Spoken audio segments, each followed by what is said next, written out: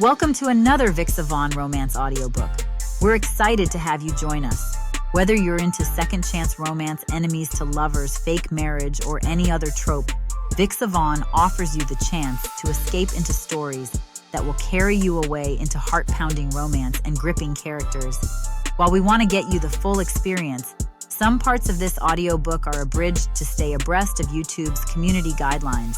If you want the full experience, you can always head to Vixa Vaughn Romance and use code VIXA40 to get the unabridged version of this audiobook for 40% off. Now sit back and enjoy the show.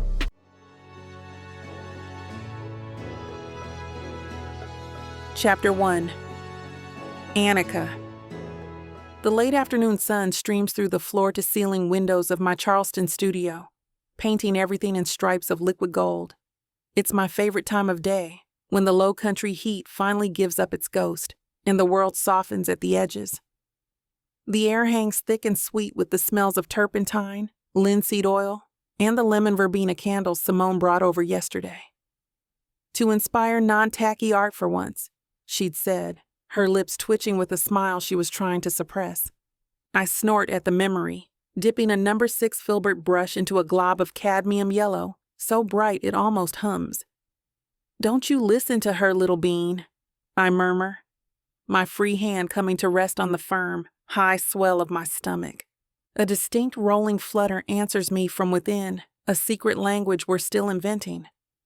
Auntie Simone is a loving, supportive, ridiculously picky tastemaker with the aesthetic sensibilities of a Scandinavian minimalist. I continue, sweeping the yellow across the crest of a wave on my canvas. We, on the other hand, appreciate a little chaos. I hum an off-key rendition of a song that's been stuck in my head all week, a jaunty little folk tune about leaving and coming home. The commission is for a new boutique hotel on King Street, a massive seascape meant to capture the wild, joyful spirit of Folly Beach. The pay is staggering. Enough to silence the threatening red letters on the overdue electricity bill pinned to my corkboard, enough to cover rent for 6 months, and enough to finally buy the ridiculously expensive, buttery soft leather armchair I've been visiting at the antique market like a long-lost relative. But even with that security, a familiar pain of something I can't quite name, guilt, maybe, or just wonder, settles in my chest. The real payment has been the quiet purpose of these last 8 months, the feeling of being part of something bigger than my own solitary, paint-splattered world. My phone buzzes against a paint-smeared jar, Simone's face flashing on the screen. Her signature cat-eye liner is sharp enough to cut glass, even in the tiny photo. I swipe to answer, tucking the phone between my ear and shoulder as I search for a rag. If you're calling to slander the integrity of my artistic process, I'm hanging up, I say instead of hello. Please. Your artistic process involves 80s power ballads and consulting a fetus for color palette advice. It has no integrity. She shoots back, her voice a warm, familiar melody against the faint clinking sounds of her gallery. I'm calling for a status update. You talked to the Bostonians today? The Bostonians are Cecile and Philip Wade, my couple, the parents-to-be. A wave of genuine affection washes over me, so potent it makes me smile. This morning, Chloe is now convinced he's going to be a world-class pianist because he kicks whenever she plays Mozart. And Philip has apparently bookmarked the websites for 3 different prep schools. He claims it's a joke. It's never a joke with people who use summer as a verb, Simone says dryly. Are they still on that baby moon trip? Yep, Vermont. They sent me a picture from some scenic overlook. Cecile was wearing this huge, fluffy white hat, and Philip was looking at her like she personally hung the moon and all the stars. My voice softens. I wipe a smudge of blue from my wrist, the turquoise paint a permanent part of my skin. They're just so good, Sim. They're going to be incredible parents. There's a beat of silence on her end, a familiar loaded pause I've learned to anticipate. I'm sure they will be, she says, her tone carefully neutral. I just worry about you, Nika. You're not just carrying their baby. You're carrying their entire stock of hopes and dreams. That's a heavy lift. I sigh, leaning back against my stool and rubbing the small of my back.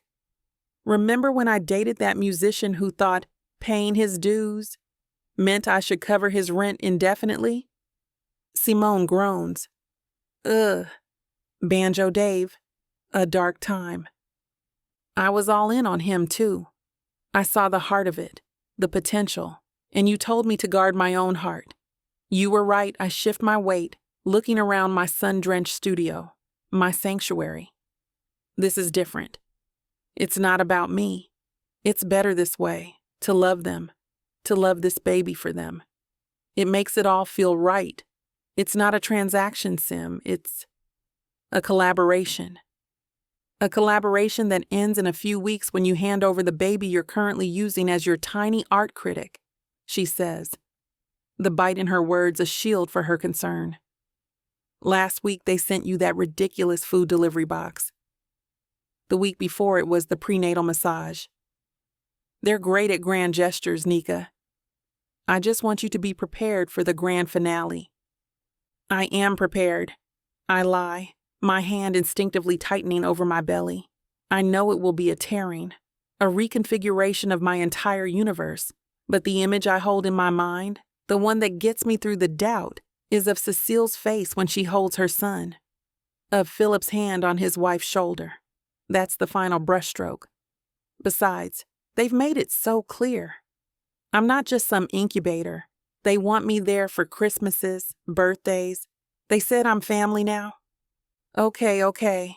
She relents, and I hear the smile in her voice now. I'll shelve my well-founded skepticism for today, as long as you promise you're taking care of yourself, and that you will cash that commission check the second it hits your account. Buy the damn chair, Annika. I laugh, a real full-bodied sound that makes Little Bean give a happy little kick. I will, I promise. We hang up, and I turn back to the canvas, but my focus is gone. I pull up the picture Philip sent this morning, my thumb tracing over their smiling faces. They're on a winding mountain road, a spectacular vista of autumn foliage blazing in reds and golds behind them. Cecile is beaming, her face tilted up towards Philip. He's looking down at her, his expression one of pure, unadulterated adoration. They are the epitome of a happy ending. I'm giving them the one thing they couldn't have, and in return, they've given me a sense of peace and stability I haven't felt in years. A foundation to build my own life on. My phone rings again, startling me. An unknown number.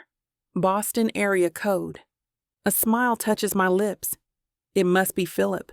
He probably lost his phone again and is borrowing a stranger's to call and tell me another terrible dad joke. I swipe to answer, ready to play along. Let me guess. Little Bean's future prep school has a 50-year waiting list, and you need me to put his name down now? The voice on the other end is not Philip's. It's deep, formal, encoded in a layer of something so cold, it feels like it's sucking the warmth right out of the room. Is this Miss Annika Sharma? My smile falters. My body goes still. It is. Who is this? My name is Joel Fisher. I am Chief Counsel for Wade Industries. My heart gives a nervous, painful thud against my ribs. Wade Industries, Philip's family company. The one he and his older brother ran. The one he'd once laughingly referred to as the family mausoleum where joy goes to die. He never talked about it. Is everything all right? There's a pause. It's not a hesitation. It's a measured, calculated space in time that feels like a stone dropping into a deep, dark well. In that silence, the entire vibrant world of my studio shifts on its axis. The golden light suddenly feels harsh and interrogating. The familiar, comforting smell of paint turns acrid in my throat. Ms. Sharma, the man says, his voice utterly devoid of emotion, a flat line in a world that was, a moment ago, bursting with color. There's been an accident. In Vermont. I'm afraid I have terrible news regarding Philip and Cecile Wade. The paintbrush slips from my numb fingers. Chapter 2. Derek. Silence is a commodity. In my world, it's the ultimate luxury. I curate it, protect it, wield it. From my office on the 52nd floor of the Wade Tower, the city of Boston is a silent, sprawling circuit board, a complex system I can observe and control without ever having to touch its messy, unpredictable components. My universe is one of order. It exists in the clean lines of the chrome and glass around me, in the hushed efficiency of my executive assistant, and in the stark, beautiful clarity of the numbers marching across my 3 monitors. The numbers are good today. A rival private equity firm thought they could outmaneuver us on the Harrison acquisition. They were wrong. I'm on a call with their lead counsel now, listening to him bluster. Untenable, Mr. Wade. My clients feel this is a hostile, predatory move, he's saying, his voice tinny through the speakerphone. I lean back in my chair, swiveling slightly to look out at the harbor, where tiny, silent boats crawl across the slate-gray water. Is it predatory, Mr. Calloway? Or is it just thorough? Your clients over-leveraged. They exposed their flank. I simply acted on the data I pause, letting the silence stretch. My offer stands at $90 a share. That's already more than generous, considering I'll have to spend the better part of a year cleaning up your client's operational mess. More sputtering. I check my watch. 3:15. This is an insult, he says. No, this is the deal, I counter, my voice level, cold. You have until 5 p.m. to have the acceptance on my desk. After that, the offer drops to 85. At market open tomorrow, I'll start buying up their public float. Then we can do this the hard way. Your choice. I disconnect the call before he can respond. The silence that floods the room is pristine. Order restored. It is, by all quantifiable metrics, a good day. My door opens without a knock. Only one person in the world has that privilege. Joel Fisher steps inside, his posture as immaculate as the crease in his trousers. He's been my father's counsel, and now he's mine. A fixture. As much a part of this company as the Wade name etched into the glass.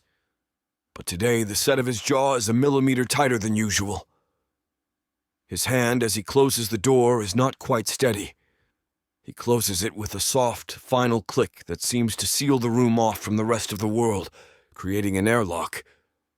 I don't look up from my screen. Harrison's counsel is about to have an aneurysm. He'll fold before 4. It's not about the merger. His voice is different. The usual crisp, professional cadence has been scraped away, leaving something raw and hollowed out. I finally lift my gaze from the screen. He's standing at the center of the vast Persian rug, his hands clasped behind his back, looking like a man about to deliver a death sentence. What is it? I ask. It's your brother. A muscle in my jaw tightens, a familiar, involuntary response. Philip. Of course. It's always Philip. Another ill-advised, sentimental project that requires a discreet infusion of capital from the family trust. Another mess for me to clean up. What has he done now? And for God's sake, Joel, don't tell me he invested in another artisanal goat milk soap for dogs startup. Joel doesn't smile. He doesn't even blink. He simply walks to the wet bar, a gleaming, untouched installation he has never once used, and pours 2 fingers of the Macallan 25 I reserve for closing deals. He places the heavy crystal tumbler on the corner of my desk, a silent, uncharacteristic offering. He doesn't pour one for himself. The gesture is so jarring it sets every nerve in my body on high alert. There was an accident, Derek, he says, his voice low, devoid of preamble. This afternoon. In Vermont. Philip and his wife were on their baby moon. He says the word baby moon, as if it's a foreign term he's just learned. The state police report said the visibility was poor on the mountain road. Their car went over an embankment. The words are just sounds.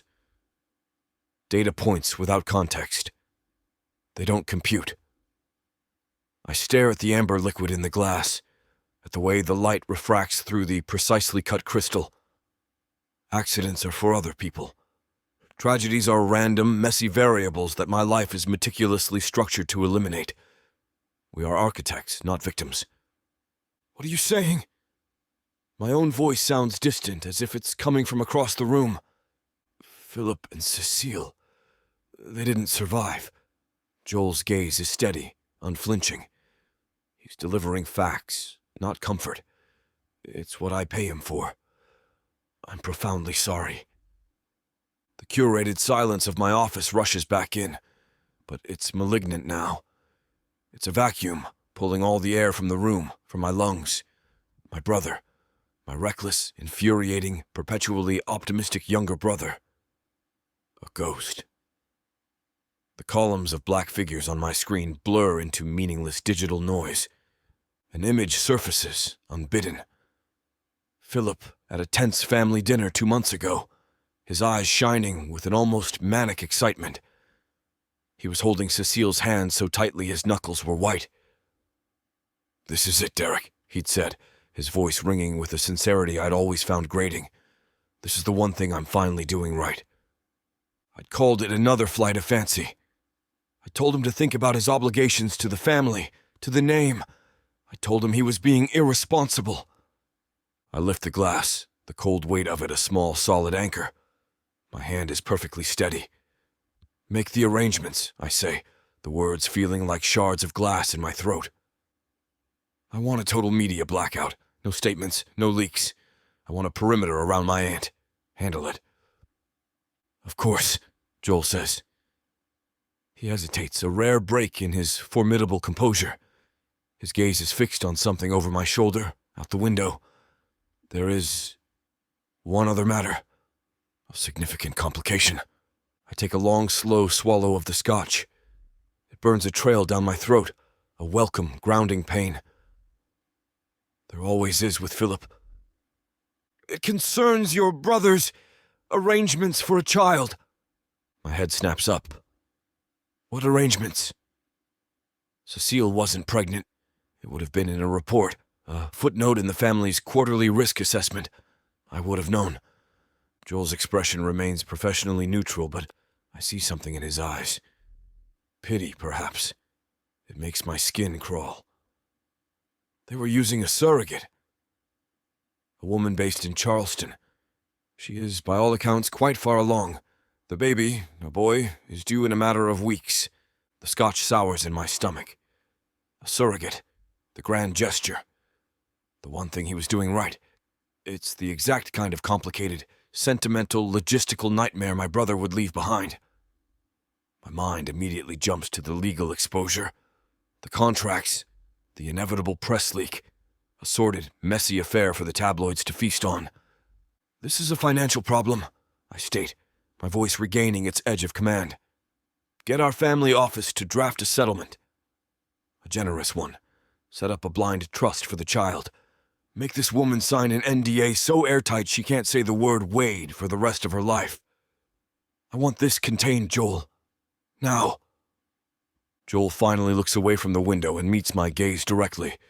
His face is grim. "It's not a financial problem, Derek." "Everything is a financial problem," I counter, impatient. "Not this." He takes a step closer to the desk, his hands now clasped in front of him. Philip updated his will 6 months ago. He made several very specific, ironclad provisions against my explicit advice. Joel lets the silence hang for a moment, forcing me to hold his gaze, to absorb the weight of what's coming. "He named you as the sole legal guardian of his son." Chapter 3. Annika. The silence in my apartment is a living entity. It has weight and texture, a suffocating velvet that presses down on my chest and muffles the world. It's been 24 hours, a day since the axis of my world tilted and threw me into a cold, dark orbit. Cecile and Philip are gone. The phrase is a foreign language I can't translate, a string of sounds with no meaning. My laptop is open on the coffee table, a new email blinking its cursor with relentless optimism. I'm supposed to be writing to the gallery, telling my boss I need, what, a few days? A lifetime? My fingers hover over the keyboard, useless. All I can see is Cecile's face, laughing over brunch last Sunday, one hand resting possessively on her perfect round belly. "He kicked," she'd mouthed at me, her eyes sparkling with a joy so pure it was practically holy. "Philip thinks he's going to be a soccer player. I think he's just trying to get comfortable." Then the baby died 3 weeks after that. I slammed the laptop shut. The sharp clap echoes in the stillness. Every object in this room is a landmine of memory. The absurdly vibrant throw blanket Cecile bullied me into buying. "Your beige phase is over, Annika. We're embracing color." The stack of art history books Philip gifted me for my birthday. The ridiculous ceramic frog from their honeymoon that sits on my windowsill, mocking me with its painted-on grin. They were just here. A key scrapes in the lock, a jarring metallic sound that makes my entire body flinch. The door swings open, and Simone bustles in, a whirlwind of purpose in a world that has none. She's juggling 2 large paper bags from our favorite Thai place, the scent of Penang curry and jasmine rice flooding the stale air. Her sharp, intelligent eyes take in the scene. Me, still in yesterday's clothes. The closed laptop, the oppressive quiet, and her perfectly sculpted brows draw together. Absolutely not. She kicks the door shut with her heel and drops the bags on the kitchen counter with a decisive thud. "This place feels like a morgue, and you look like you're auditioning for the lead ghost.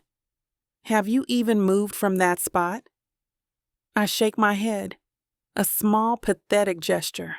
My throat feels tight, sealed with unshed tears. She's beside me in an instant, her arms wrapping around me in a fierce, grounding hug. She smells like jasmine and righteous indignation. Oh, Annie, that's all it takes. The carefully constructed wall inside me doesn't just break, it detonates. A sob claws its way out of my chest, a raw animal sound of pure loss. Simone just holds on, her hand a firm, warm weight on the back of my head, anchoring me as the storm rages. "I know," she murmurs into my hair, her voice a low rumble. "I know, honey. Just let it go." When the tears finally slow, leaving me hollowed and shaky, she eases back, her hands on my shoulders. Her gaze is intense. "Okay, new plan, because whatever you've been doing isn't working. You're going to take the hottest shower you can stand until you feel human again. I'm going to dish out this food. Then you are going to sit at your table and eat every last bite. Are we clear?" A watery, broken sound that might be a laugh escapes me. "You're so bossy." "Someone has to be," she shoots back, but her eyes are soft. "And you're currently operating on 0% battery. Now go. I don't want to see you again until you've washed off some of this misery." The hot water is a temporary balm, sluicing away the grime, but doing nothing for the ache that has settled deep in my bones. When I emerge, wrapped in the fluffiest towel I own, the apartment is filled with the comforting aroma of food. Simone has set the table, even lighting the small candle in the center. She's a force of nature, my Simone. We eat, and for a few minutes, the simple act of lifting a fork to my mouth feels monumental. The spicy, sweet curry is an explosion of flavor on my deadened palate. I keep replaying our last conversation, I say quietly, pushing a piece of pineapple around my plate. Over and over. It was about something so stupid, whether or not it's okay to put raisins in curry. Philip was passionately against it. My voice cracks on his name. Simone reaches across the table, her fingers lacing through mine. Her grip is strong. "It's not stupid, Annie. It's what you have left. The little things." Her expression hardens. "What I can't stop thinking about is this whole mess with the Wades." My stomach plummets. "Simone, please. I don't have the bandwidth to even think about that right now." "Well, you need to find it," she insists, her tone leaving no room for argument.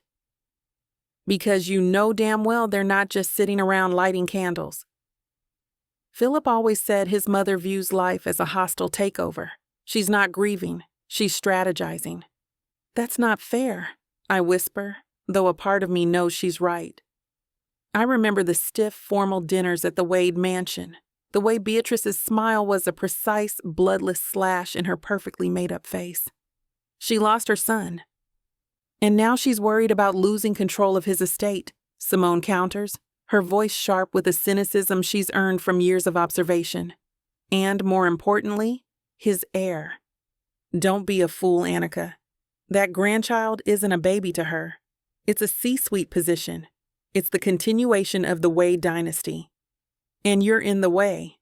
The harsh, sudden buzz of the intercom makes us both leap. My heart kickstarts, pounding a frantic, panicked rhythm against my ribs.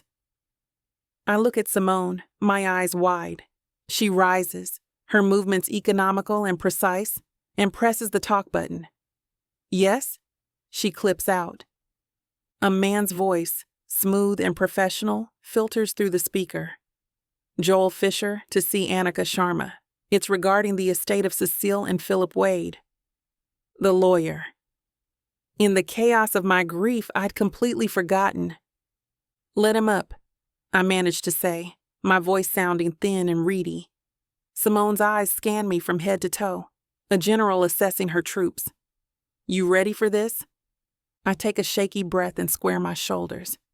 No, but it doesn't matter.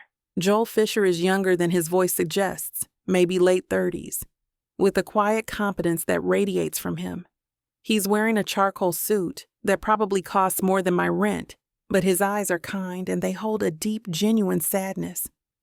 Ms. Sharma, he says, extending a hand. His handshake is firm. Thank you for seeing me. I am so incredibly sorry for your loss.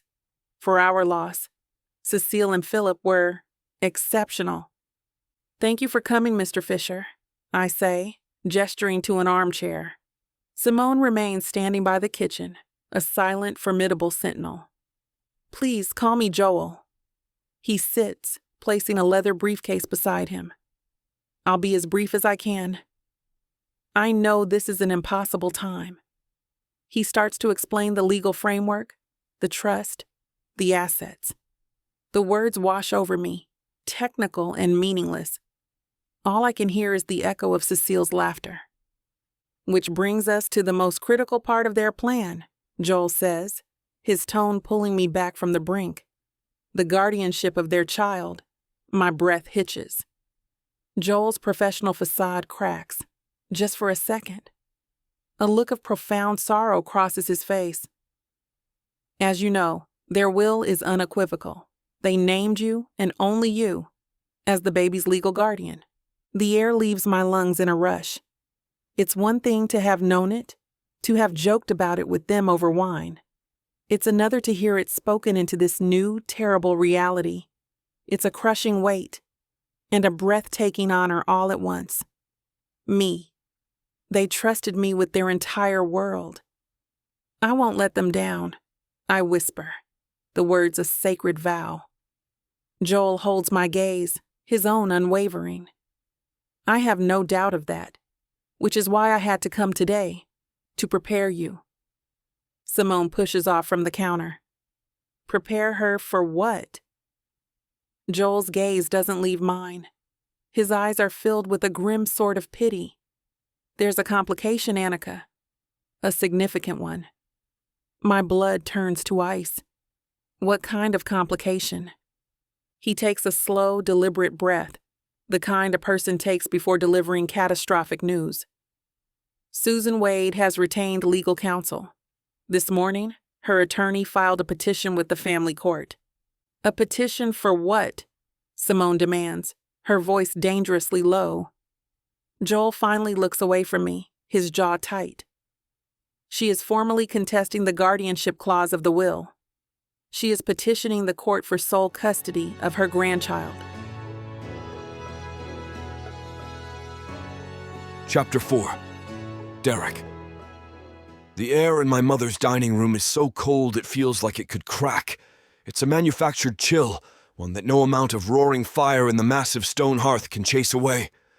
It's the signature chill of the Wade Mansion, a place where emotions are considered a vulgarity, and grief is just another asset to be leveraged.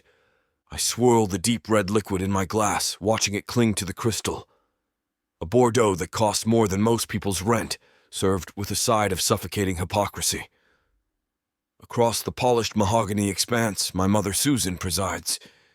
She's a study in weaponized mourning, a severe black dress, a single strand of pearls, and an expression of sorrow so perfectly composed, it has to be a lie.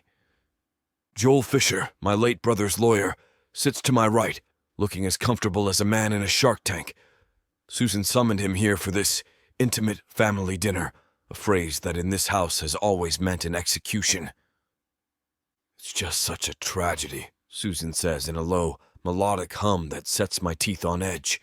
She places her fork and knife down with surgical precision, perfectly parallel on the edge of her plate. Her roast lamb is untouched. Philip was always so spirited, so prone to grand, reckless gestures. There it is, the first move. Not a tribute, but an assassination of character. She's not mourning her son, she's establishing him as unreliable. Unsound of mind, even. Joel shifts in his seat, his gaze fixed on his water glass. He knows what's happening. I know what's happening. The only person pretending this is a dinner party is the woman at the table's helm. He was happy, Mother, I said, my voice coming out quieter than I intend. Yet it slices through the silence. Philip was happier than I'd ever seen him. Her smile is thin, brittle. Happiness is a fleeting thing, Derek. Stability, legacy, those are the things that endure. The things that matter. She lifts her wine glass, her manicured fingers barely grazing the stem. Which brings us to the unfortunate entanglement. Joel clears his throat. Susan, perhaps this isn't the time. Nonsense, Joel. She cuts him off, her tone still impossibly pleasant.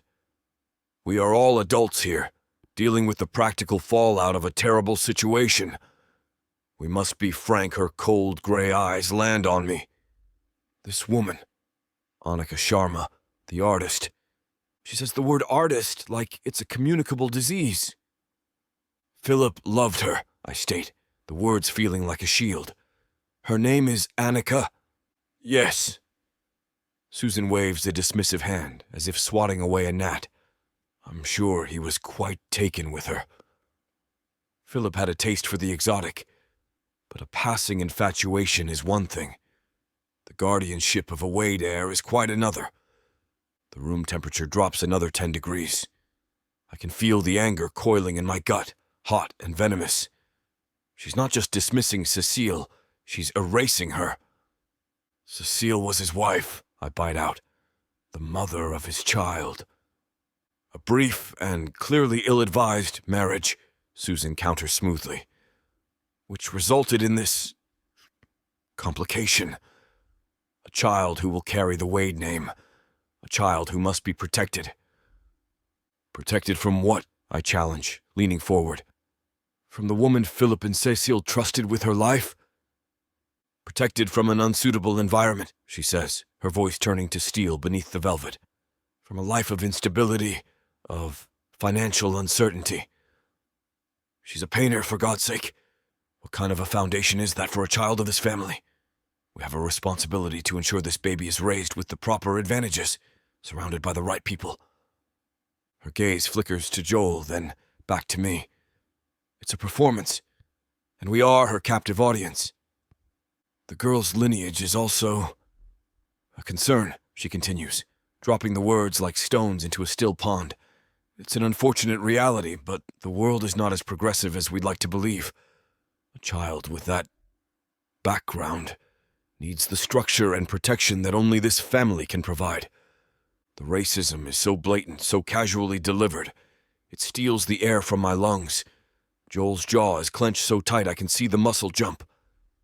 This is her true argument. Annika isn't one of us. She isn't white. She isn't wealthy. She is, in Susan's eyes, the help. So you're going to drag a grieving woman through a custody battle? The woman your son chose? My voice is low, vibrating with a rage I'm struggling to contain. I'm going to save my grandchild, she corrects me, her eyes flashing with a zealot's fire. I'm going to absorb this child into the proper branch of the family, where she will be cared for, educated, and raised to take her rightful place.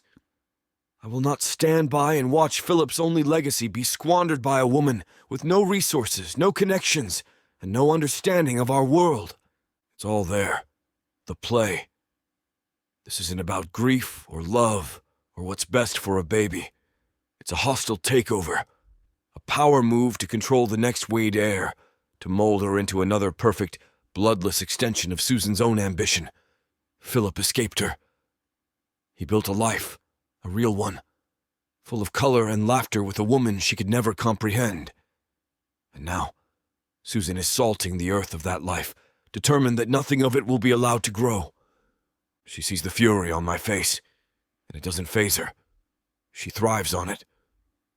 You of all people should understand, Derek, she says, a hint of something sharp, pity, or maybe a warning in her tone. You chose a different path, away from the family's center. You see this world as a cage. I'm simply ensuring my grandchild is given the keys to the kingdom you so readily abandoned. That's when I know. This isn't just about the baby. It's about me, too. It's a reminder of my choices, a condemnation of the life I've built for myself. She's drawing a line in the sand between her two sons, the prodigal who died and the disappointment who lives. She's telling me to know my role and shut my mouth. I push my chair back, the legs scraping harshly against the marble floor. The sound is a violation in the crushing silence. I'm done here. Derek, don't be foolish, she chides, dabbing her lips with a linen napkin. No, I'm done being your audience. I throw my own napkin onto the table. Philip made his wishes clear. You're not honoring his memory. You're desecrating it. I walk out, the weight of her glare a physical force on my back. I don't stop until I'm outside, the damp, cool air of the evening a welcome shock to my system. I get my phone, my hands shaking with adrenaline, and dial Joel's number. He picks up on the first ring. Get out of there, I say. I'm right behind you. His voice is strained. A few minutes later, his car pulls up beside me on the long, winding driveway.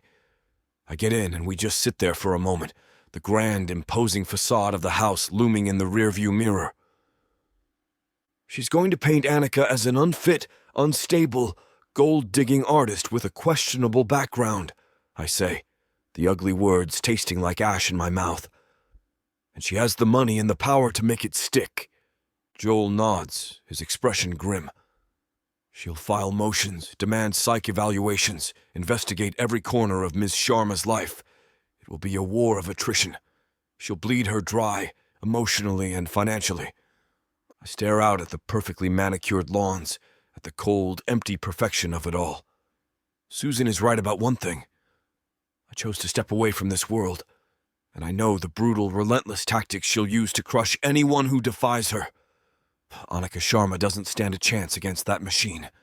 Not alone, but Philip chose her. And he chose me to be the executor of his will, a fact that has surely been grating on my mother since the moment she found out. He put us on the same side. An idea starts to form, a desperate, audacious strategy taking shape in the wreckage of the evening. A way to fight my mother on a front she would never anticipate. She wants to divide and conquer. We need to unify. I turn to Joel, my mind clear for the first time all day. The grief is still there, a heavy stone in my chest, but now it's joined by something else. A cold, hard resolve. My mother's argument is that Annika is an outsider with no connection to the Wade family, I say, thinking aloud. We need to neutralize that. We need to create an unassailable legal front. Joel looks at me, his brow furrowed. How do we do that? I meet his gaze, the plan solidifying, clicking into place like the lock on a vault. Book me a flight to Charleston. First one in the morning. Charleston, what are you going to do? I'm going to meet the woman my brother trusted with his child, I say. I have a proposition to make. Chapter 5. Annika. The lawyer's words still in the air long after he's gone. A toxic fog poisoning my apartment. She is formally contesting the guardianship. Susan Wade, a woman who looked at Cecile with a polite, dismissive chill that always made my skin crawl. Now she's coming for Cecile's child. Simone stayed for another hour, a righteous storm of fury on my behalf. She paced my living room, firing off strategies and curses in equal measure. "We'll get a better lawyer," she'd said, her eyes blazing. "We'll fight her. We will burn her to the ground, Annie." But now, Simone is gone, and the silence is back, heavier this time, laced with a new, sharp-edged fear. I'm standing in the center of my studio. The smell of turpentine and oil paint a familiar comfort that does nothing to soothe the frantic buzzing under my skin. My half-finished canvases lean against the walls, vibrant splashes of color that feel like they belong to another life. A life where my biggest worry was a looming gallery deadline. The intercom shrieks, a sound so violent it makes me drop the palette knife I'm holding. It clatters to the floor, leaving a streak of cadmium yellow on the worn floorboards. My first thought is that Joel is back, with even worse news. My second is that it's Susan herself, a possibility so horrifying I feel my stomach clench. I jab the talk button, my voice rough. "Who is it?" A pause. Then a voice, deep and clipped, with an unnerving lack of static, as if he's speaking directly into my ear. "Derek Wade. I'm Philip's brother. I need to speak with Annika Sharma." Derek. The name lands like a stone. The brother. The one who went his own way. Philip used to talk about him with a complicated mix of pride and sadness. The brilliant architect who'd refused to join the family firm, who'd built his own empire on his own terms, the one who got away. "It's not a good time," I say, the understatement of the century. "I'm aware of the timing, Ms. Sharma. This isn't a social call." The voice is devoid of sympathy. It's a statement of fact. "It's about my mother's petition. I flew in from New York an hour ago. Let me come up. It's important we speak face to face." His mother. There's a command in his tone that grates on every raw nerve, but the mention of the petition makes my decision for me. I press the button to unlock the main door, a sense of dread coiling in my gut. I walk to my own door, unlocking it but leaving it shut, my hand resting on the cool metal of the doorknob, my knuckles white. When he knocks, the sound is firm, impatient. 2 sharp raps. I pull the door open, and what Cecile told me about him comes rushing back. All jawline and intensity. He's tall, broader in the shoulders than I expected, and dressed in a dark, impeccably tailored suit that screams money and power. It's a suit made for sterile boardrooms, not the humid, colorful chaos of a Charleston afternoon. His face is all sharp angles and planes, a strong jaw shadowed with stubble. And his eyes are a startling, intelligent blue, but they're cold, assessing. He looks at me, and I feel like a line item on a budget he's about to cut. "Miss Sharma." He doesn't offer a hand. His gaze takes me in. My paint-smeared jeans, the loose t-shirt, my bare feet. "You're Derek." "I am." His gaze flicks past me, into my apartment, and I see a flicker of something in his expression. It's not disgust exactly. It's more like analytical disapproval. He takes in the canvases stacked against the wall, the paint-splattered drop cloths, the comfortable worn armchair I refuse to get rid of, the general lived-in clutter of my life. I see my home through his eyes. Small, chaotic, unprofessional. "May I come in?" he asks, though it's not really a question. I step back, gesturing him inside with a sweep of my arm. "Be my guest." "Welcome to the unsuitable environment." The sarcasm doesn't land.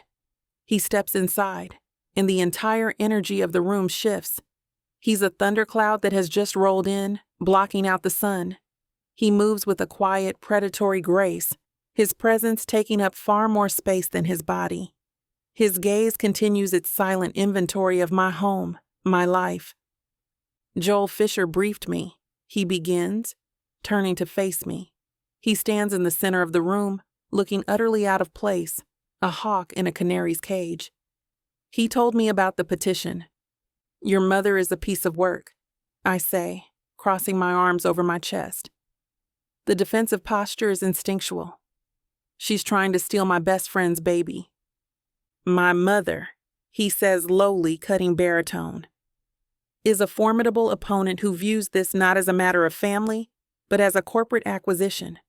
She wants the asset, the child, and she will liquidate any and all obstacles. The clinical, brutal language makes me flinch. The asset has a name. It's Emmanuel. And I'm not an obstacle. I'm the guardian his parents chose. To my mother, you are an obstacle, he counters, his gaze unyielding. An artist, with an unstable income, no familial connection to the Wades, living in this? He gestures vaguely at my apartment, his meaning perfectly, insultingly clear. In her world, in the court system she can afford to manipulate, you are a liability. She will paint you as unsuitable, and she will win. Every word is a precisely aimed dart. He's not being cruel, he's being surgical, and that's somehow worse. He's stripping all the emotion, all the love, all the grief out of the equation, and leaving only a cold, hard calculation. So what are you doing here, Derek? I demand, my voice shaking with a rage that is rapidly overtaking the grief. Did you fly all the way down here to deliver a PowerPoint presentation on how thoroughly I'm going to be destroyed? Thanks. I got the memo from the other suit. I came here to present a solution. He takes a step closer, and I have to fight the urge to take a step back. A business proposal. I let out a short, incredulous laugh. A business proposal? Are you kidding me? This is my life. This is about the baby. And that is precisely why you need to remove emotion from the equation and think strategically, he says, his intensity dialing up a notch.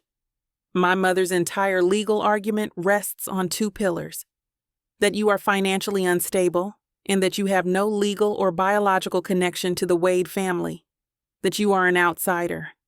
He lets that hang in the air. The silence stretches, thick with unspoken implications. I watch him, my heart pounding a frantic, uneven rhythm. He's laying a trap, and I can't see the jaws. So, I finally manage to say, hating how small my voice sounds. So, he continues, his voice dropping even lower. We neutralize her argument. We sever it at the root. We create a situation that the court cannot ignore, a bond it cannot question.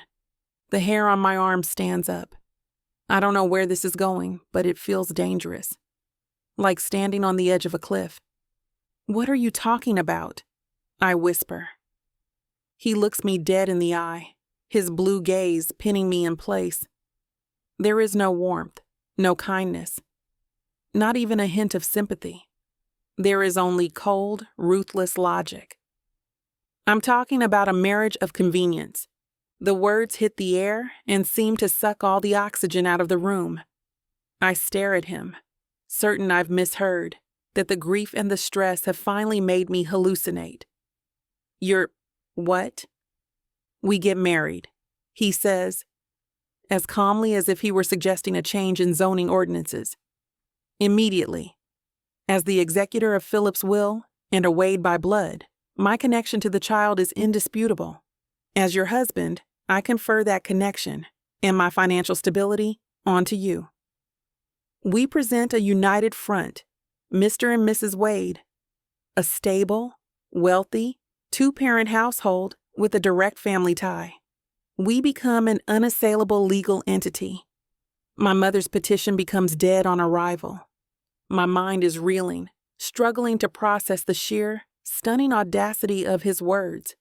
He's standing in my paint-splattered apartment, A complete stranger in a $1,000 suit, proposing marriage like it's a hostile takeover defense. There's no emotion, no preamble, just a contract. A cold, hard, tactical maneuver in a war I didn't even know how to fight. He sees the shock on my face, the defensive posture, the way I'm backed against my own work table. He misinterprets my stunned silence as weakness. It's the only logical move. He presses on, his voice relentless. A temporary arrangement, a legal fiction. We draw up a contract, an ironclad prenuptial agreement that protects both of our assets. Once the guardianship is finalized and my mother has exhausted her legal options, we dissolve it. No emotion, no complications. Just a means to an end. The only end that matters, protecting Philip's child. He's right. That's the most infuriating, terrifying part of it all. His plan is insane. It's cold-blooded. It's a violation of everything I hold sacred about love and commitment. But I can see the brutal, ruthless logic of it. I can see the checkmate. Susan is coming with an army. He's offering me a nuke. I look away from him, my gaze falling on a small framed photo on my desk. It's of me and Cecile, our heads together, laughing hysterically at some long-forgotten joke. Her hand is on her belly. She trusted me. She and Philip trusted me to protect their baby. And this man, this cold, calculating stranger, is offering me the only weapon that might actually work. I take a deep, shuddering breath, pulling all my scattered, frayed emotions into a single, hard point of resolve. I lift my chin and meet his icy stare. The shock dissolved, replaced by a cold fire of my own. He thinks he's in control. He thinks he can walk in here and dictate the terms of my life. He's about to find out how wrong he is. Fine, I say, my voice steady, clear, and sharp as glass. But we do this on my terms too. Chapter 6. Derek. The words still in the air of her paint-scented apartment, a quiet declaration of war. Fine, but we do this on my terms too. For a beat, I'm thrown. I came here expecting tears, arguments, maybe even a door slammed in my face. I was prepared for an emotional outburst that I could dismantle with cold, irrefutable logic. I was not prepared for this, for the steel in her voice, for the way she stands there, framed by her chaotic, colorful world, looking at me not as a savior, but as a hostile negotiating partner. A flicker of something, not quite admiration, but a grudging respect, goes through me. It's immediately followed by a wave of irritation. This was supposed to be simple. A clean, clinical solution. Her adding terms complicates the equation. This isn't a negotiation, Ms. Sharma, I say, my voice clipped. It's a lifeline. It's a cage, Mr. Wade, she shoots back, taking a step forward out of the shadows of her easel. And if I'm going to walk into it, I'm setting the visiting hours. Her dark eyes are blazing now, the shock and grief momentarily burned away by pure, unadulterated fire. So you can either hear my terms, or you can book your flight back to New York and let your mother have her asset. She uses my own word against me, a perfectly aimed shot. And she's right. She holds the one card that matters, her consent. Without it, my entire strategy collapses. I give a curt nod, my jaw tight. Proceed. Term 1, she says, holding up a slender finger. There's a smudge of blue paint on her knuckle. You will never ever refer to the baby as an asset, a complication, or any other line item from your corporate playbook again. The demand is so far outside the scope of what I was expecting that I don't have an immediate response. I was anticipating financial clauses, demands for living arrangements, not a lesson in semantics. Noted, I finally say, the word feeling inadequate. Term 2. She doesn't wait for more. This is a partnership. That means you don't make unilateral decisions about her or about me, or about how this whole charade works. We discuss things. Your money doesn't buy you a controlling interest in my life or in hers. The entire premise of this arrangement is based on my financial stability, I counter, needing to regain control of the conversation. That stability necessitates a certain amount of control. I'm not talking about your stock portfolio. I'm talking about respect, she says, her voice sharp. You walked in here and judged my entire life in the span of 30 seconds. That stops. You will treat me as an equal partner in this, or there is no deal. Her gaze is unwavering. There's a strength in her I hadn't anticipated, a resilience that is both infuriating and unsettling. My brother saw this in her. He chose this. And term 3, she adds, her voice softening just a fraction, the fire giving way to a raw, painful vulnerability that hits me harder than her anger. When this is over, when we've won, and Emmanuel is safe, you disappear. No legal battles over visitation, no attempts to pull her into your mother's world. You walk away and let me raise her the way Cecile and Philip wanted. In the sun, covered in paint. Happy. This finally is a term I understand. An exit clause. It's the most logical demand she's made. And yet it's the one that leaves a strange, hollow feeling in my gut. That was always the arrangement, I say quietly. I want your word, Derek, she insists, using my first name for the first time. It sounds foreign in her mouth. I want you to look at me and give me your word. I meet her gaze. You have my word, Annika. The tension in her shoulders seems to release, just a fraction. She gives a single, sharp nod. Okay, when do we do this? Tomorrow morning. The Charleston County Courthouse is a monument to bureaucratic drabness. The air inside is stale, thick with the smell of old paper and cheap disinfectant. Fluorescent lights hum overhead, casting a sickly yellow pallor on the peeling beige walls. It is the least romantic place on the planet, which makes it perversely perfect for this. Annika stands beside me in front of a bored-looking clerk, a woman with a magnificent beehive hairdo who is chewing her gum with a slow, rhythmic intensity. Annika is wearing a simple, cream-colored dress. It's not bridal, but it's a clear concession to the absurdity of the occasion. She looks like she's attending a funeral. In a way, she is. We haven't spoken more than a dozen words to each other since I left her apartment last night. The entire process has been a series of transactions conducted by Joel Fisher and a local lawyer he procured. A prenuptial agreement, thicker than a novel, was drafted, couriered, and signed. Bank accounts were linked. A life was dismantled and reassembled on paper in a matter of hours. You got the rings? The clerk asks, her gum chewing never faltering. I reach into my pocket and pull out the 2 simple platinum bands I had my assistant purchase this morning. They are cold and impersonal. Perfect. I slide one onto Annika's finger. Her hand is steady, but I feel a slight tremor as the metal touches her skin. Her hands are an artist's hands, with long, graceful fingers and short, clean nails, but they feel impossibly delicate. She takes the other ring, her movements stiff. Her fingers brush against mine as she slides it onto my hand.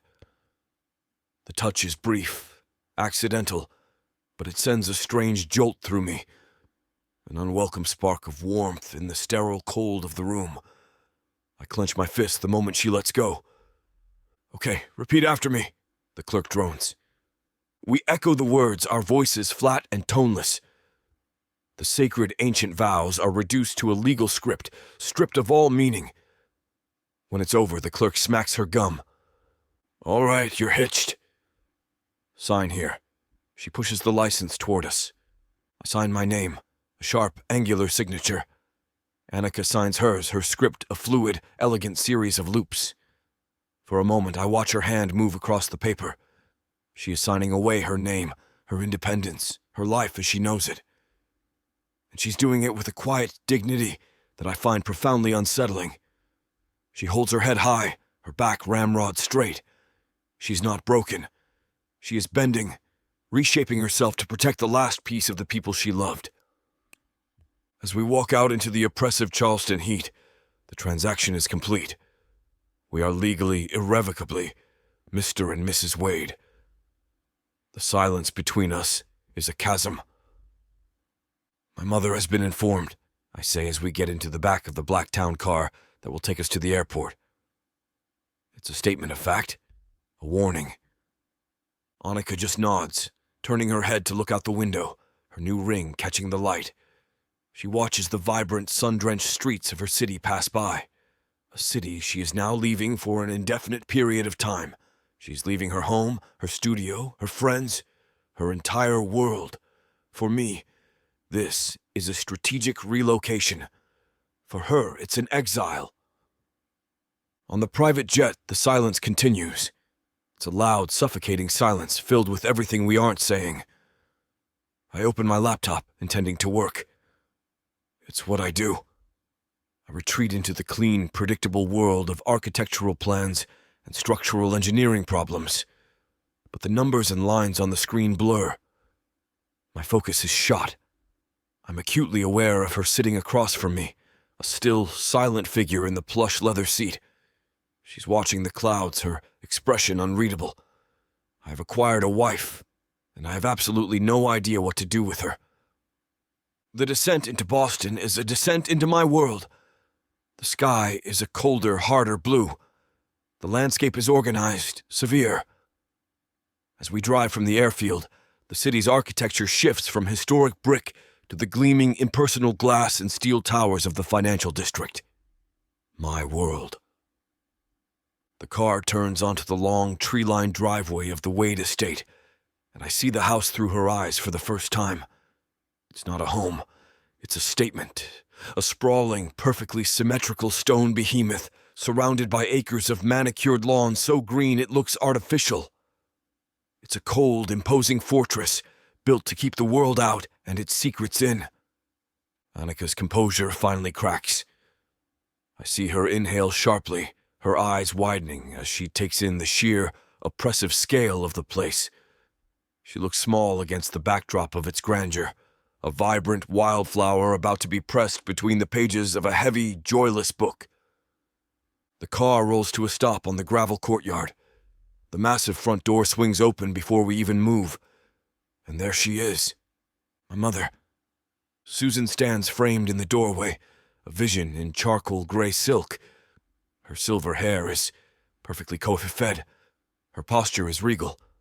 Her smile does not reach her eyes.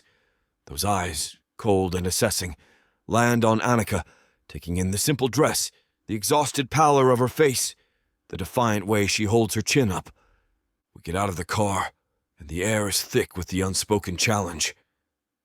I walk to stand beside Annika, a gesture that feels less like support and more like positioning a chess piece. My mother glides toward us, her movements fluid and predatory. She stops directly in front of Annika, her smile widening into something thin and dangerous. "Welcome to the family, dear," she murmurs a silken threat. Oh, so you think you're ready for some hockey romance, huh? Baby, you don't even know what you're about to step into. This is not your grandma's romance collection. No, sir. We're talking muscles on the ice, dirty talking men who can handle a stick. And I do mean every kind of stick. 8 full-length audiobooks, over 30 hours of heat, sass, and love stories that'll melt more than just the ice. And honey, these aren't just some regular old stories. These are the kind that'll have you fanning yourself, yelling at your headphones, and staying up till 3 a.m. talking about one more chapter. Normally, a collection like this would cost you a small fortune. But baby, you know we don't play like that. Right now, it's already sitting at a jaw-dropping 70% off. If you order today and use the YouTube exclusive code VIXA40, that's VIXA40. Boom. Even bigger savings. That's right. Your romance binge just got cheaper than your last DoorDash order. One click, endless passion. Vixa Vaughn Romance.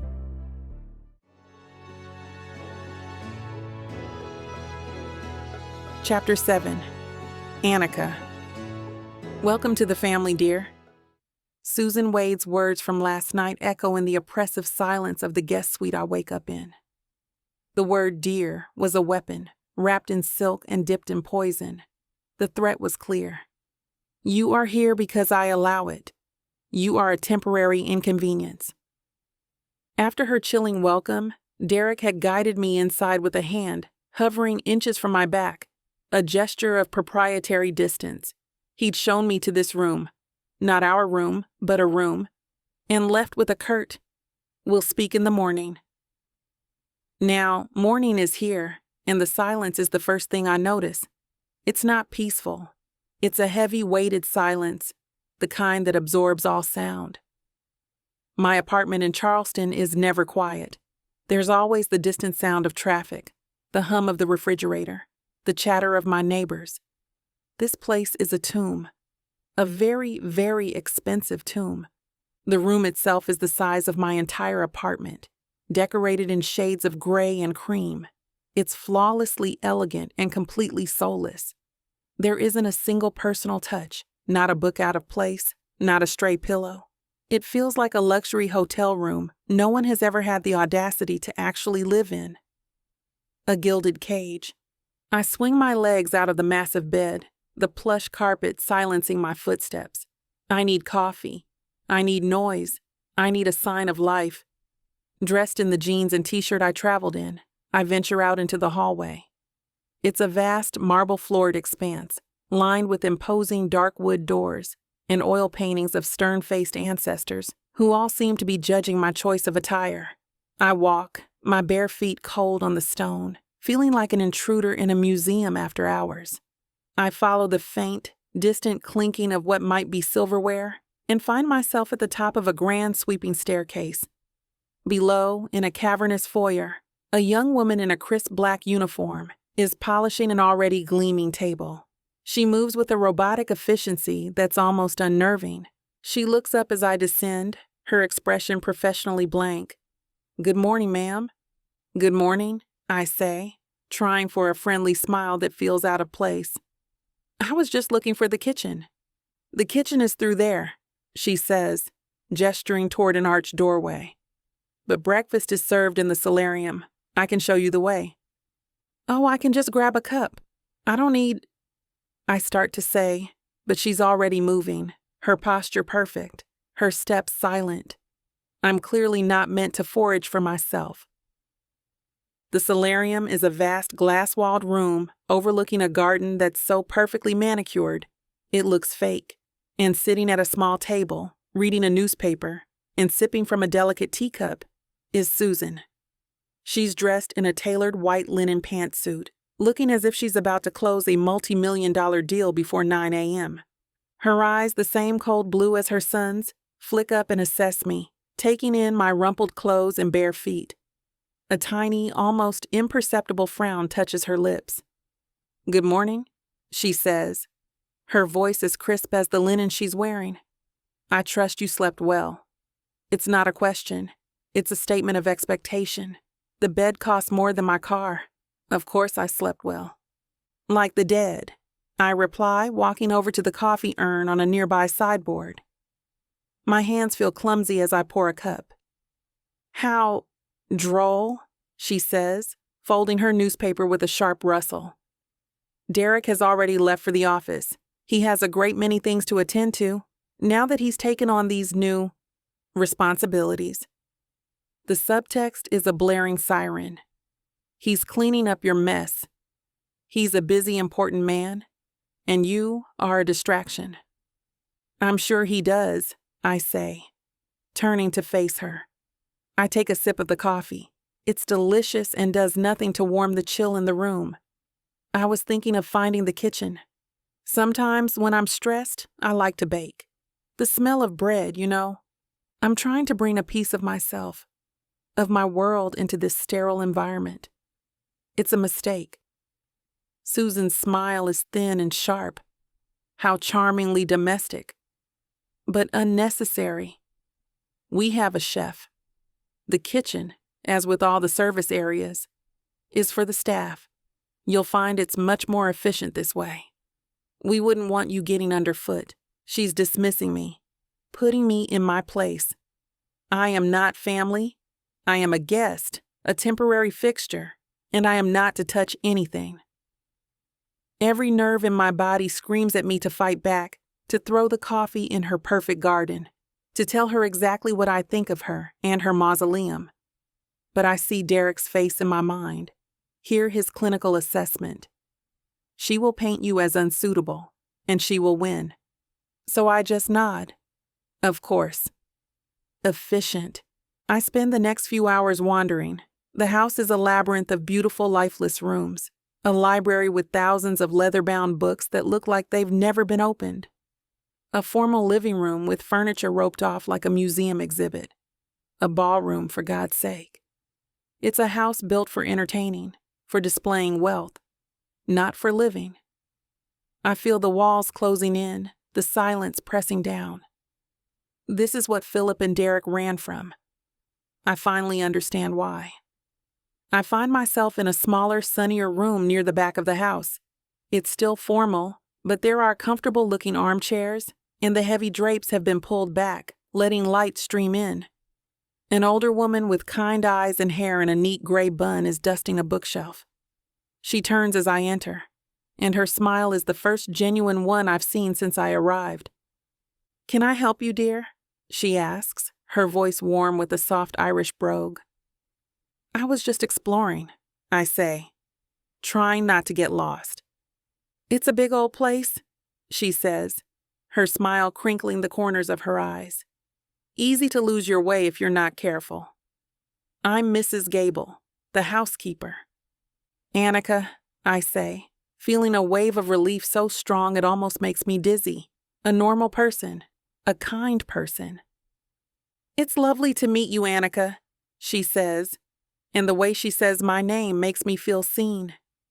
"Can I get you a cup of tea? You look like you could use one." "I would love that," I say, my voice filled with emotion. She returns a few minutes later with a tray. We sit in the sunlight, and I feel a flicker of warmth. "You've got her back up, you know," Mrs. Gable says quietly, nodding in the general direction of the solarium. "I think I managed that just by breathing," I say with a wry smile. "Master Philip, he was like you," she continues, her eyes misting over, always trying to let the light in. She didn't much care for that either. The mention of his name is a sharp, painful pain, but it's comforting to hear it spoken with such affection. He was a good boy. So was Master Derek, once upon a time. As she gets up to leave, she pauses by a small side table. Mrs. Wade was going through some of these old things this morning. Sometimes I think she likes to remind herself of what she's lost. She leaves me with my tea.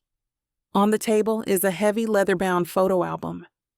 My curiosity gets the better of me. I pull it closer and open it. The first few pages are filled with pictures of Philip.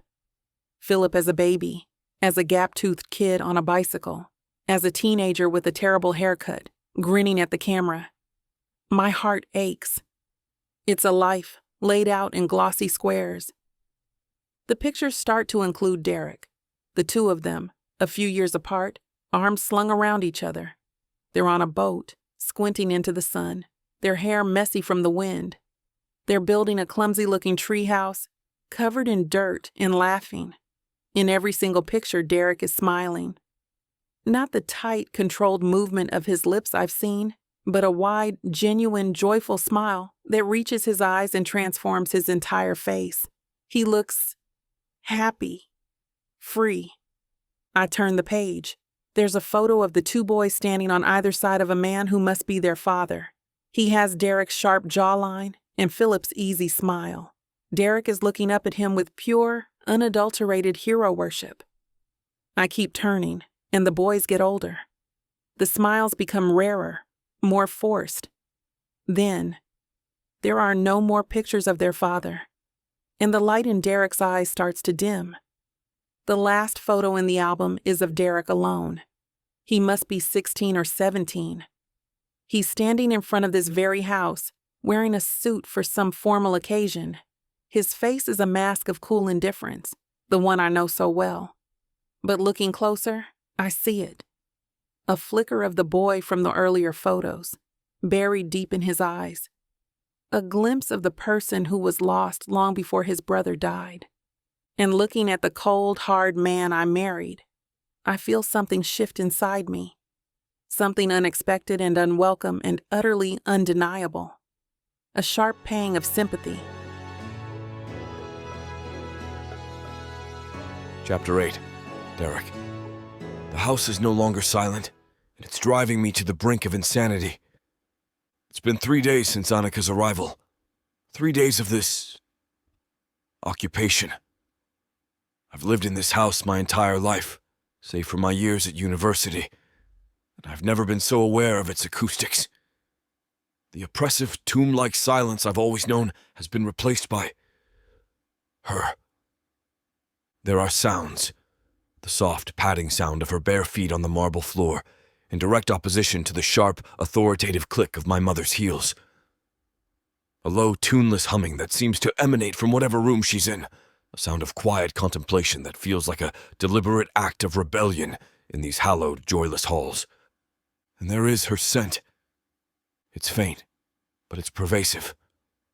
It clings to the air in the hallway, outside her room. It's a combination of turpentine and something floral. Jasmine, I think. It's the smell of her life, her art, her world. And it is a flagrant violation of the sterile, scentless order of mine. It's an impurity in the air. I find myself breathing it in at the most unexpected moments. Dinner is a nightly exercise in psychological warfare. Tonight is no exception. We sit at the ridiculously long mahogany table, my mother at the head, Annika and I on opposite sides, separated by a continent of polished wood. I was speaking with the board of the museum today, my mother says, her voice gliding across the table. She directs the statement to me, but her cold eyes are fixed on Annika.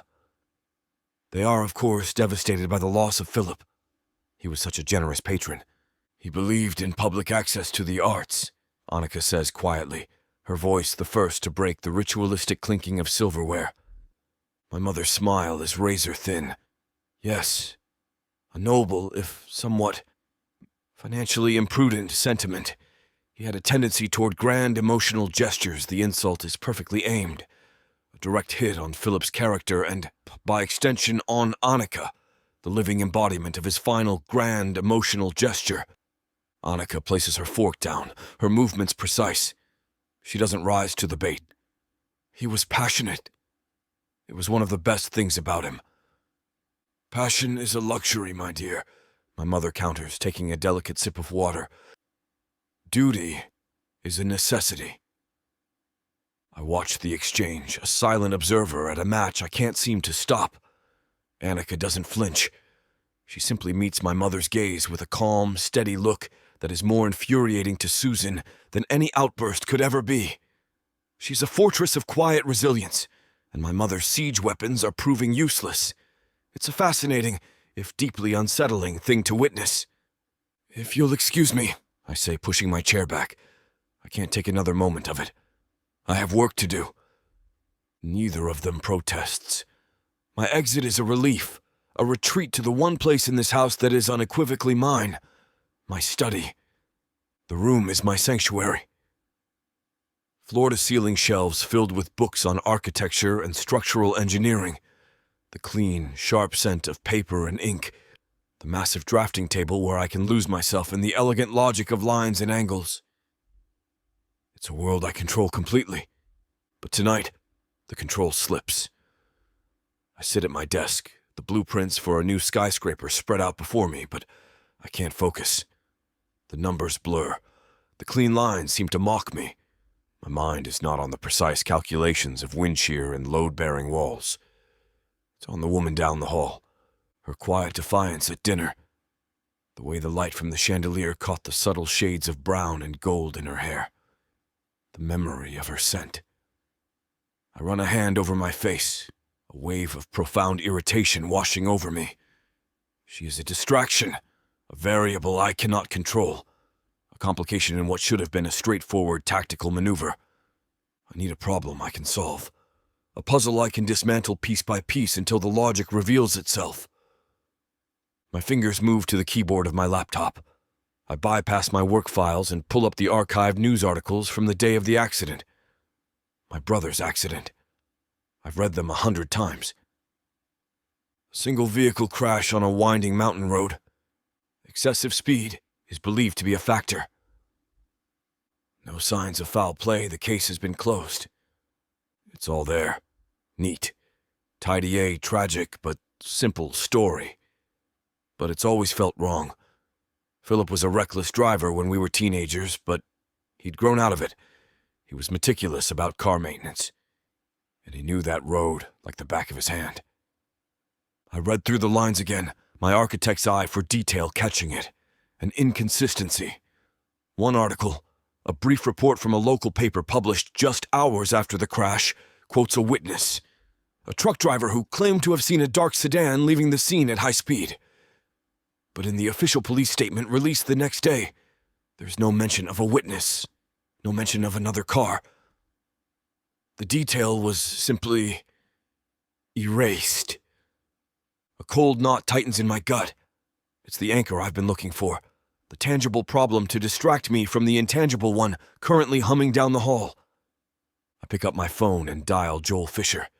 He answers on the second ring. Derek, I was about to send you an update on the preliminary custody filing. Scrap that for a minute, I say lowly. I need you to do something for me. Off the books. There's a pause on the other end. Joel is a good lawyer. He's cautious. Off the books makes me nervous. This is important, I say, cutting him off.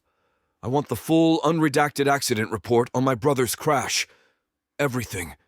The raw files. Every crime scene photo. Every witness transcript. Especially any that were later dismissed. I want the full ME report, including the preliminary toxicology screens. I want the vehicle forensics. I want the black box data from his car. Derek, the police report was conclusive. The police report, I interrupt, my voice sharp with an intensity that surprises even me, is too neat. My brother is dead, and the official story is a tidy paragraph that doesn't add up. Get me the file, Joel. I want to see the loose ends they swept under the rug. The line went taut with silence. I can hear the gears turning in Joel's head, the legal mind calculating the risks, the implications.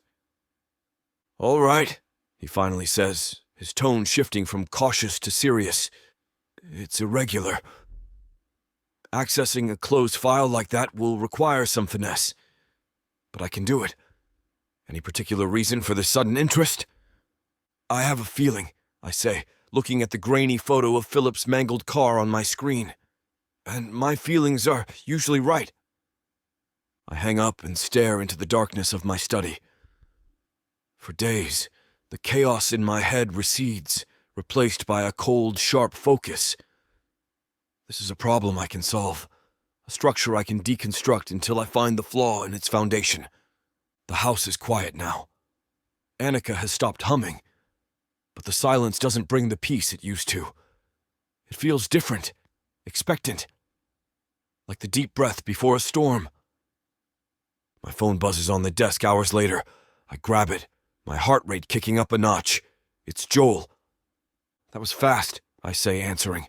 It was, Joel says, and his voice is tight, stripped of its usual professional calm. And you were right to ask. I've only just started digging, pulling the initial electronic filings. Derek, the local report was closed in under 48 hours. I say nothing, letting the implication of his words sink in. For a single vehicle accident involving a man of your brother's prominence, with that kind of wealth and family connection. Joel's voice is barely a whisper now. That's not just fast. That's deliberate. Chapter 9. Annika. The days in this house bleed into one another, a monotonous cycle of gray, silent hours. I eat breakfast under the withering gaze of my mother-in-law, a woman who wields a teacup like a weapon. I wander the endless, soulless rooms. I sketch in a notebook I brought with me, but the drawings are flat, lifeless. The vibrant colors of Charleston feel a million miles away. This house is a black hole where creativity goes to die. I spend most of my time in the nursery. It's the one room that feels like it has a future. It's adjacent to my suite, a beautiful light-filled space with a pale yellow wallpaper that Susan probably finds offensively cheerful. It's my territory, my one patch of sovereign ground in the Wade Empire. It's 2 weeks before Christmas, and the thought lands with the force of a physical blow. Emmanuel's first Christmas. Cecile had been planning it since July. She'd bought a tiny velvet stocking with an E embroidered on it. She talked about the tree, the lights, the ridiculous matching pajamas she was going to force all of us to wear. The grief is a fresh, sharp stab, but it's followed by something else, a hard, fierce resolve.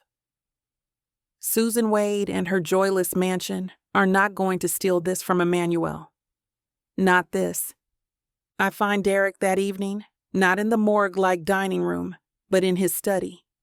The door is slightly ajar, and a sliver of warm light spills out into the dark hallway. I knock softly. "Enter," his voice calls out, clipped and devoid of warmth. I push the door open. He's standing over a massive drafting table, completely absorbed in a set of architectural blueprints. He's shed his suit jacket, and his tie is loosened. The sleeves of his white shirt are rolled up to his elbows, revealing strong, capable forearms.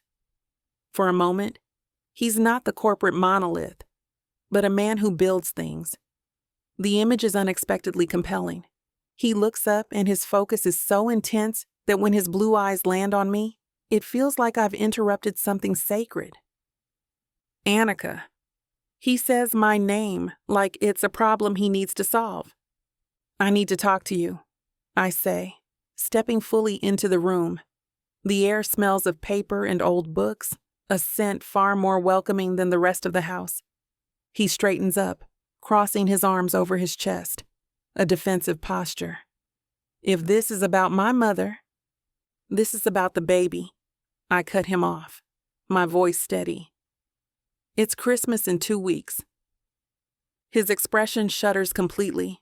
The brief glimpse of the creator vanishes, replaced by the cold CEO. "We don't celebrate Christmas in this house."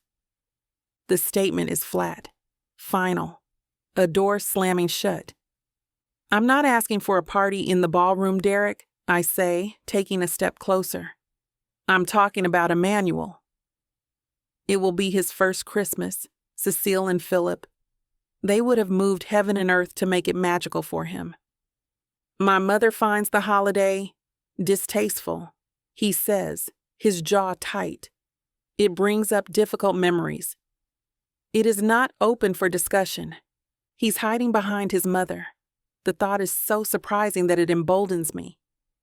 "I wasn't asking your mother," I say, my voice dropping but gaining an edge. "And I'm not discussing it with you. I'm telling you.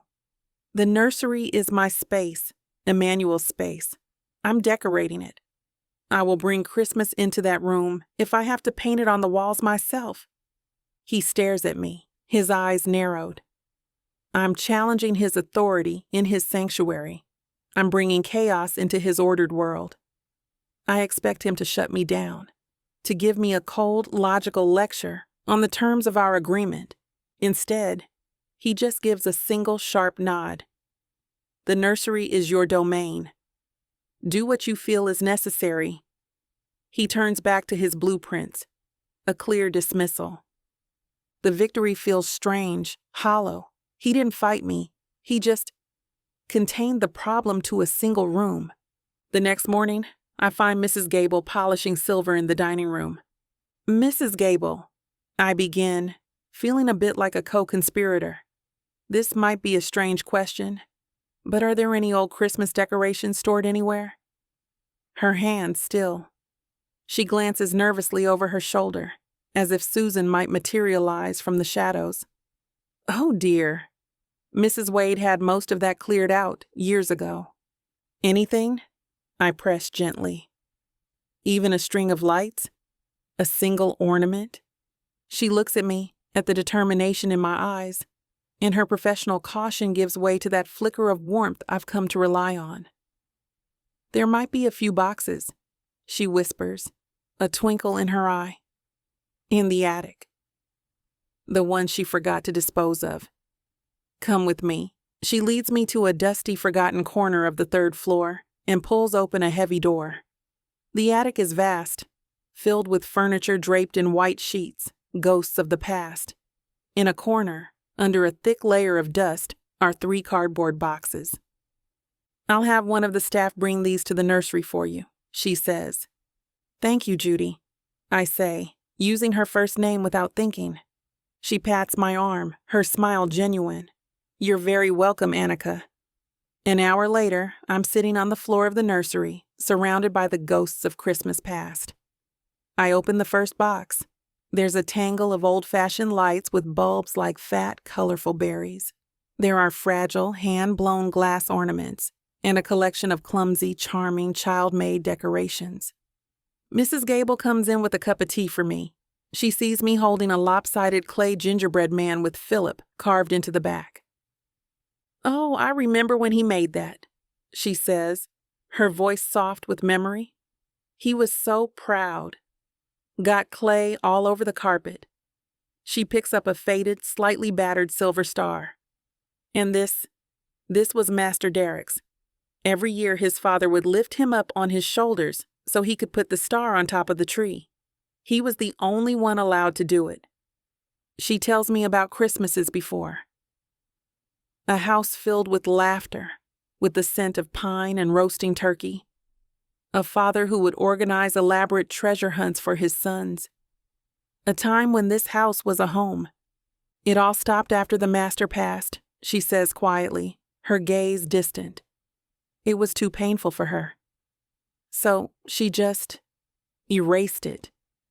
It was easier than remembering.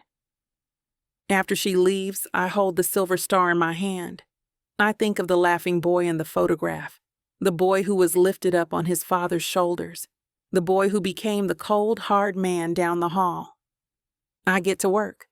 I spend the rest of the day in the nursery, creating a pocket of warmth and light in the cold, dark house.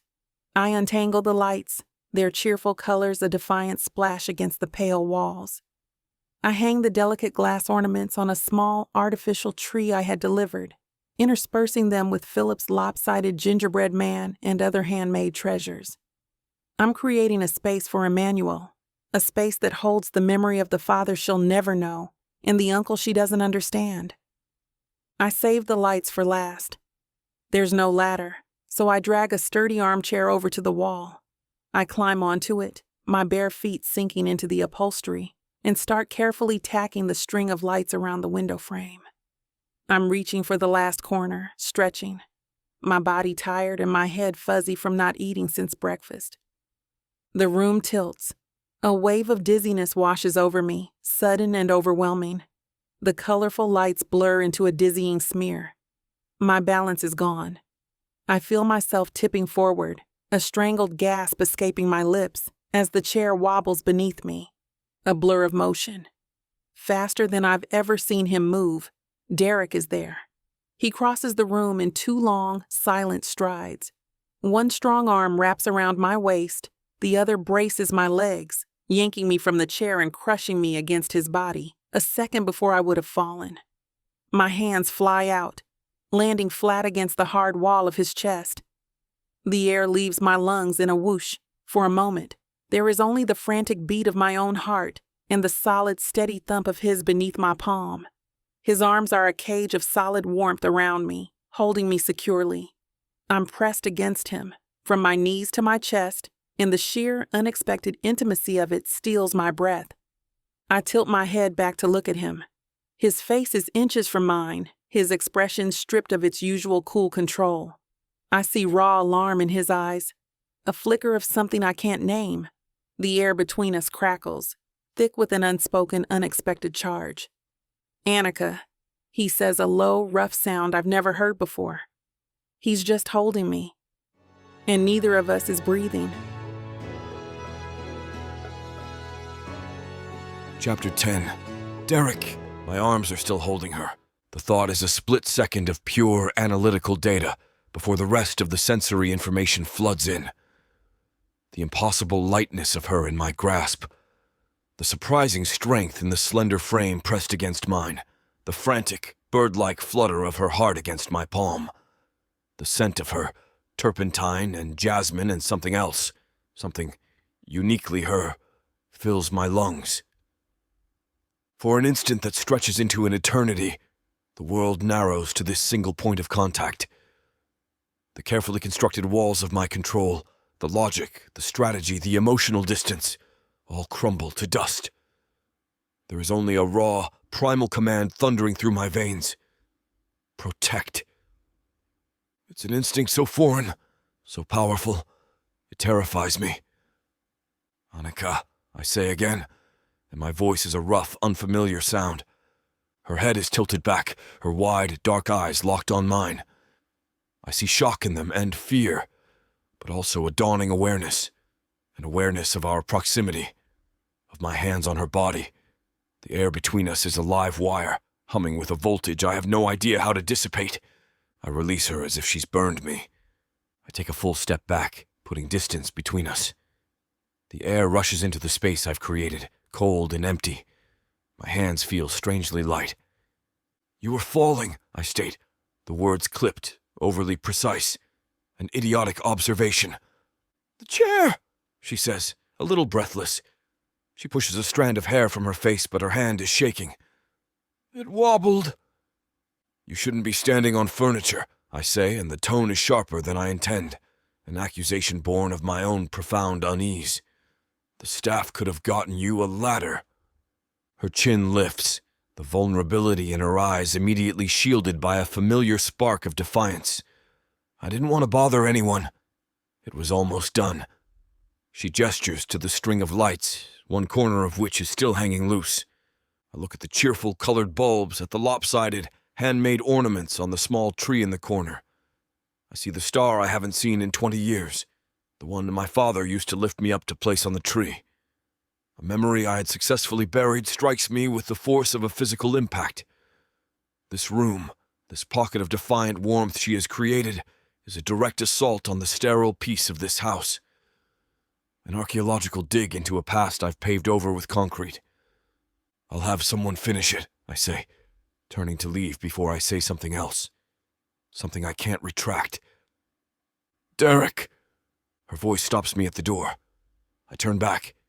She's standing in the middle of the room, looking small and out of place among the ghosts she's resurrected.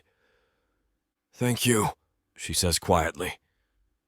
I don't know how to respond to that, so I just nod once and walk out, shutting the door on the light, the color, and the woman who is rapidly becoming the most destabilizing force in my life.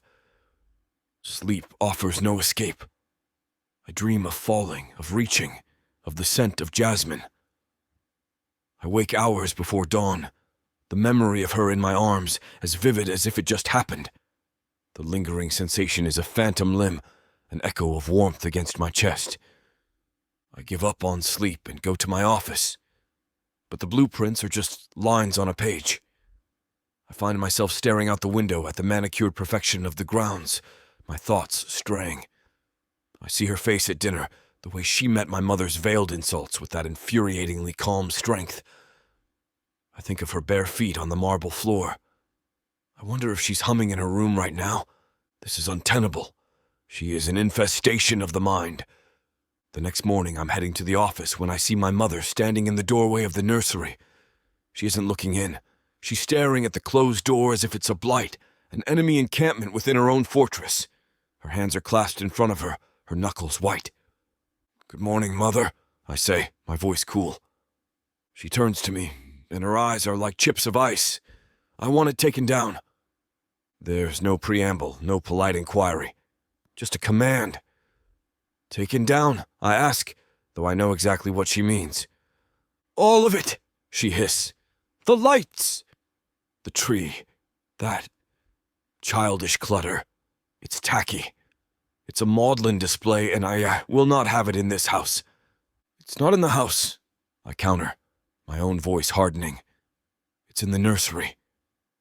A room you haven't set foot in for over a decade. The direct hit lands. I see a hint of surprise, a fury in her eyes. I've never used that tone with her before. "It is a mockery," she continues, her voice rising slightly. "A sentimental circus erected by a girl who knows nothing of our family, of our grief." "Our grief?" I ask, and the question is sharper than I intended. "Or your grief?" Philip loved Christmas. He would have wanted this for his daughter. "What Philip wanted is irrelevant now," she snaps. "He made a series of reckless, emotional decisions that ended his life.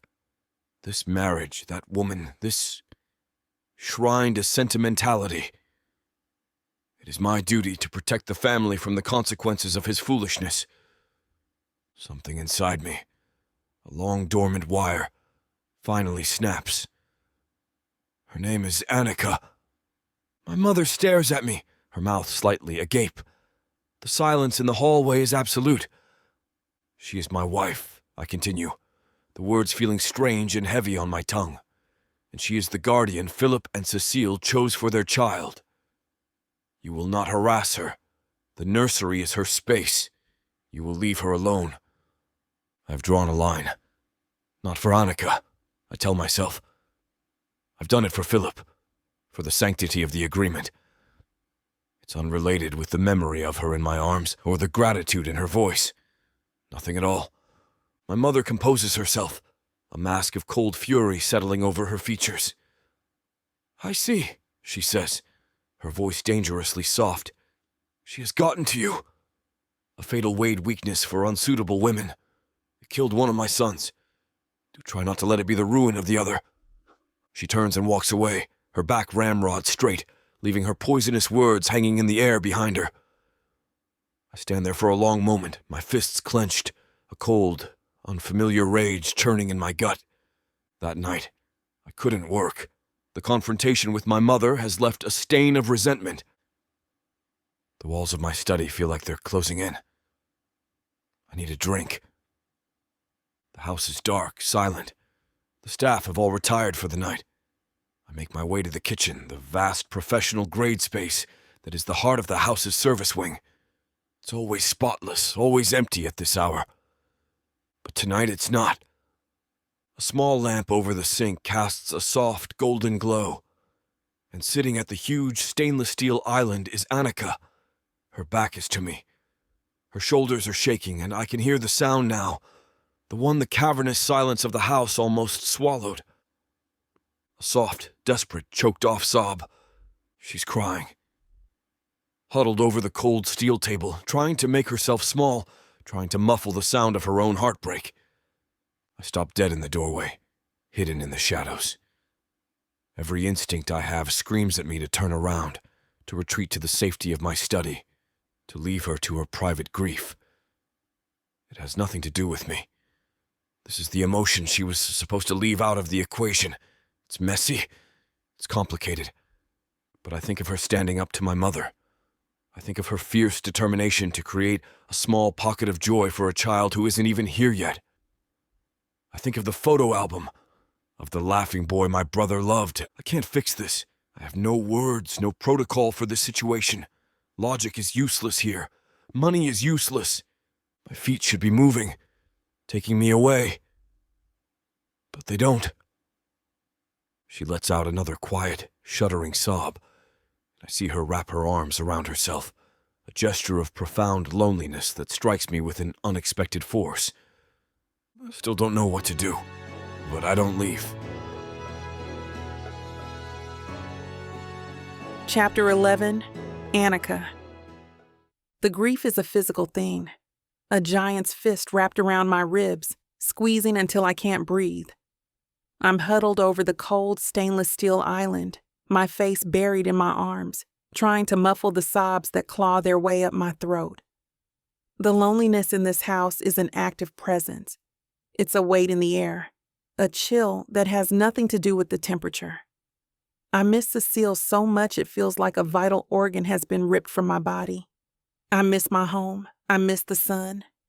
I don't know how long I've been crying when a subtle shift in the atmosphere makes the hair on my arms stand up. The silence behind me is different.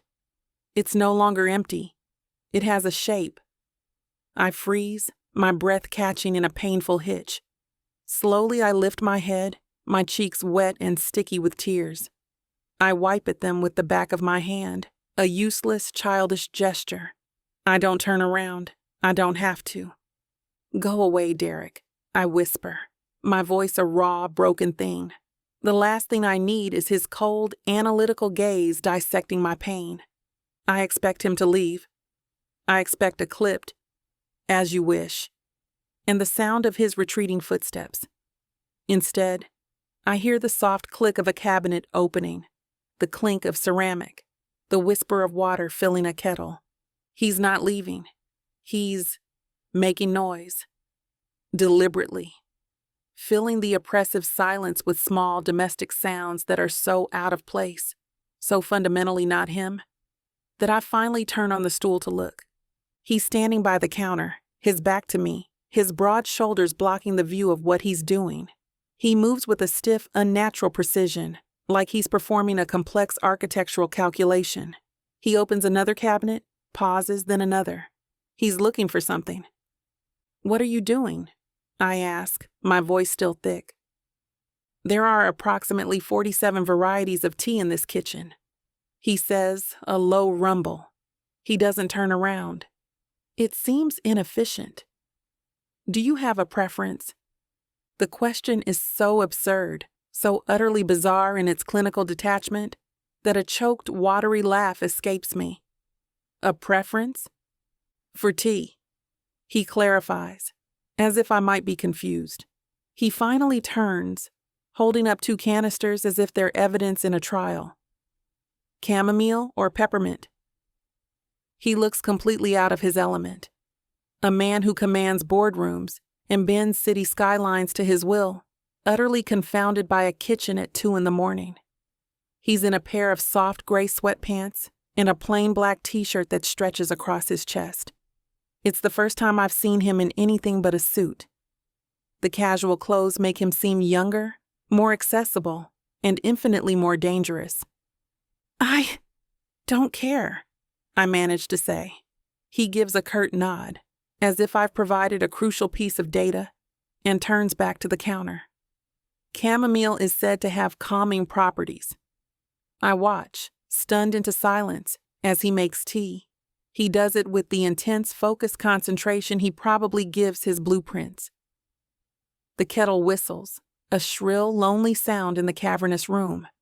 He pours the hot water into a mug with a steady hand, steeps the bag for a precise amount of time he seems to have calculated in his head, and then brings it over to the island. He sets the mug down on the steel surface in front of me. He doesn't say anything. He just stands on the other side of the island, his arms crossed over his chest, a silent, imposing sentinel. I wrap my cold hands around the mug. The warmth seeps into my skin, a small comfort in the vast, cold emptiness of the night. "Why are you doing this?" I ask quietly, looking into the pale, fragrant steam. "You were crying," he says. It's a simple statement of fact. No pity, no judgment, just an observation. "I'm sorry," I whisper, because I don't know what else to say. "For being emotional. It's not part of the deal." "Don't," he says, and the word is sharp, cutting. "Don't apologize for it." He hesitates, his gaze dropping to the counter. "My brother, he cried, often, after our father died. He said it was like letting the pressure out so the whole damn thing didn't explode." The mention of Philip is a key turning a lock I didn't know was there. He's not just talking about my grief. He's talking about his. "Cecile used to say that crying was just your heart sweating," I say, a watery smile touching my lips at the memory. She had a way of looking at things, sideways. A flicker of something, the ghost of a smile, crosses his face. Philip said she was the only person who could ever make him feel sane. That being with her was like coming home after a long, pointless war. We're sharing them. We're standing in this cold, sterile kitchen, passing pieces of the people we loved back and forth across the steel island. We're building a bridge. He told me you were the one who got away, I say softly. The one who escaped. Derek's jaw tightens. Escape is a relative term, Annika. I built a different cage, but it's a cage all the same. He looks around the kitchen, at the gleaming, unused appliances, the sterile perfection. I just filled it with different things. He was so proud of you, I say, my voice thick. Of your work? He used to send me articles about your buildings. He'd say, "Look at that. My brother did that. He's changing the shape of the world." Derek looks down, and for the first time, I see the mask of cool control shatter completely. I see the raw, unguarded pain. I see the little boy from the photograph, the one who lost his father and then his brother. He was the only one who ever came to see them, he said in a rough with an emotion he isn't trying to hide anymore. My mother? She's never set foot in a single building I've designed. The confession hangs in the air between us, a breathtakingly vulnerable admission. It's a piece of himself he has never offered to anyone, I'm sure of it. And he's giving it to me. The tears I thought were finished well up again, but these are different. They aren't for my own loneliness. They're for him, for the profound crushing weight of his. A single tear escapes, tracing a hot path down my cheek. He moves before I can wipe it away. He comes around the island, and the space between us disappears. He stops right in front of me, so close I can feel the heat radiating from his body. He reaches out, his hand hesitating for a fraction of a second before it comes to rest on my face. His thumb, impossibly gentle, brushes away the tear from my cheek. The touch is a whisper of warmth, a question. It's the first truly kind, unguarded gesture he has ever made toward me. And my body, starved for comfort, for connection, for a single, simple human touch, responds without thought. I lean into his hand, my eyes fluttering shut. Chapter 12. Derek. She leans into my touch. The movement is so small, so subtle, but it lands with the force of a tectonic shift, rearranging the entire landscape of my reality. My hand is on her face, my thumb against the soft, damp skin of her cheek, and she isn't pulling away. She is closing the final fraction of an inch, an act of trust so profound it stops my breath. Her eyes flutter shut, her dark lashes stark against her skin. She is surrendering to the moment. To me. This is not part of the contract. This is uncharted territory, a place without maps or logic, and I am completely, terrifyingly lost.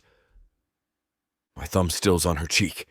My body is frozen, caught between the instinct to pull back and an overwhelming tidal pull to move closer. Her breath shudders out, a soft, warm puff against my skin. It's the final push. I lower my head, the movement agonizingly slow. This is a mistake. A catastrophic, emotional, illogical mistake. And I do it anyway. The first touch of our lips is impossibly soft. A question. Taste of chamomile and salt. Her lips are trembling, pliant under mine. A small wounded sound escapes her, a sigh that is equal parts grief and surrender. Her hands, which were wrapped around the cooling mug of tea, lift. They find my shirt, her fingers curling into the soft cotton over my chest, holding on like she's drowning. And the dam breaks. The tentative question of the kiss is answered by a sudden, desperate hunger. I groan, a rough, guttural sound torn from my throat, and slant my mouth over hers.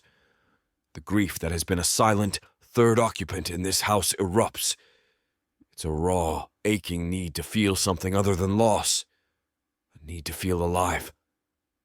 My hand slides from her cheek into her hair, my fingers tangling in the soft, thick curls. I tilt her head back, deepening the kiss, and she opens for me without hesitation.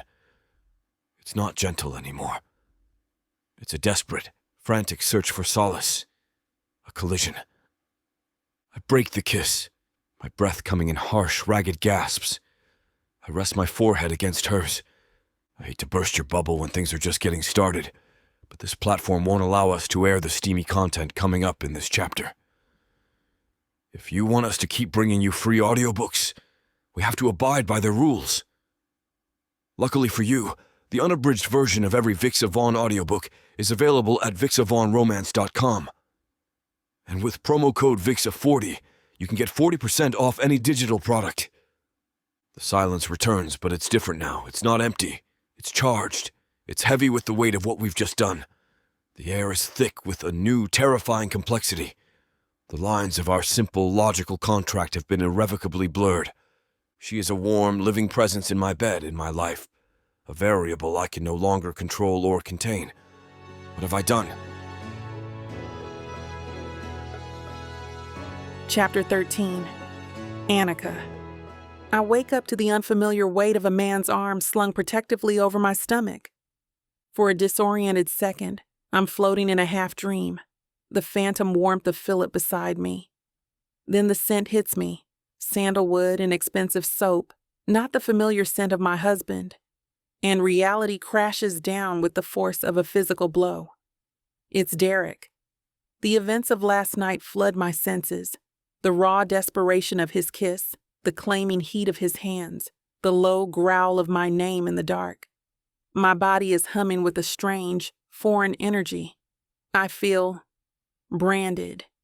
Every place he touched is a live wire. I lie perfectly still, tangled in his sheets, in his bed, in his life. The moonlight has been replaced by the soft gray light of dawn, creeping through the massive windows. He's still asleep, his face turned toward me, his features softened and stripped of their usual harsh control. The stern lines of his mouth are relaxed. He looks younger. He looks like the boy from the photographs. A wave of panic, cold and sharp, cuts through the hazy afterglow. What have I done? The same question I saw in his eyes last night is now screaming in my own head. This wasn't part of the deal. This fundamentally changes the terms of our cold, clinical contract. Carefully, I slide out from under his arm, my movements slow and deliberate. The cool air hits my bare skin, and I snatch my clothes from the floor, dressing with frantic, clumsy haste. I need to escape. I need to put the walls of his room and the memory of last night between us. I flee back to my own room, the gilded cage, and shut the door, leaning against it as if to physically hold the consequences at bay. My heart is pounding. I press my hands to my stomach, a gesture that is both protective and terrified. The baby. My God, this is a mess. I just slept with her uncle, my fake husband. Hours pass. The silence of the house returns, but it's different now. It's not empty. It's charged, thick with the weight of what happened in his room. I avoid leaving my suite, ordering a simple breakfast from a disembodied voice on the intercom, unable to face the possibility of seeing him, of seeing my own recklessness reflected in his cold blue eyes. I need to do something. I need to feel like myself, not the fragile, grieving woman who fell apart in a stranger's arms, not the chess piece in the Wade family power struggle. I need to be Annika, the artist. With a surge of desperate energy, I start transforming a corner of the opulent guest room. I ask a startled-looking housekeeper for drop cloths and find them delivered to my door minutes later. I unpack the few art supplies I managed to bring with me, a small set of oils, a few brushes, a single stretched canvas. I spread the cloths over the priceless antique rug, the act a small, satisfying rebellion. I set up my easel near the window, the scent of turpentine, a familiar, comforting tether to my own world. I'm squeezing paint onto a palette when there's a soft knock on the door. My entire body tenses, expecting Derek. "Come in," I call out, my voice tight. The door opens, and it's Mrs. Gable, holding a folded blanket. Her kind eyes take in my makeshift studio, the chaotic splash of color in the sterile gray room. I expect disapproval, a gentle reminder of the house rules. Instead, a soft smile touches her lips. Master Philip used to say this house needed more color, she says, her voice warm. He would have loved this. She places the blanket on the edge of the bed. I thought you might get a chill. The morning sun is lovely, but it fades fast in this wing. Her simple act of kindness, of understanding, makes my throat tighten. Thank you, Judy. You just call if you need anything, dear, she says, before slipping out as quietly as she came. I turn back to the canvas, but the creative energy has fizzled, replaced by the familiar ache of loneliness. I need my person. I pull out my phone and dial Simone, retreating to the massive walk-in closet for the illusion of privacy. She answers on the second ring. Please tell me you've staged a palace coup and are currently wearing the Wade family jewels, she says, like a welcome blast of Charleston chaos. Not exactly, I say, sinking onto a ridiculously plush ottoman. I've claimed a corner of a rug, and I smell like turpentine. It's the small victories. Hey, a victory is a victory. How are you? For real. Are you eating? Are you sleeping? Is that evil witch-in-law treating you like a human being? Barely, and absolutely not, I say, a humorless laugh escaping me. But that's not... See, something happened. The silence on the other end is immediate, attentive. What happened, Annie? I take a deep breath. Derek and we slept together. The silence stretches for a full 10 seconds. I can picture her perfectly, standing in her sunny kitchen, coffee mug paused halfway to her lips, eyes wide with shock. Excuse me, she finally says, her voice dangerously quiet. I think the connection is bad. It sounded like you said you slept with the handsome, emotionally constipated Terminator you married to save a baby from his dragon mother. That's a pretty accurate summary, yeah, I whisper, my face flaming with heat. Oh God, Annika, she breathes. When? How? Was it good? It wasn't about that. I stammer, even though a traitorous part of my body remembers exactly how good it was. We were talking about Philip and Cecile. It was late, and I was crying, and he was just there, and it got complicated. Complicated is my middle name. But this is a whole other language, Simone says, her voice sharpening with concern.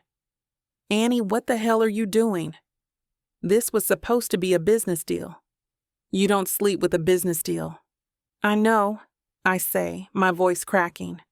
I know, okay? It was a mistake. A huge, insane, colossal mistake. But it happened. And now I don't know what to do. I haven't even seen him all day. I'm hiding in a closet the size of your bedroom because I can't bear the awkwardness. Okay, she says, her tone softening into the familiar comfort I was so desperate for. Deep breaths. It happened. You're human. You're grieving and you're pregnant and you're in a ridiculously high-stress situation. So you found a moment of comfort. Or a moment of insanity. Whatever it was, you're allowed. Am I? Yes. But now you have to be smart. What does this mean for the arrangement? I don't know. I confess, the words a painful admission. I have no idea. We talk for another 20 minutes, her voice a lifeline, pulling me back from the brink of a full-blown panic attack. After I hang up, I feel a little more grounded, a little more like myself. I leave the closet, the resolve to face the day solidifying. I can't hide forever. I head downstairs, intending to find Judy and ask her about getting more of my art supplies shipped from Charleston. The house is silent as usual. As I pass the main study, I notice the door is ajar. I hear Susan's voice, low and clipped. I know I should walk on, but something in her tone makes me freeze. The report is thorough, she's saying, her voice dripping with satisfaction.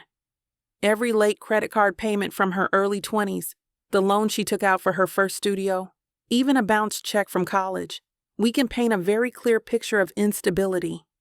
My blood runs cold. The girl is a financial train wreck. Susan continues, a cruel smile in her voice. When this goes before a judge, the private investigator's report will prove she's completely unsuitable. Derek's name won't be enough to save her. We'll break them apart, and the child will be ours.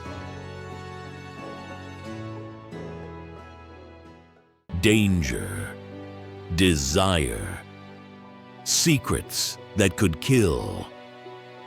Ooh, baby, you already know I'm staying for this ride. 8 full-length audiobooks. Stories tangled with mystery, betrayal, and the kind of passion you can't outrun. Oh, these heroes? They'll pin you to the wall 1 second and save your life the next. Talk about multitasking. Assassins, billionaires, men with dangerous pasts, and women strong enough to match them, secret for secret. Right now, you're snatching this up at a wild 70% off. 8 stories, endless passion, a love worth dying for. Click the link and buckle up, honey. 'Cause this ain't just romance. The romantic suspense audiobook bundle. Love has never been this dangerous. Vixa Vaughn Romance.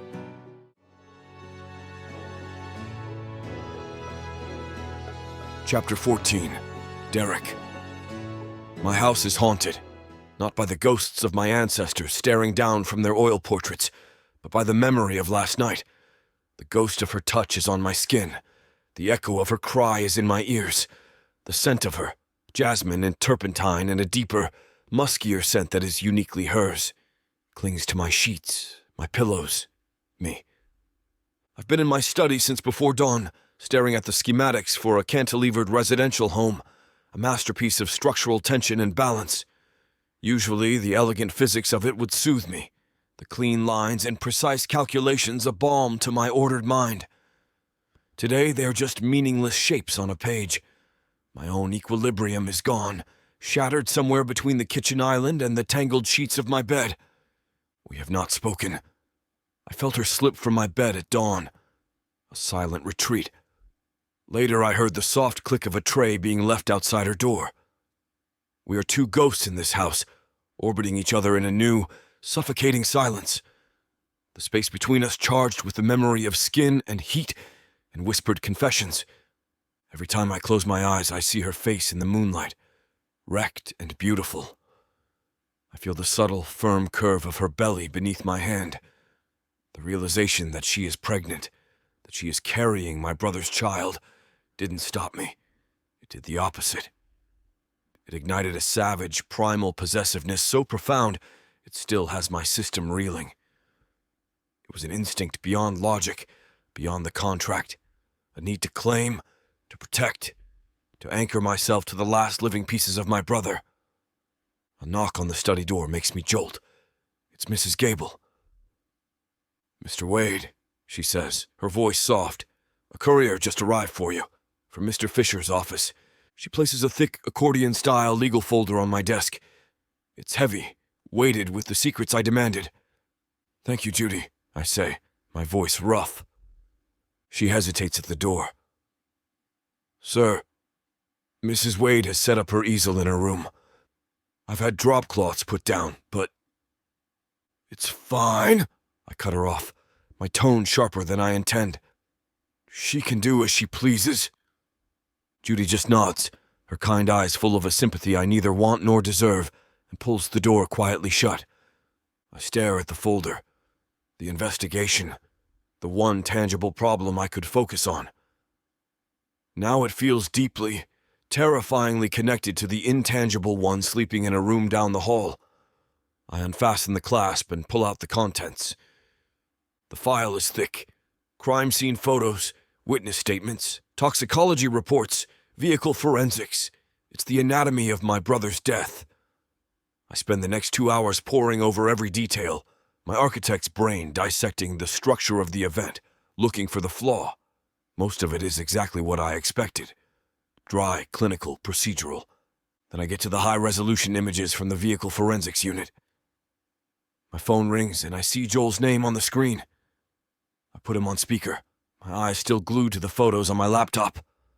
"Tell me you see it," Joel says, his voice tight, devoid of any preamble. "I'm looking at the photos of the undercarriage," I say, my own voice low, focused, the front left brake assembly. "Exactly." The local ME's report has one grainy, low-res shot. He calls it catastrophic brake failure due to fluid loss. Case closed.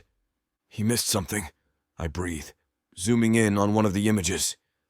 It's a close-up of a brass fitting, a flare nut connecting the brake line to the caliper.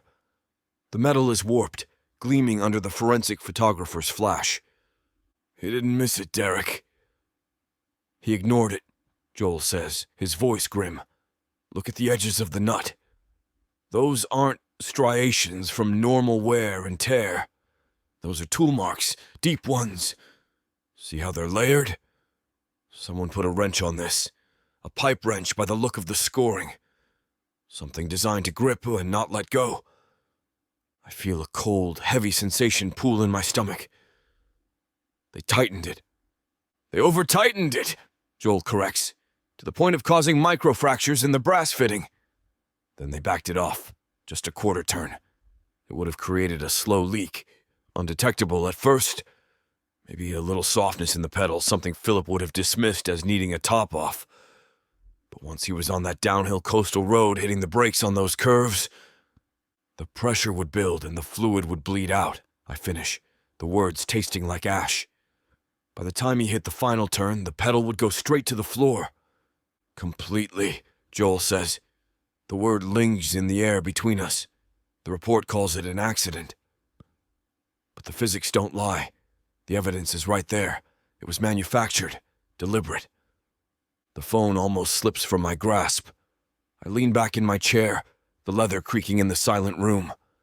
The schematics on my desk seem to mock me with their perfect logical order. The world is no longer a place of predictable physics. It's a place of chaos, of deliberate, malevolent intent. "Murdered," I say, the word a foreign, ugly thing in my mouth. "My brother was murdered." "Derek," Joel says, his voice dropping. "There's more." I ran a check on the PI my mother hired to dig into Annika. The mention of her name is a physical jolt. "And he's not just a divorce attorney lackey, Derek. He's an ex-cop from the same precinct that handled your brother's case. A guy who took early retirement under a cloud of suspicion for evidence tampering. The lead investigator on Philip's crash, he was the guy's old partner. The pieces click into place with a horrifying, sickening finality. A tampered brake line, a friendly cop. A report closed in less than 48 hours. A private investigator with a direct link to the cover-up, now digging into the life of the one person standing in my mother's way. It was her, I whisper. The realization a wave of nausea. My mother, she killed her own son. We can't prove that, Joel says quickly, but there's no conviction in his voice. All we have is a suspicious connection and some tool marks. It's not enough. It's enough for me, I said, my voice flat and dead. After I hang up, I sit in the silence, the weight of the knowledge of physical pressure on my chest. This house isn't just a tomb of unhappy memories. It's a crime scene. And I brought Annika here. I brought her into the heart of it. The argument at dinner, my mother's cold dismissal of Philip's passion. It wasn't just disdain. It was the contempt of a predator for its prey. I stand up, my legs unsteady. I walk to the tall window that overlooks the gardens, needing air, needing to see something that isn't a crime scene photo. And I see her. Annika is in the rose garden, the one place in this over-manicured estate that holds any real life. The late afternoon sun catches the gold in her hair. She's touching the petals of a deep red rose, her expression soft, lost in thought. As I watch, her free hand comes to rest on the gentle swell of her stomach. A simple, unconscious gesture of connection. The sight of it, The life she represents, the future she carries, the last innocent piece of my brother, slams into me with the force of a physical impact. My brother was murdered. The person who did it is under this same roof. I look at Annika, standing there in the sunlight, completely unaware, and I realize with a chilling, soul-deep certainty that is as absolute as the law of gravity. She and the baby are not just inconvenient obstacles in a custody battle. They are loose ends, and they are standing squarely in a murderer's crosshairs. Chapter 15. Annika. The words I overheard echo in my head, a poison loop of satisfaction and malice. The girl is a financial train wreck. Derek's name won't be enough to save her. Susan isn't just trying to win. She's trying to annihilate me, to erase me with a report full of twisted facts and half-truths from a life I fought tooth and nail to build for myself.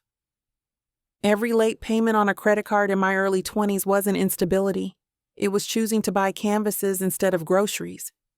The loan for my studio wasn't a liability. It was the single best investment I ever made in myself. She's taking my history, my struggle, and turning it into a weapon. Walking into the dining room tonight feels like walking into a lion's den covered in honey. I have to smile. I have to pretend I didn't hear her plotting my demise with a crooked lawyer. I have to sit across from her and act as if my entire future, and Emmanuel's, isn't a pawn in her sick game.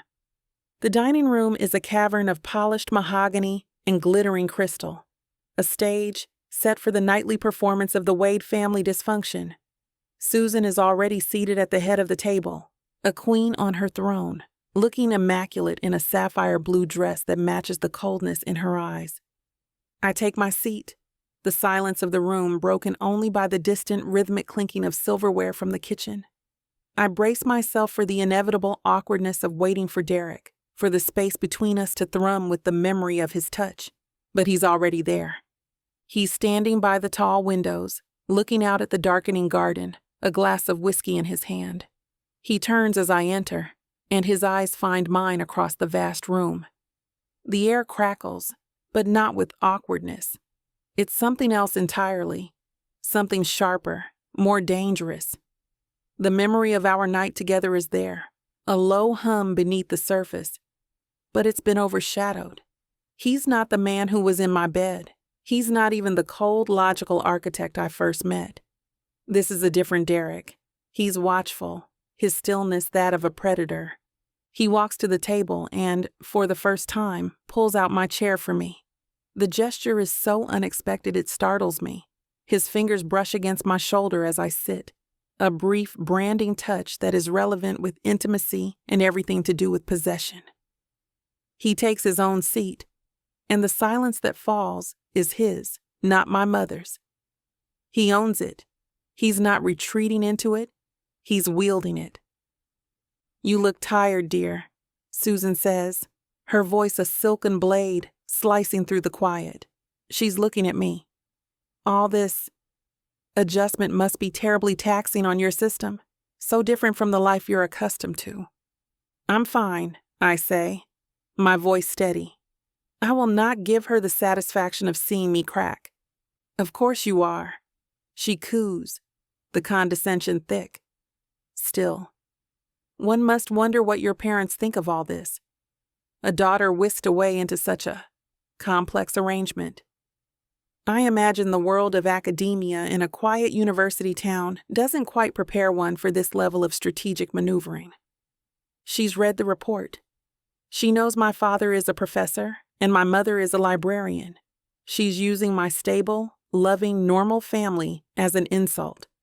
The rage, hot and familiar, licks at the back of my throat.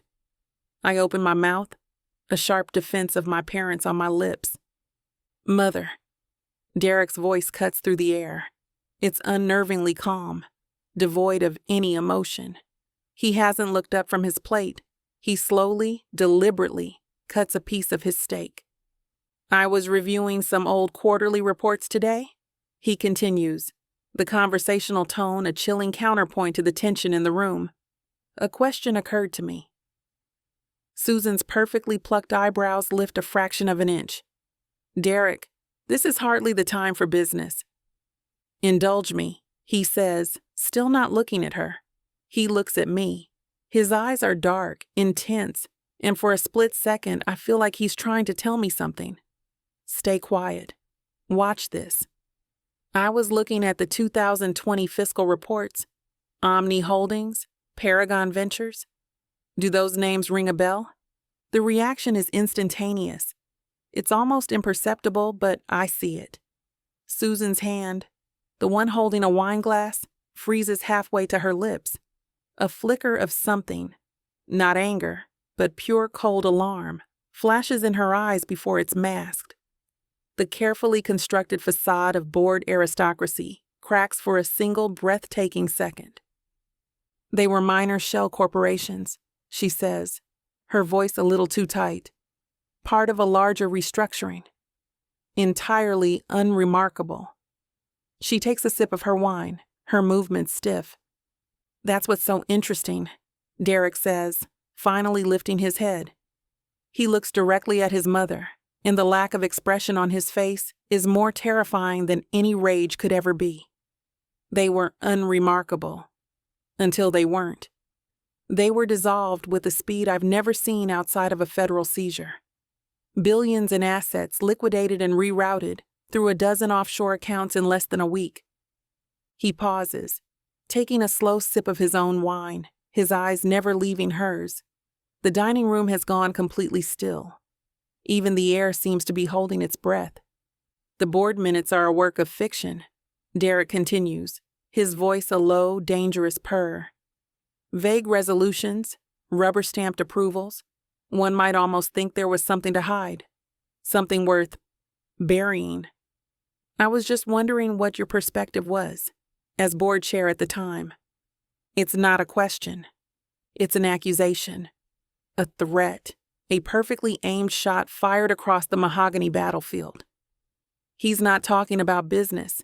He's telling her, in a language only she can understand, that he knows something." Susan places her glass down, the click of crystal on linen unnaturally loud in the silence. The mask is back in place, but the color has drained from her face. "You've been spending too much time with your lawyers, Derek. It's making you paranoid." "Am I?" he asks, a ghost of a smile touching his lips. It doesn't reach his eyes. "Perhaps. But paranoia is just a heightened state of awareness, isn't it? It helps one notice things like tampered evidence, inconvenient coincidences. My own blood runs cold." I look from Susan's pale, rigid face to Derek's. The quiet, watchful man from the start of the dinner is gone. In his place is a stranger, a man filled with a fury so cold it burns. He's not just defending me. He's not just playing her game. He's changing the board. And I finally understand. This isn't a random question from a curious son. It's a warning shot. He's showing his teeth. He's telling her that he has ammunition, and he is not afraid to use it. He knows something dangerous. Something that goes far beyond a custody battle and a private investigator's report. And looking at the cold, lethal fury in his eyes, I know with a certainty it sinks, heavy and final into my core, that whatever he's discovered, it's connected to his brother's death, and it's aimed directly at the woman sitting at the head of the table. Chapter 16. Derek. The moment my mother sweeps from the dining room, her fury a silent glacial pressure in her wake, the fragile illusion of civility shatters. The air is left thin, sharp, vibrating with the aftershock of the words I threw like grenades across the polished table. Annika is staring at me, her fork forgotten on her plate. The confusion in her eyes shifted, replaced by a dawning, horrified understanding. She saw it. She saw the mask drop. She knows that what happened here tonight was not business. It was a declaration of war. I stand, my own chair scraping harshly against the floor. "My study," I said in a low command. "Now." I don't wait for her to agree. I turn and walk, my strides long and clipped, fully expecting her to follow. The short journey down the marble hall is a lifetime. The weight of what I'm about to do, the secrets I'm about to break open, presses down on me. For years, I've lived with this. A silent, solitary penance. Now, I'm about to share the burden. I push open the heavy oak door to my study and step inside, waiting for her. She follows a moment later, pausing on the threshold, a silhouette of defiance against the bright light of the hall. She looks at me, her arms crossed over her chest, her chin lifted. She's not afraid, or if she is, she's hiding it well. "What was that, Derek?" she asks, her voice quiet but firm. "That wasn't a business discussion." You were holding a gun to her head. "Close the door," I say. She hesitates for a beat, her gaze searching mine. Then she reaches back and pushes the door shut. The latch clicks into place with a sound of damning finality. I walk over and turn the lock. The soft, metallic thud echoes in the room. We are sealed in. A gun is her preferred weapon, I say, walking over to the bar cart. My hands are not entirely steady as I pour 2 fingers of Macallan into a heavy crystal tumbler. I'm just learning to speak her language. "You know something," she says. It's not a question. Something that made her look scared. I've never seen her scared. "My mother isn't scared of anything," I correct her, turning to face her. "But she is terrified of losing control." And tonight, for the first time in a very long time, she realized she doesn't control all the pieces on the board. "What pieces?"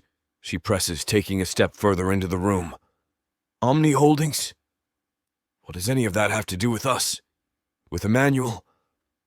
I take a long swallow of the scotch. The burn is a welcome, grounding sensation. "Everything. It has everything to do with everything." I gesture to one of the leather armchairs in front of my desk. "Sit down, Annika." She remains standing. "I'll stand." Of course she will. I shouldn't have expected anything less. I lean back against the edge of my desk, the cold wood a stark contrast to the heat building inside me. "The fight Philip and I had," I begin, the words feeling like shards of glass in my throat. "The one that made us distant. It wasn't about the direction of the company. It wasn't about me leaving to start my own firm. That was the story we told. The story I let people believe. Her expression doesn't change, but her focus on me intensifies. She's listening with her entire being. "You're right that she hated him," I say, the admission costing me something vital. But it wasn't just because she saw Cecile as beneath him. It was older than that, deeper. Philip wasn't my father's son. The words hang in the air. Annika's eyes widen, the first crack in her composure. "What?" "My mother had an affair years ago. Philip was the result. My father knew. He loved Philip as his own. He gave him his name, but he could never fully forgive my mother. It was the great unspoken truth of our family. The reason she resented every breath Philip took, because he was a constant reminder of her one great mistake. The one time she lost control. My God," she whispers, sinking into the chair as if her legs can no longer support her. "He never said a word." "He was ashamed," I say. "He spent his whole life trying to earn a place that was already his, trying to win the affection of a woman who was incapable of giving it. That's why he was so determined, so passionate. He was trying to prove he belonged. The guilt is a physical thing, a crushing weight on my chest. I take another drink. "That's not what we fought about," I continue, my voice hoarse. "That was just the backdrop. The real fight that started about a year before the accident. Philip was looking into the company's finances, the shell corporations I mentioned at dinner. He found something, a massive discrepancy, billions siphoned off over the course of a decade, laundered through untraceable accounts. I push off the desk and begin to pace, the restless energy too much to contain. He brought it to me. He was furious, righteous. He wanted to go to the authorities, to expose it all. He thought it was our father, that he'd been running some kind of criminal enterprise under our noses. And you, Annika prompts, her voice barely a whisper. I told him to drop it, I say, the shame a bitter taste in my mouth. I told him he was being naive, that he would destroy the family, destroy the Wade name. I told him our father would never do something like that. I chose the company. I chose the lie. I stop pacing and look at her, forcing myself to meet her gaze. He didn't listen. He kept digging. And a week before he died, he called me. He'd found the truth. It wasn't our father. It was her, my mother. She'd been using the company as her personal piggy bank for years, protecting herself, building a fortress of wealth that no one could touch. My voice breaks. He was going to expose her. He told me he was going to a reporter. I tried to stop him. I told him he had no idea what she was capable of. The last thing I ever said to my brother was that he was a fool. The silence was a physical weight, pressing in from all sides. Annika just stares at me, her face pale, her eyes filled with a dawning horror. This baby, I say, my hand clenching the whiskey glass so tight, I'm surprised it doesn't shatter. Protecting Emmanuel, it's my penance.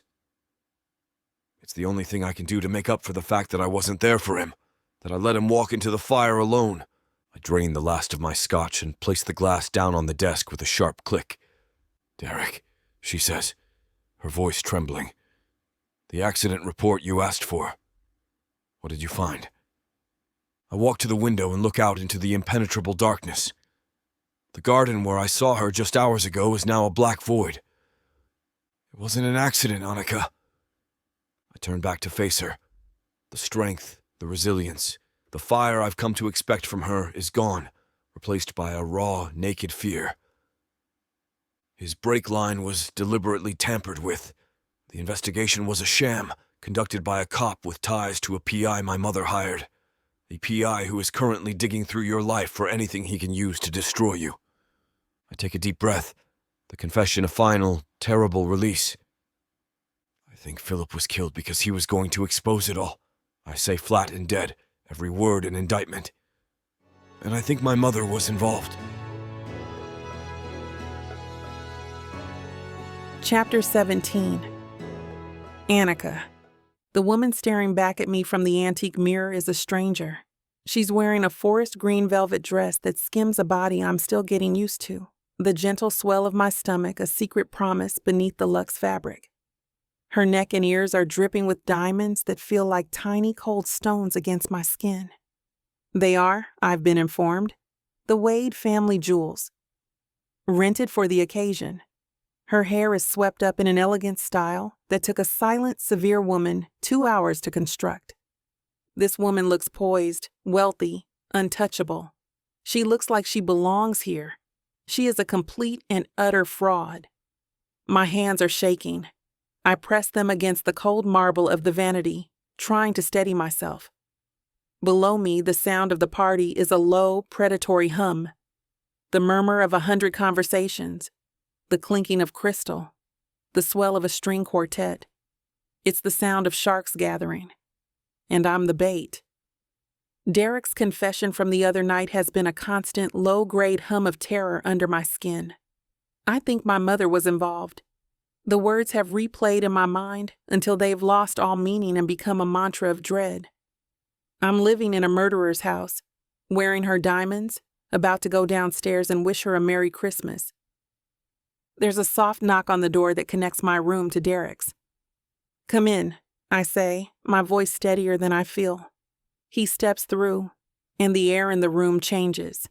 He's wearing a classic black tuxedo that makes him look less like an architect and more like an assassin. It's tailored to perfection, emphasizing the width of his shoulders, the lean strength of his frame.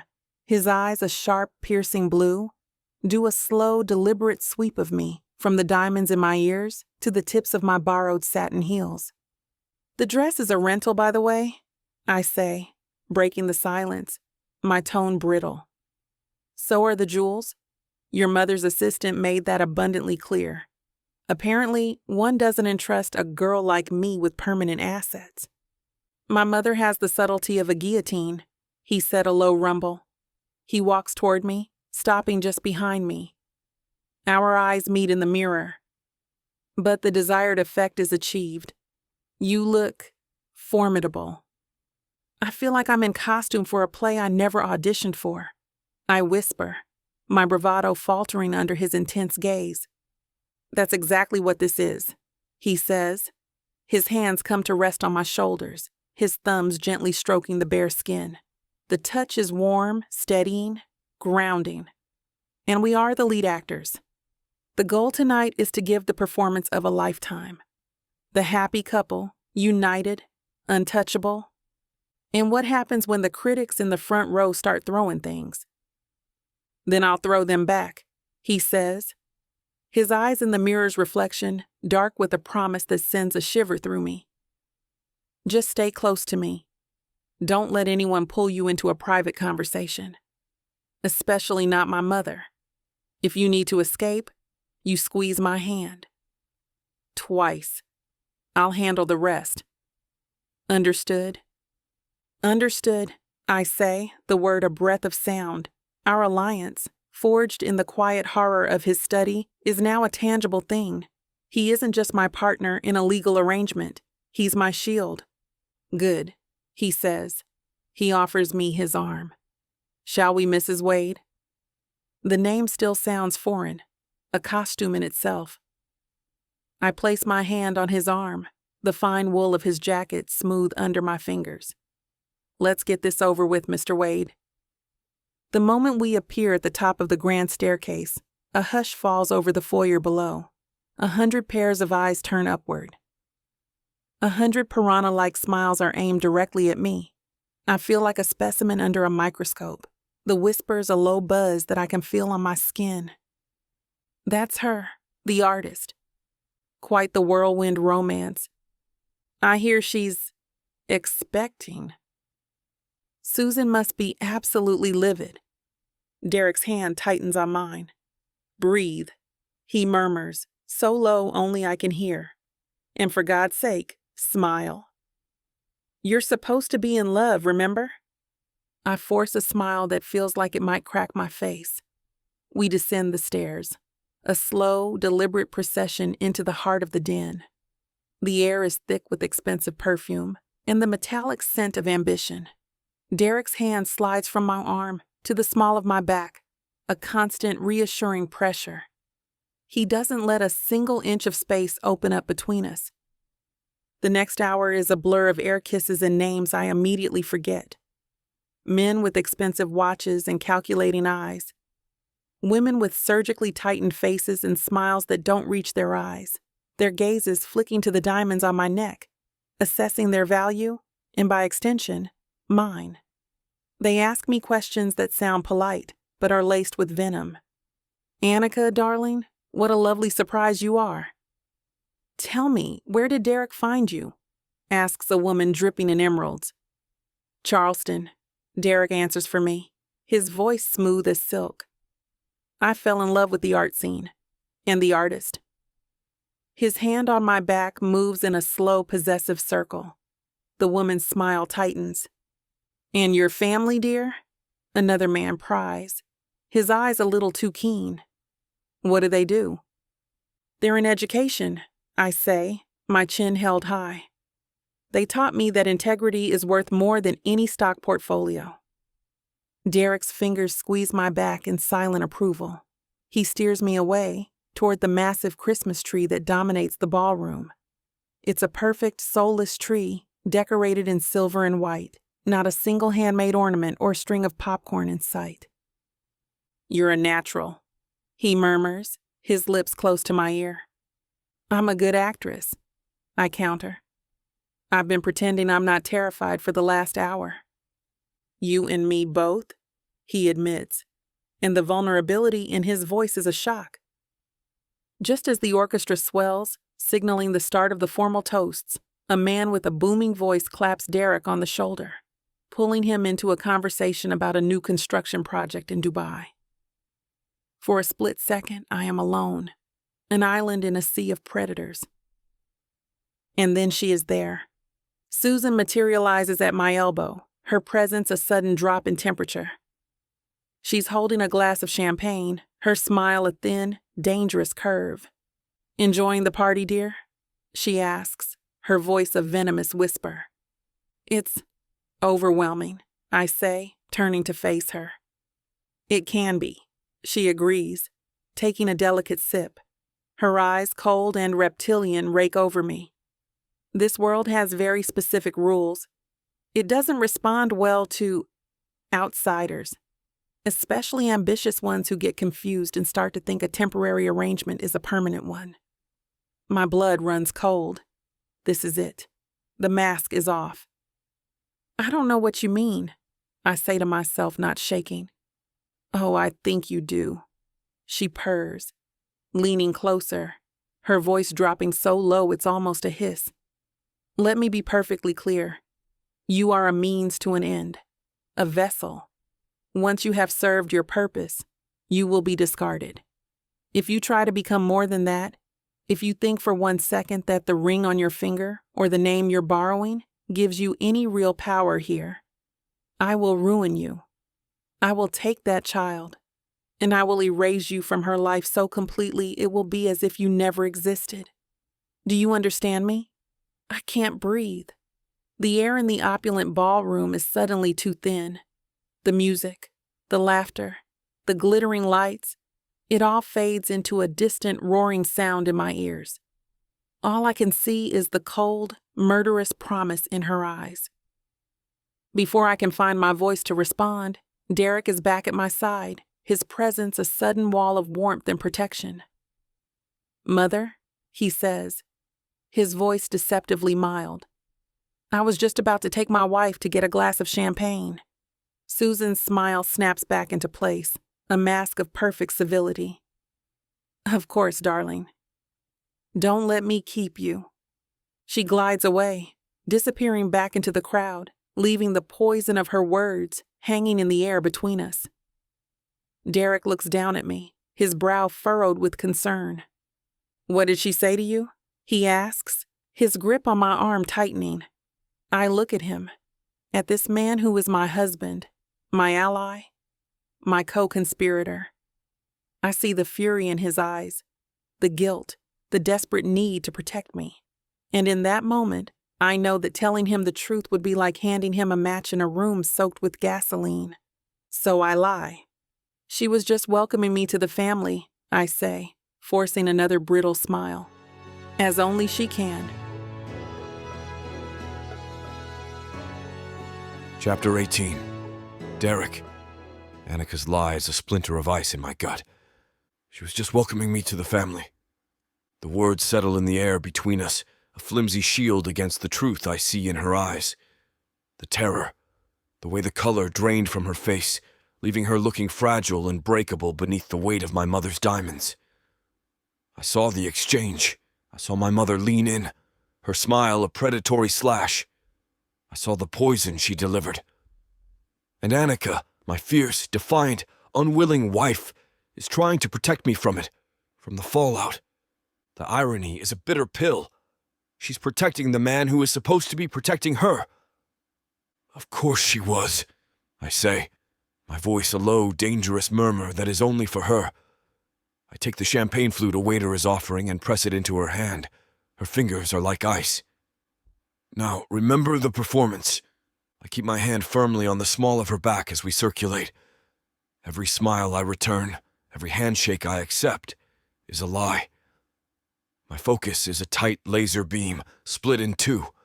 One half is fixed on Annika, cataloging every person who approaches her, every veiled compliment, every prying question. The other is fixed on my mother, a silent, predatory tracking. I watch her glide through the crowd, the gracious hostess, the benevolent queen. The murderer, the knowledge is a live wire under my skin, a constant humming current of rage. You're going to shatter that glass if you hold it any tighter, Annika murmurs, her voice a soft brush against my ear. I look down. My knuckles are white around my own champagne flute. I consciously relax my grip. I'm not a fan of parties. No kidding, she says, her attempt at banter thin, brittle. You look like you're calculating the structural load-bearing capacity of every single person in this room, and finding them all wanting.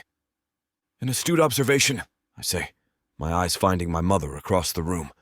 She's laughing with the senator, looking completely at ease. The foundations are rotten to the core. Before she can respond, the orchestra quiets, and the soft clinking of a spoon against a crystal glass draws all eyes to the small, elevated stage. My mother stands there, bathed in the warm glow of a spotlight, the picture of elegance and power. "If I may have your attention just for a moment," she begins, her voice smooth and carrying. The room falls silent. "Thank you all for joining us tonight. It means the world to our family to be surrounded by such dear friends during this festive season. A season that is, for us, tinged with sadness, but also with unexpected joy." Her eyes find mine across the crowd. Then they shift, landing on Annika. "This year, we have been blessed with a new addition to our family," she continues, her smile never faltering.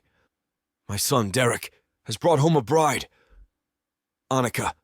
She gestures to Annika, and a wave of polite applause ripples through the room. I feel Annika stiffen beside me. She comes to us from a very different world, a world of art, of passion, a world with a beautifully common touch. The word hangs in the air, a perfectly aimed and poisoned dart. It's an insult wrapped in a compliment, a public branding. I feel a white-hot, blinding rage surge through me. The blood roars in my ears. "It is a testament to the strength of the Wade legacy," my mother goes on, her voice dripping with false sincerity, "that we can open our arms and elevate those from such humble beginnings. We are so thrilled to welcome her, to Philip, who I know is smiling down on us, and to the surprising new chapters he has inspired. A toast." The crowd raises their glasses. "To Philip," they murmur. But I'm no longer listening. The lie Annika told me, the fear in her eyes, the knowledge of the tampered brake line, the cold, murderous intent behind my mother's perfectly crafted words. It all converges into a single point of chilling clarity. The time for silent strategy is over. I place my untouched champagne flute on a passing waiter's tray. I squeeze Annika's hand once, hard. A signal, not of escape, but of action. "Excuse me," I say, my voice calm. Too calm. I move through the crowd, a low murmur following me. I walk up the few steps to the stage and take the microphone from the stand next to my mother. Her smile freezes, a flicker of genuine shock in her cold eyes. "Thank you, Mother," I said coldly, cutting through the expectant silence. "For that heartfelt welcome." I turn to the crowd. My mother is right. My wife does come from a different world. I let my gaze sweep the room, over the jewels and the tailored suits, the faces of the people I have known my entire life. She comes from a world where integrity is not a commodity to be bought and sold, a world where loyalty is not a weakness to be exploited, a world where a person's worth is not measured by the name on their trust fund, but by the strength of their character. I see Annika in the crowd, her face pale, her eyes wide and locked on mine. "You see, I have spent my life surrounded by the architecture of power," I continue, my voice dropping, becoming more intense. "Buildings of glass and steel, designed to intimidate, to project an image of untouchable strength. But I have learned that the most impressive structures are often built on the most rotten foundations, that the most beautiful facades can hide the most profound decay." I turn my head, my gaze locking directly onto my mother's. The mask of civility is gone from her face, replaced by a cold reptilian fury. She knows this is not a toast. This is an indictment. "So let me be unequivocally clear," I say, like a blade of ice in the silent room. My wife and the family she and I are building are now the cornerstone of my life. They are my foundation. And I have come to realize that it is my solemn duty to protect that foundation from any and all threats, from rot, from decay, from anyone who would seek to undermine it for their own selfish gain. I raise my empty hand as if holding a glass. So, I will offer a different toast, I say, my eyes still boring into my mother's. Not to the past, but to the future. And a promise. To anyone who threatens my family, I will not just fight you. I will not just defeat you. I will dismantle you. I will find every crack in your foundation, every weakness in your structure, and I will bring it all crashing down into dust. There will be no negotiation. There will only be ruin. To the future. I place the microphone back in its stand. The silence in the room is absolute, a thick, stunned vacuum. You could hear a diamond drop. I walk off the stage, my movements deliberate. I don't look at anyone. My path is a straight line to Annika. The crowd parts before me as if I am carrying a disease. I reach her and take her hand. Her fingers are still cold, but they grip mine with a surprising strength. "Come with me," I say in a low and rough voice. I pull her through the sea of shocked faces. I don't look back. I can feel my mother's eyes on my back, a palpable murderous heat. We don't stop until we are back in the private wing of the house, the sound of the party a distant, muffled hum. I push open the door to her room and guide her inside, shutting it behind us with a decisive click. The adrenaline is a wildfire in my veins, a toxic cocktail of rage and terror, and a strange, exhilarating freedom. She just stares at me, her chest rising and falling rapidly, her eyes searching mine for an answer to a question she doesn't know how to ask. The protector, the strategist, the cold, logical architect, they're all gone. All that's left is the raw, primal need that she unearthed in me. I close the distance between us in 2 long strides. My hand comes up to cup the back of her neck, my fingers tangling in her carefully constructed hairdo. I push her back against the wall, her soft gasp lost as my mouth crashes down on hers. Chapter 19. Annika. The kiss isn't a kiss. It's a declaration. It's the period at the end of the chilling promise he made to his mother. It's the sound of a door slamming shut on the world we just left, and another one, darker and far more dangerous, opening before us. His mouth crashes down on mine, and it's nothing like the first time. That hesitant, grief-stricken search for solace. This is a claiming. This is possession. The adrenaline from the party, the terror from Susan's threat, the shock of Derek's public war cry, it all ignites in a single combustible rush. My back hits the wall, the cool plaster, a stark contrast to the bonfire he's starting inside me. His mouth is hard, demanding, his tongue sweeping past my lips, tasting of whiskey and rage. I don't just accept it, I meet it.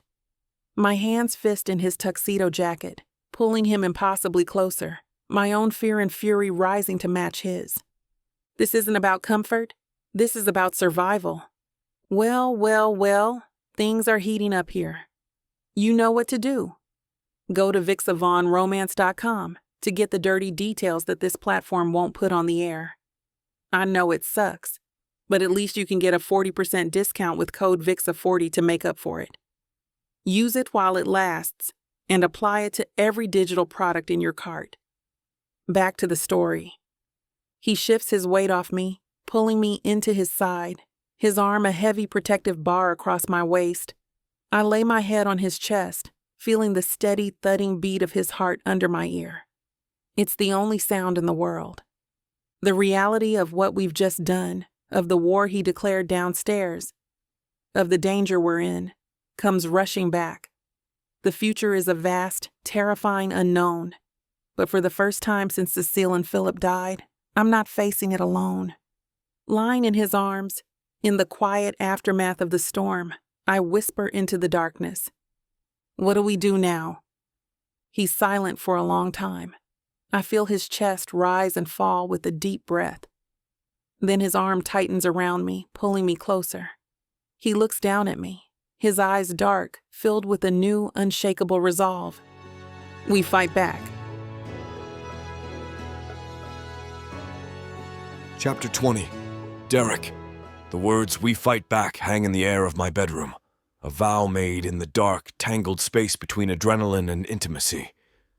Now, in the cold, clear light of morning, the vow must become a plan. The silence of the house is no longer awkward or charged with unspoken desire. It's the focused silence of a war room. I find her not in her room, but already in my study, a mug of tea cradled in her hands. She's staring at the schematics on my wall, her expression thoughtful. She's wearing a simple gray sweater and jeans. Her hair is down, and she looks less like a fraud in borrowed jewels and more like the woman I first met. The artist. The fighter. "I had Mrs. Gable bring coffee," I say, my voice startling in the quiet. I close the door behind me. I figured it was going to be a long day. "It's going to be a long life if your mother has anything to do with it," she says, turning from the wall. Her eyes are clear, the fear from last night replaced with a hard, brittle resolve. "Where do we start?" "We start with the truth," I say. I move to my desk and unlock a drawer, pulling out a thick file labeled Omni Holdings. I drop it on the polished mahogany. The sound is a dull, heavy thud. "We start with why my brother was killed." She walks over, her gaze fixed on the file. She doesn't sit, but leans against the desk, crossing her arms. A silent challenge. "Show me." I open the folder, spreading out a series of legal documents and geological surveys. Omni Holdings was a shell corporation my mother created 10 years ago. One of dozens. Its sole purpose was to acquire a large tract of land in northern Vermont. I point to a highlighted section on a map. "Right here. Green Peak." "I've never heard of it," she says. "You wouldn't have." It was a dying town. Tenant farmers, mostly. Families that had worked that land for generations. Wade Consolidated through Omni bought the land for pennies on the dollar. "Why?" "Because," I say, my voice tight with a familiar, acidic rage. "The land was worthless. There was a chemical plant there in the 50s. It was buried, forgotten, but the toxins leached into the soil for decades. The state had it flagged as a remediation site. No one would touch it." Annika's brow furrows. "So Susan bought a toxic waste dump? That doesn't sound like a good investment." "It was the best investment she ever made," I say, my voice grim. "She paid off 2 state environmental inspectors to sign off on a falsified report declaring the land clean. Then she leveraged her political connections to have the state designate the area for a new luxury ski resort development. The state bought the clean land from Omni for a 10,000% markup." Annika physically recoils, her hand flying to her mouth. "My God! What happened to the families?" "Evicted. The contracts their great-grandparents signed had a termination clause nobody ever thought would be enforced. They were given a pittance and told to leave. 200 families displaced, their land poisoned. Also my mother could fund her empire." "And Philip found this out," she whispers, the horror dawning in her eyes. "He found all of it," I confirm. "The falsified reports, the offshore accounts where the money was laundered. He found the names of the families. He was going to give it all to a reporter at the Globe. He was going to burn her to the ground."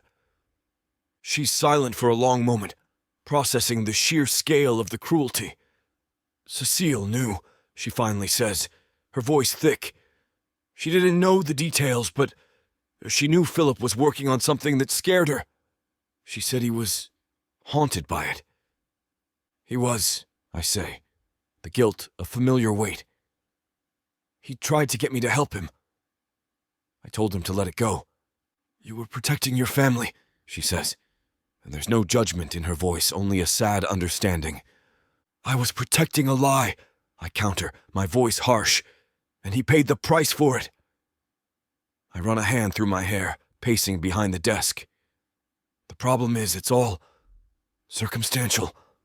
The money is buried under layers of corporate firewalls. The inspectors have disappeared. The families were scattered to the wind. Philip had the proof, but whatever he found, it died with him. Maybe not all of it, she says softly. I stop pacing and look at her. She's staring at the map of Vermont, but her eyes are distant, lost in a memory. What do you mean? It's stupid, she says, shaking her head. It's nothing. Annika, I press, moving to stand in front of her. Nothing is stupid. Tell me. She looks up at me, her artist's eyes focused, seeing things I can't. Cecile and Philip took a trip. About a month before the accident. They went to Vermont for a long weekend. She said it was spontaneous, that Philip was just obsessed with this one little town. He wanted to see the fall colors. A lot of people go to Vermont in the fall. I know, but this was different, she insists, her focus sharpening. Cecile thought it was weird. Philip wasn't a scenic drive kind of guy. He was restless, she said. He spent hours just walking around the town, talking to people in the local diner. And he brought her back a gift. A gift? A snow globe, she says, a small, sad smile touching her lips. It was so tacky, Derek. That's what I remember.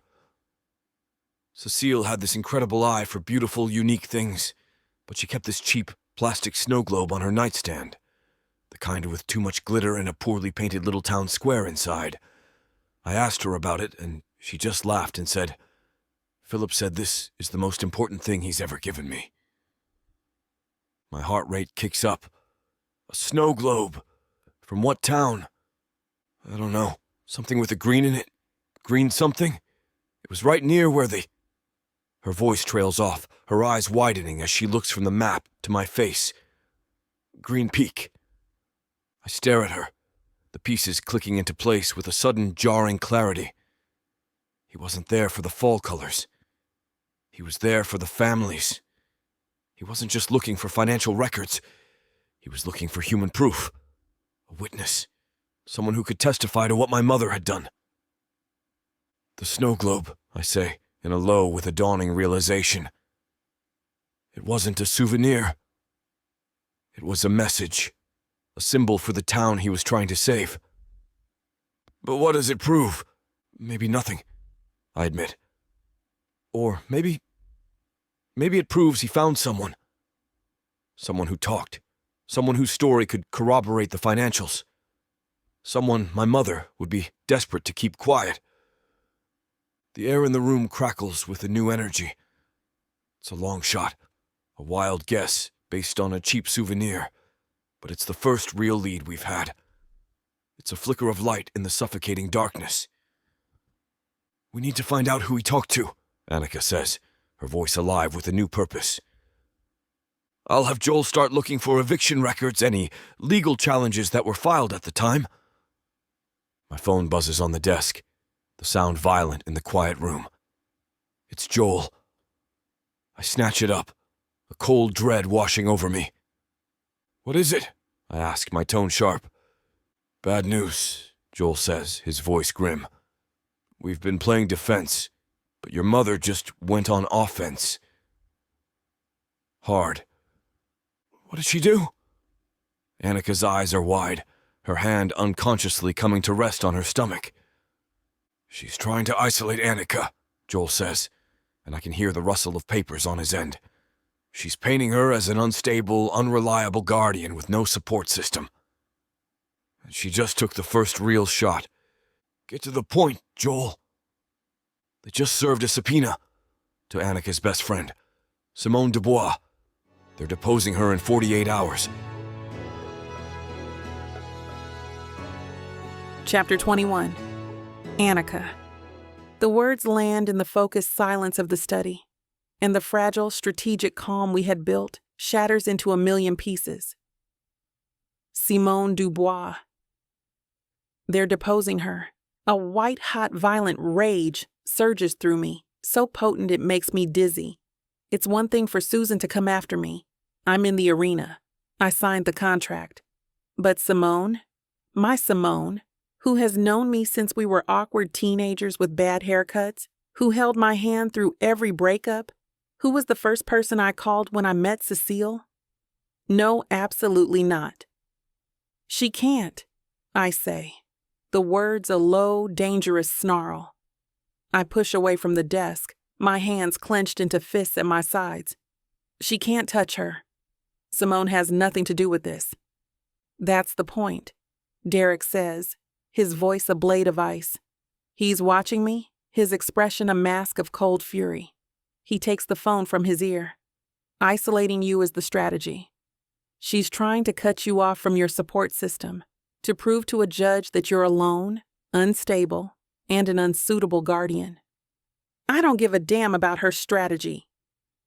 I'm pacing now, a caged animal in his ridiculously large office.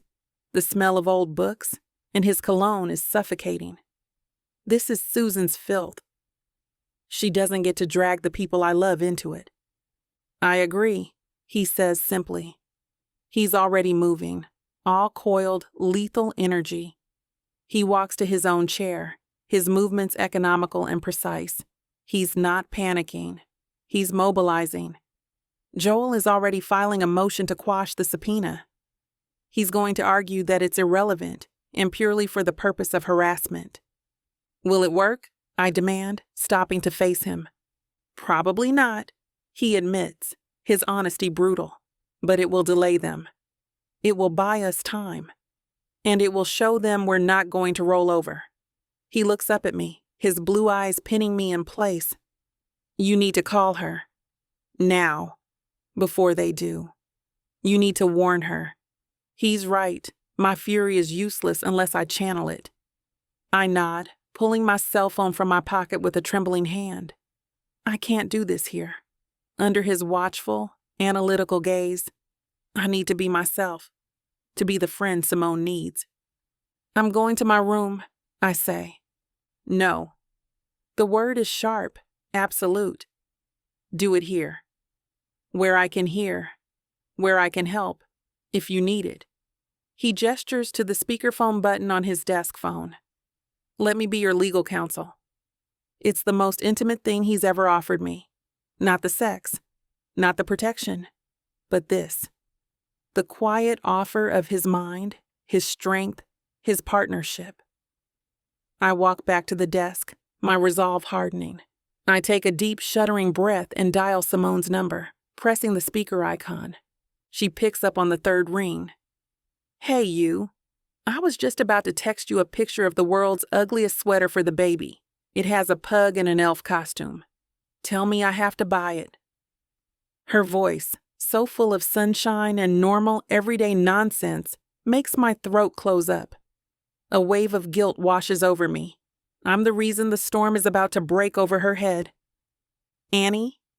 You there? Yeah, Sai, I'm here, I say, my voice rough. Listen, are you sitting down? The humor in her voice vanishes, replaced by a sharp, immediate concern. What's wrong? Is it the baby? Are you okay? I'm fine. The baby's fine, I say quickly. It's Susan. What did that Botoxed crypt keeper do now? She spits, her loyalty an immediate comforting shield. She's coming after you, I say, the words tasting like poison. Sigh, her lawyers are serving you with a subpoena. They want to depose you. The silence on the other line is heavy, absolute. I can picture her in her bright, airy kitchen, her hand frozen on her coffee cup. They want to do what? She finally says, her voice dangerously low. They're trying to prove I'm an unfit guardian, I explain, my own voice shaking with rage. They're going to ask you about my past, my finances, my relationships. They're going to try to twist everything to make me look unstable. Let them, Simone says, and the steel that enters her voice is so potent, I can feel it through the phone. Let that rich brat bring it on. She thinks she can scare me? I'm a Dubois from the Low Country. My great-grandmother wrestled an alligator and won. I will go into that room, and I will read that woman for filth so thoroughly her ancestors will feel the burn. A hysterical laugh bubbles up in my throat. See, you have to take this seriously. They're vicious. And your husband isn't? She shoots back. Tell me your handsome, terrifying Terminator of a husband has a plan. I look at Derek. He gives me a single, almost imperceptible nod. He does. I say, a new strength in my voice. We do. His lawyer is already fighting it, and he'll be there with you. For the deposition. They won't get you alone. Damn right they won't, she says. Okay. So what do I do? Nothing for now. Derek's voice cuts in, calm and authoritative. The sound makes me jump, and I hear Simone's sharp intake of breath. Ms. Dubois, this is Derek Wade. My attorney will be in contact with you within the hour. Do not speak to anyone who tries to serve you papers. Do not speak to any lawyers who are not from my firm. We will handle everything. Well, hello, Mr. Wade, Simone says, her composure unshakable. Good to know you're on the job. Don't worry about Annie. I've got her back. Always have. I'm counting on it, he says. We talk for a few more minutes, going over the logistics. As we're about to hang up, my email pings. It's from the estate lawyer in Charleston, a link to a photo gallery of Philip and Cecile's house for inventory and insurance purposes. My heart gives a painful lurch. I have to go, Cy. I say, my voice suddenly thick. I love you. I love you more, she says fiercely. Now go fight. And tell your husband I expect a very, very expensive bottle of champagne when this is over. I hang up, my hand lingering on the phone. My friend, my fierce, loyal, unshakable friend, is in the line of fire because of me. She's strong, Derek says quietly, as if reading my mind. She's the strongest person I know, I say. I need a distraction, something to do with my hands, with my mind. I click the link in the email. The photos load, a series of sterile, professionally shot images of the house I loved, Cecile's favorite reading chair, now empty, the kitchen where we drank too much wine and laughed until we cried. It's a ghost house, scrubbed clean of the life that made it a home. I scroll through them, a dull ache spreading through my chest. I'm only half looking, my mind still on Simone, on Susan, on the fight ahead. Then I stop. It's a picture of the living room, focused on the fireplace, on the mantel, nestled between a framed photo of us and a piece of pottery Cecile made, is the snow globe. The cheap, tacky snow globe from Green Peak, Vermont. I zoom in, the image pixelating slightly. The poorly painted town square, the fake snow, the excessive glitter.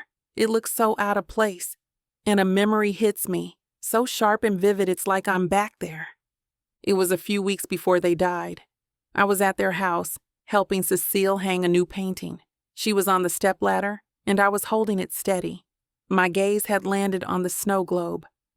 I still can't believe you let that thing have prime real estate, I teased. Cecile had looked down, her expression uncharacteristically serious. She'd smiled. A secret, private little smile. Don't you dare make fun of it, she'd said, her voice soft. Philip said this is the most important thing he's ever given me. More important than that diamond necklace he got you for your birthday? I joked. Her smile had widened. She tapped the side of her nose. This tacky thing, she'd whispered, her eyes twinkling with a secret she was bursting to share. It holds my greatest treasure. Now, staring at the digital image of the cheap plastic sphere, her words echo in my mind. My greatest treasure. She wasn't talking about the glitter. Fake love? Baby, ain't nothing fake about what you're about to feel. 9 full-length audiobooks, dozens of hours of passion, drama, and the kind of chemistry you can't fake. Oh, these couples swear it's just for show. Fake fiancés, pretend dates, contracts and schemes. But baby, when the sparks start flying, somebody's catching feelings. enemies turned lovers, friends turned more. And listen here, this ain't no skimpy sample pack. You're getting the whole buffet. And right now, it's already sitting pretty at 70% off. Take a look at VixAvaughnRomance.com. Hot fomance. I fake do. This diva don't do I do easily. Only serve it up if you deserve me. Playeress. A fake southern fiance. Fake lover. Faux love. Wife for hire. The Fake Love Romance Audiobook Bundle. It's time to play pretend and never look back. Vixa Vaughn Romance.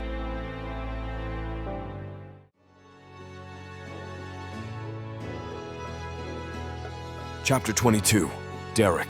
The War Room is a conference room on the 54th floor of a steel and glass tower in downtown Boston.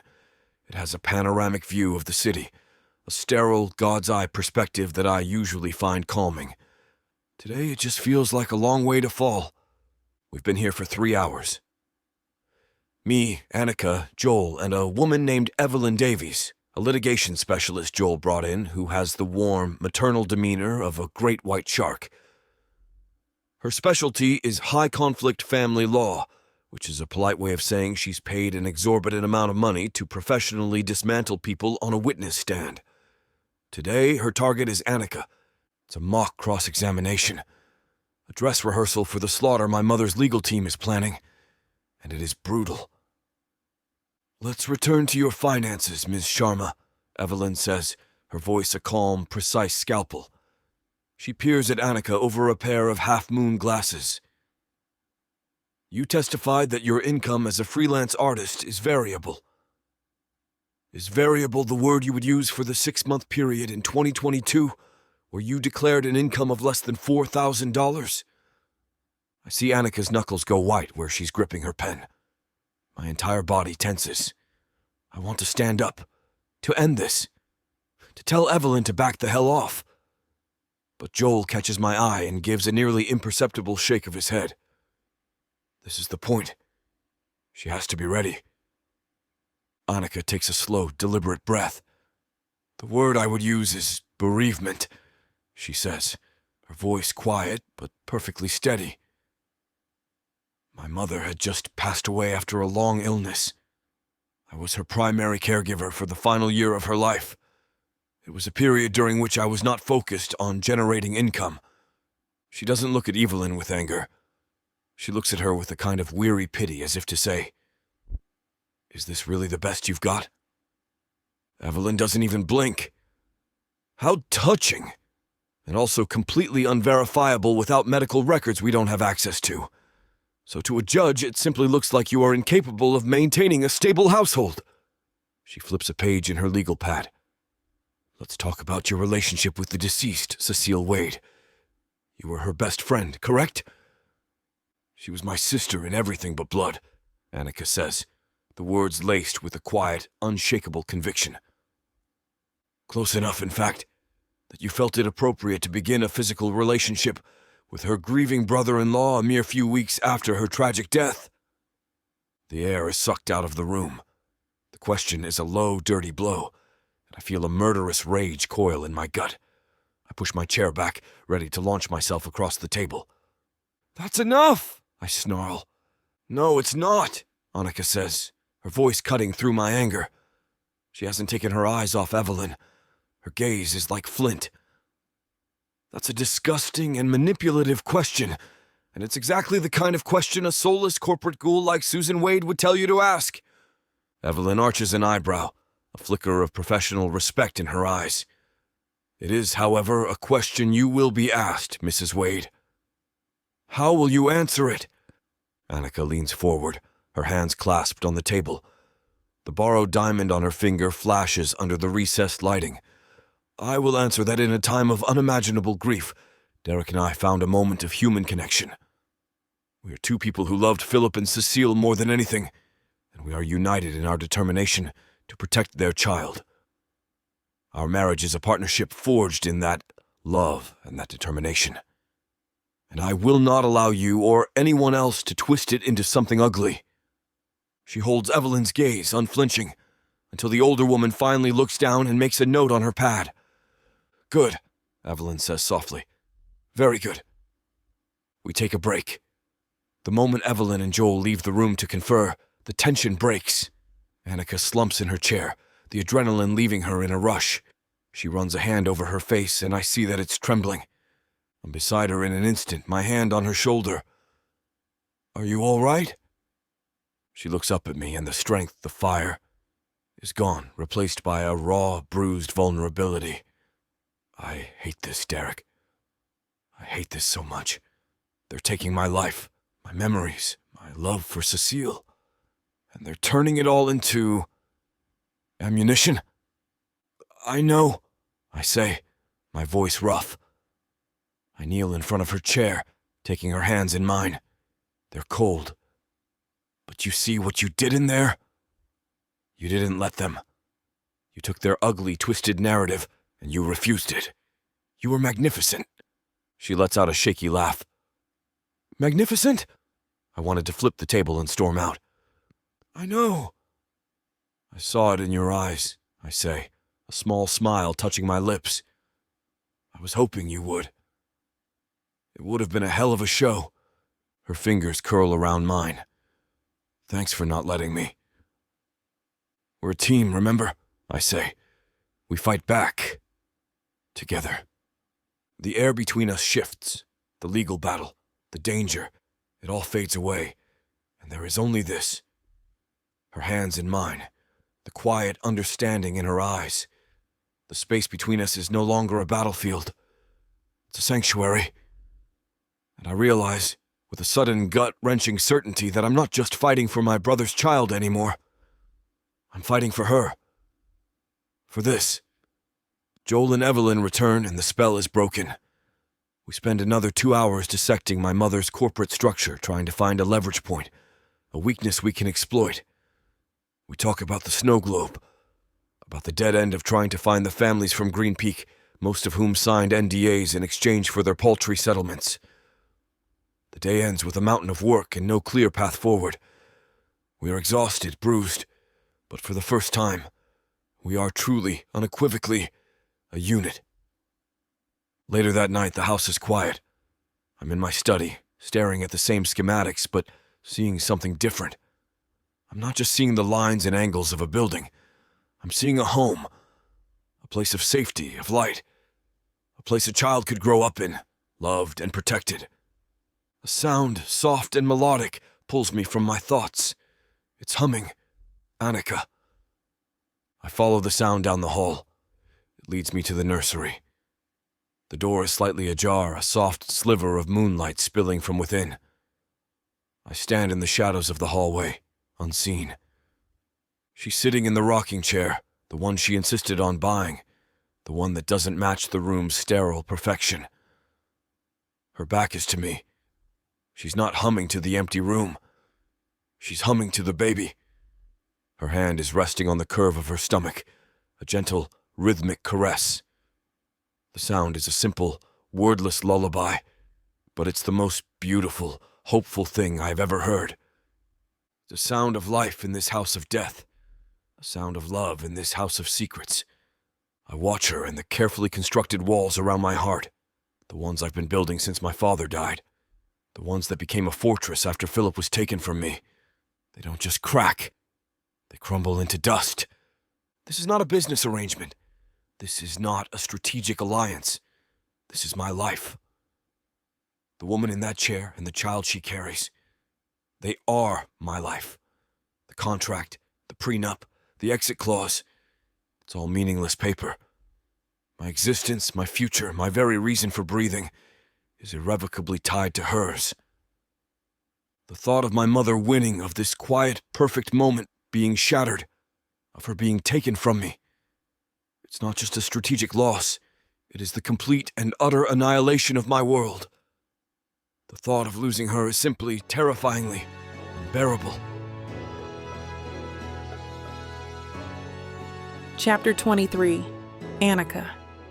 The morning after the mock deposition is a tense, strategic hum. The air in the study, a room I'm starting to think of as our headquarters, is thick with the scent of coffee and the low murmur of Derek on the phone with his legal team. He's been at it since dawn, his voice a low, controlled weapon, parrying and thrusting in a battle I can't see. I'm on the other side of the desk, a laptop open in front of me, scrolling through pages of legal precedents Joel sent over. It's mostly gibberish to me, a foreign language of motions and statutes. But I'm here. I'm present. I am no longer a passive piece in this game. I am a partner. It's a dead end, Derek says, finally hanging up the phone. He rakes a hand through his hair, a gesture of frustration that is becoming achingly familiar. The NDAs the Green Peak family signed are ironclad. Joel can't find a single one willing to speak, even off the record. They're too scared. Susan bought their silence, I say. The words and the outcome felt hollow. She poisoned their land and then paid them to disappear quietly. It's a perfect firewall, he says, pacing in front of the window. We have the motive. We have the proof of murder, but we can't connect the two without a witness. We can't prove why Philip was killed, not in a way that will stand up in court. We're hitting a wall. A smooth, featureless, impossibly high wall, built of money and fear. We're thinking like lawyers. We're looking for paper trails, for financial records, for legal loopholes. And Susan Wade is the master of that game. But I'm not a lawyer. I'm an artist. I don't see loopholes. I see negative space. I see the story that's told by the things that aren't there. We're looking in the wrong place, I say quietly. Derek stops pacing and turns to me, his brow furrowed. What do you mean? We've looked everywhere. No, we haven't, I say, standing up. I feel a thrum of energy, a spark of an idea that is terrifying and exhilarating all at once. We've been looking at the crime, at the business. We haven't been looking at the people, at their lives. Annika, this isn't an art project. It's a murder investigation. And murder is the most personal thing there is. I counter, my voice rising with a passion I can't contain. Cecile and Philip's lives didn't just end, Derek. They were stopped, interrupted. There are things they left behind. Not just financial records. They're things. Their home. The memory of the photos, of the snow globe, flashes in my mind, sharp and vivid. Cecile's secret smile. It holds my greatest treasure. Their personal effects are still in evidence lockup, he says, his voice flat, dismissive. Joel already checked. It's just clothes, furniture. I don't care, I insist, walking around the desk to stand in front of him. I need him to see this, to feel this hunch that is taking root in my gut. I want it all. Here, I want the boxes from their house sent to us. He stares at me, his expression unreadable. I can see the logic-driven part of his brain calculating the odds, dismissing the idea as an emotional, irrational long shot. And what exactly are you hoping to find? He asks, his voice dangerously soft.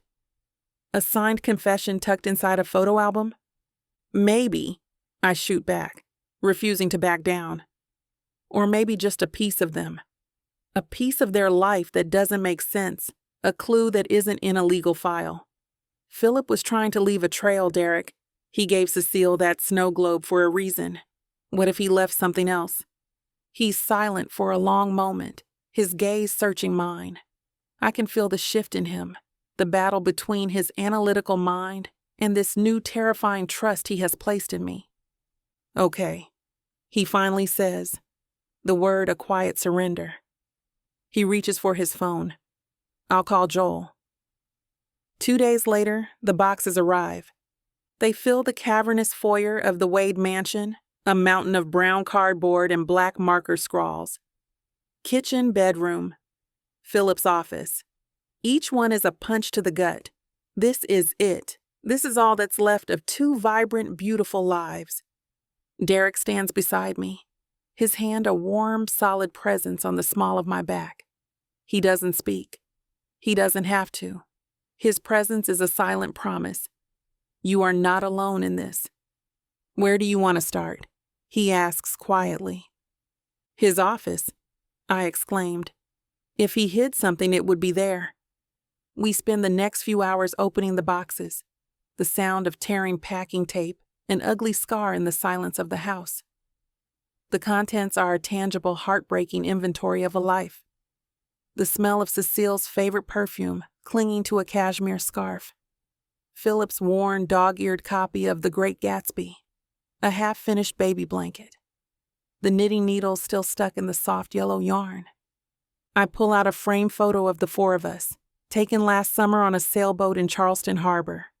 We are all laughing, squinting into the sun, the picture of happiness. I run my thumb over Cecile's smiling face, a fresh wave of grief washing over me. We should have had more time, I whisper. Derek's hand tightens on my shoulder. I know. We work in a shared grieving silence, sorting through papers, books, memories. There is nothing, no hidden envelope, no cryptic note, just the ordinary beautiful detritus of two people in love. My hope begins to drain away, replaced by the cold, heavy certainty that I was wrong. It was just a foolish, desperate idea. Maybe we should stop for today, Derek says gently, seeing the exhaustion on my face. No, I say, shaking my head. One more box. It's the last box from the living room. I slice it open with a box cutter.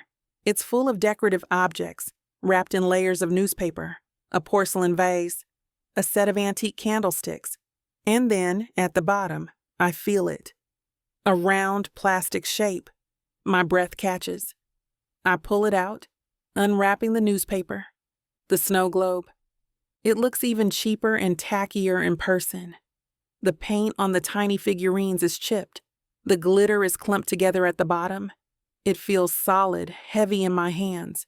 Too heavy. Derek comes to stand beside me, his gaze fixed on the object. That's it? That's it, I whisper. I hold it up to the light, my heart pounding a frantic, uneven rhythm against my ribs. It holds my greatest treasure. I give it a shake, but instead of the gentle, silent cascade of fake snow I'm expecting, I hear a sound, a small but distinct rattling. It's not the glitter, it's something else. Something hard, something loose inside the base. What was that? Derek asks, his voice low. I don't answer. My hands are trembling. I turn the globe over, my fingers fumbling with the cheap felt bottom. There's a seam, almost invisible, running along the edge. I dig my fingernail into it. It's not glued shut. It's a cap.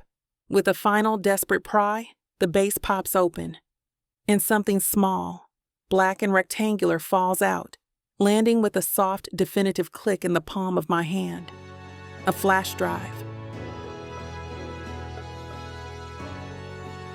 Chapter 24. Derek. It sits in her palm, a small, black rectangle of plastic and metal. A flash drive. It looks insignificant, like something you'd find at the bottom of a desk drawer. But in the charged silence of the cavernous foyer, it feels like the densest object in the universe. It feels like a bomb. Annika is staring at it, her hand trembling so violently I can see it from where I stand. Her face is pale, her eyes wide with a mixture of terror and a fierce, dawning hope. "My greatest treasure," she whispers, the words a reverent echo in the marble hall. My own heart is a frantic, erratic drum against my ribs. This could be nothing. A collection of photos, old documents, a backup of his college thesis. It could be a wild goose chase born from a grieving woman's desperate hunch. But I look at the conviction in Annika's eyes, and I know it's not. My brother sent a message, and this is it. "My study," I say, my voice a low rasp. I don't trust the open space of the foyer. I don't trust the ears that might be listening. I feel my mother's presence in every shadow. I place a hand on the small of Annika's back, guiding her. My other hand closes over hers, enveloping the flash drive. Her fingers are ice cold. We walk in a tight, silent formation, our footsteps echoing on the stone floor. The journey to the study feels treacherous, like we're carrying a lit fuse through a powder keg. I shut the heavy oak door behind us and turn the lock. The soft, metallic click is the only sound in the room. Annika is standing in the center of the room, her arms wrapped around herself, watching me. "What if it's nothing, Derek?" she asks, her voice small, fragile. "What if I dragged you through all of this for nothing? And what if it's everything?" I counter, walking toward my desk. I take the drive from her hand. Our fingers brush, a jolt of static electricity in the supercharged air. I sit in my chair, and she comes to stand behind me, her hands gripping the high leather back, her presence a warm, steady weight. I can feel her breath on my neck. I slide the drive into the USB port on my laptop. The machine makes a soft, affirmative chime as it recognizes the new device. A window pops up on the screen. The drive is named, simply, Insurance. A cold, sharp thrill goes through me. This was deliberate. This was Philip's contingency plan. Annika lets out a sharp, shaky breath. "Open it." I double-click the icon. The drive contains a single password-protected folder. My brother was brilliant, but he was also sentimental. I know the password. I type it in. LUNA. The folder opens. Inside are 3 subfolders. OMNI. Green Peak. Personal. "Start with Omni," Annika whispers, her fingers tightening on my chair. I click. The folder is full of scanned documents, PDFs, and email chains. I open the first one. It's a series of emails between my mother and the CEO of Omni Holdings. The subject line is mitigation. My eyes scan the text, the blood draining from my face. It's all there, coded but clear. Talk of containing the asset, finalizing the acquisition, neutralizing the liability. It's a cold, clinical discussion about the hostile takeover of a smaller company, a move that would have been illegal due to antitrust laws, a move that Philip had apparently tried to block. "She was forcing a sale," I murmur, the pieces clicking into place. Omni was a competitor. Philip argued against the acquisition at a board meeting. He said it was predatory. "And Susan went around him," Annika breathes. I click on the next file. It's a scanned wire transfer confirmation. A 7-figure payment from an untraceable wage shell corporation to a private account in the Cayman Islands. An account belonging to the CEO of Omni. "It wasn't a sale," I say, my voice flat. "It was a bribe." She bought him. She bought the company. We click through the rest of the files, each one a nail in her coffin. The paper trail is meticulous, damning. It's the work of a man who knew he was building a case. Then we get to the Green Peak folder. It's worse. Scanned geological surveys showing toxic levels of chemical runoff. Internal memos written by my mother, explicitly ordering the company to bury the findings. Copies of the non-disclosure agreements, with the paltry settlement amounts highlighted. And then, a spreadsheet. A list of names. The families of Green Peak. Next to each name is a series of notes. Medical conditions. Financial hardship. Vulnerabilities. "She didn't just pay them off," Annika says, her voice thick with disgust. "She targeted them. She found the ones who were too sick or too poor to fight back. The sheer, calculated cruelty of it is staggering. This wasn't just business. This was a scorched earth campaign against innocent people." "There's one more folder," I say, my hand hovering over the mouse. "Personal." I click it. Inside, there is a single file. A video file. Its title makes my heart stop.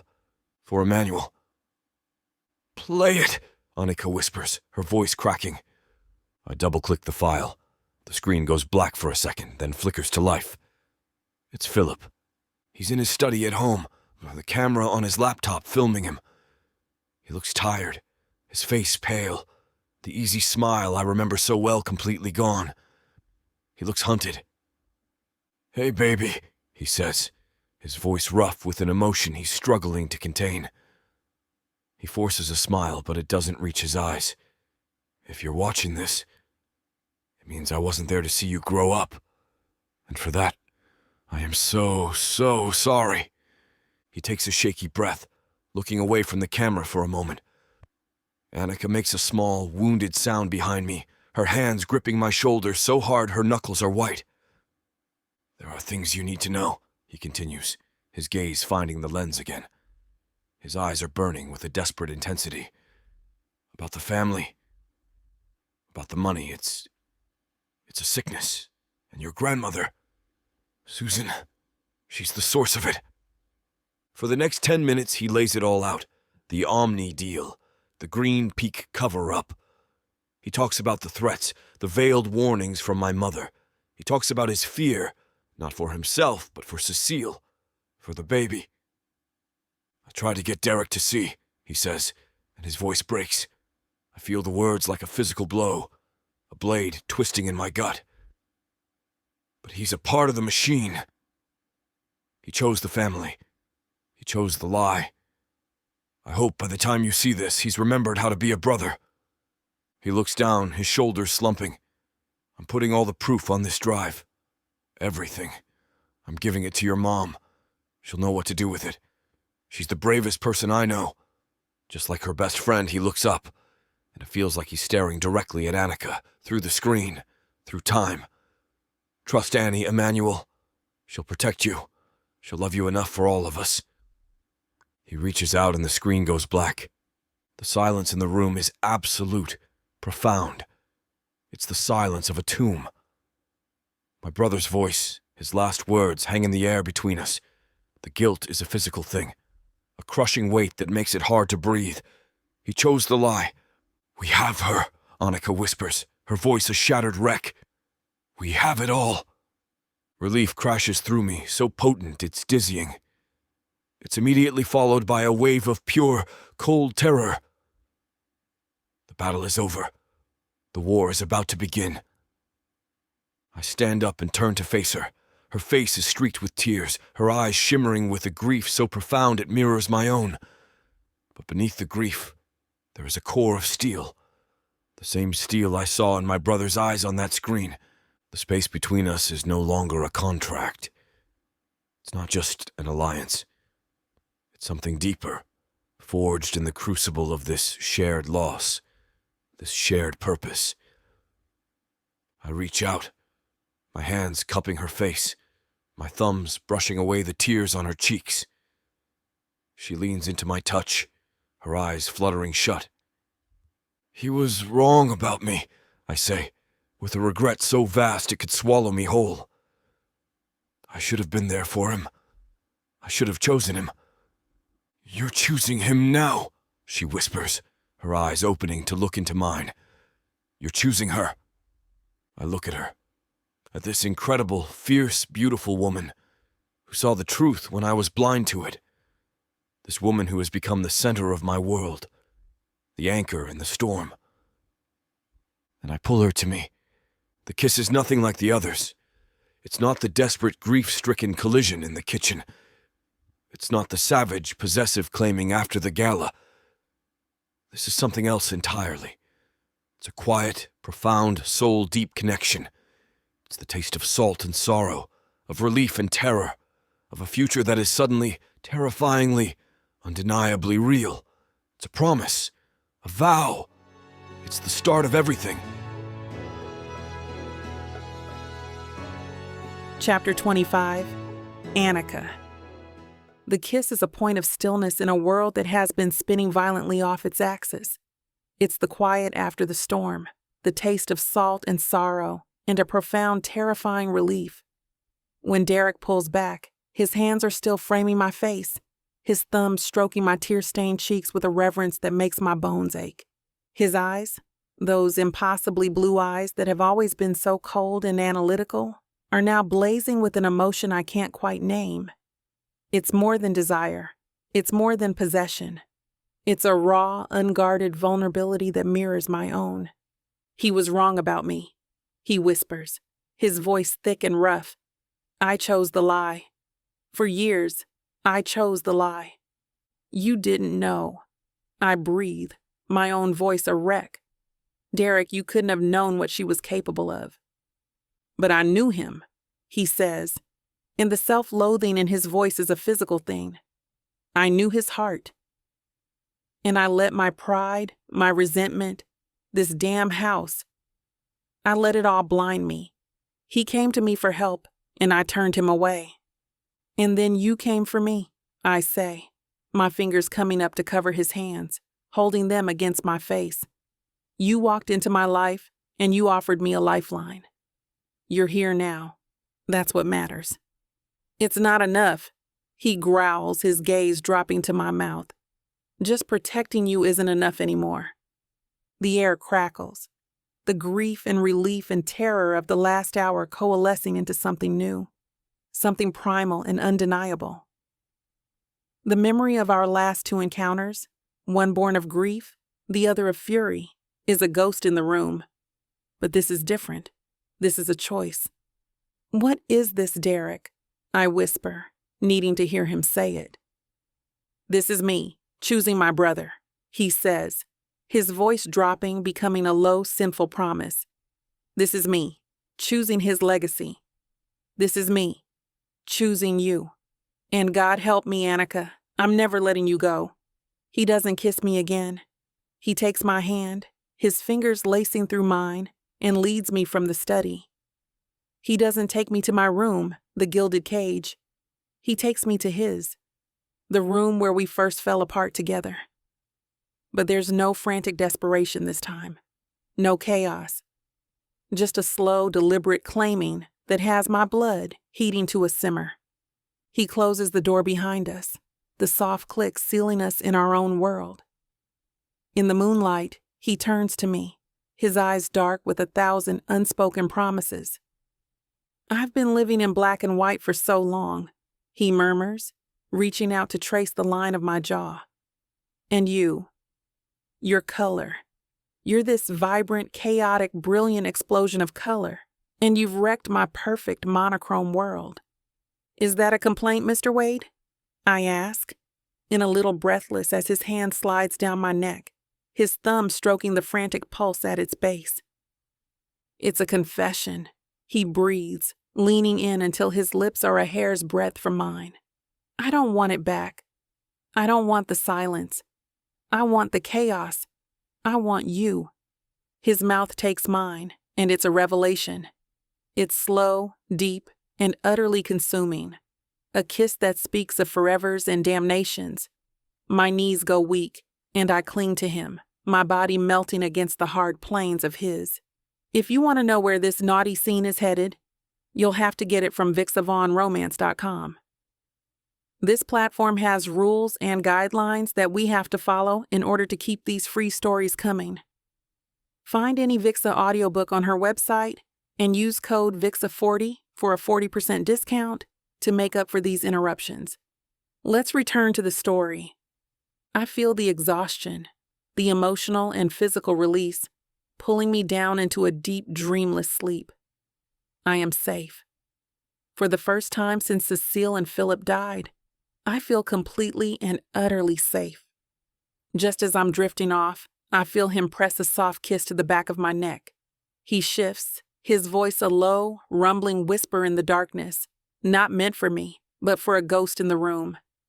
I'll fix it, Philip, he murmurs, his promise a vow that carved deep in my soul.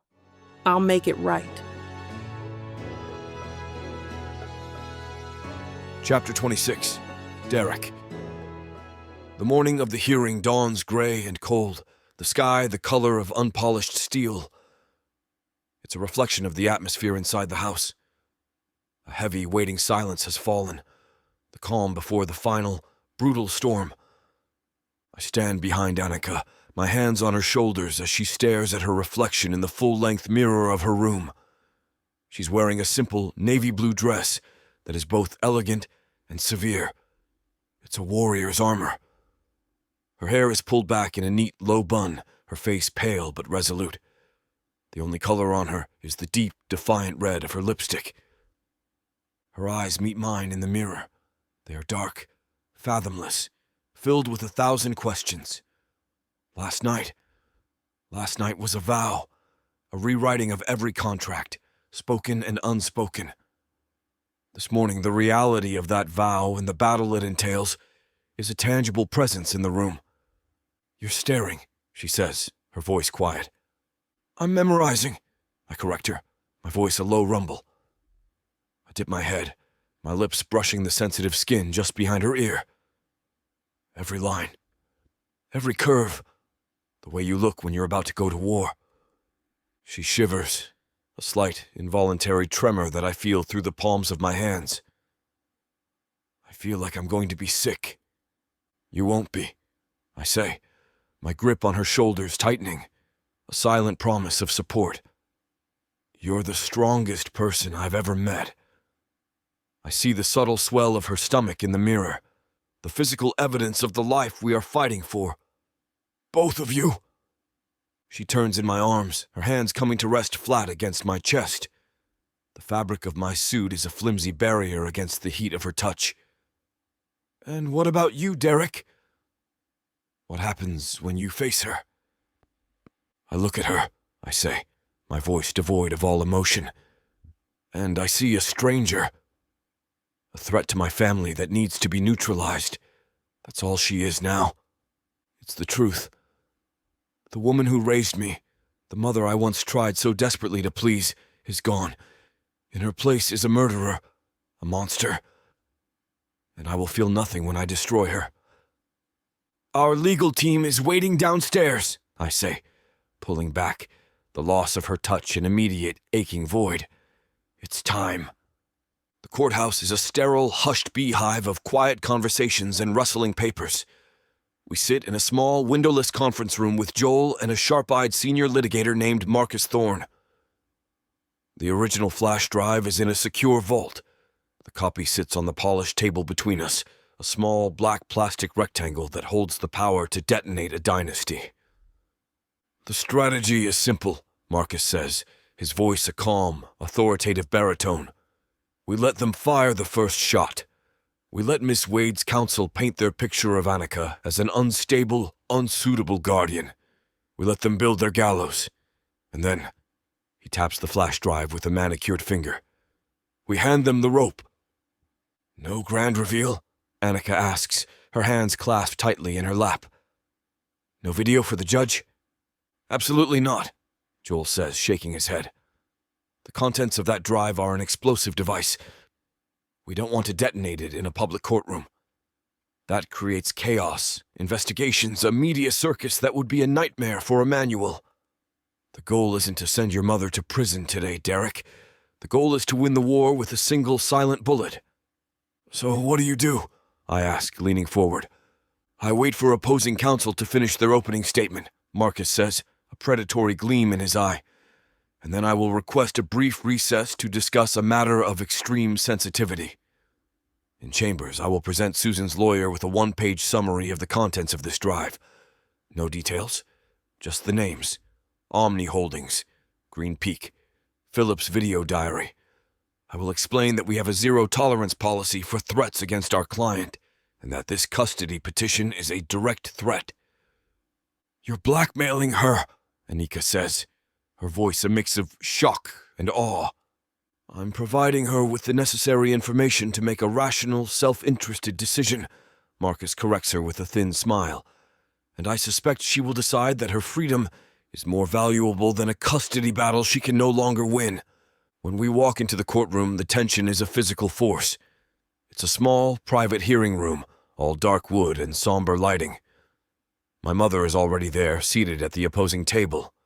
She is the picture of bereaved, concerned elegance in a charcoal gray suit.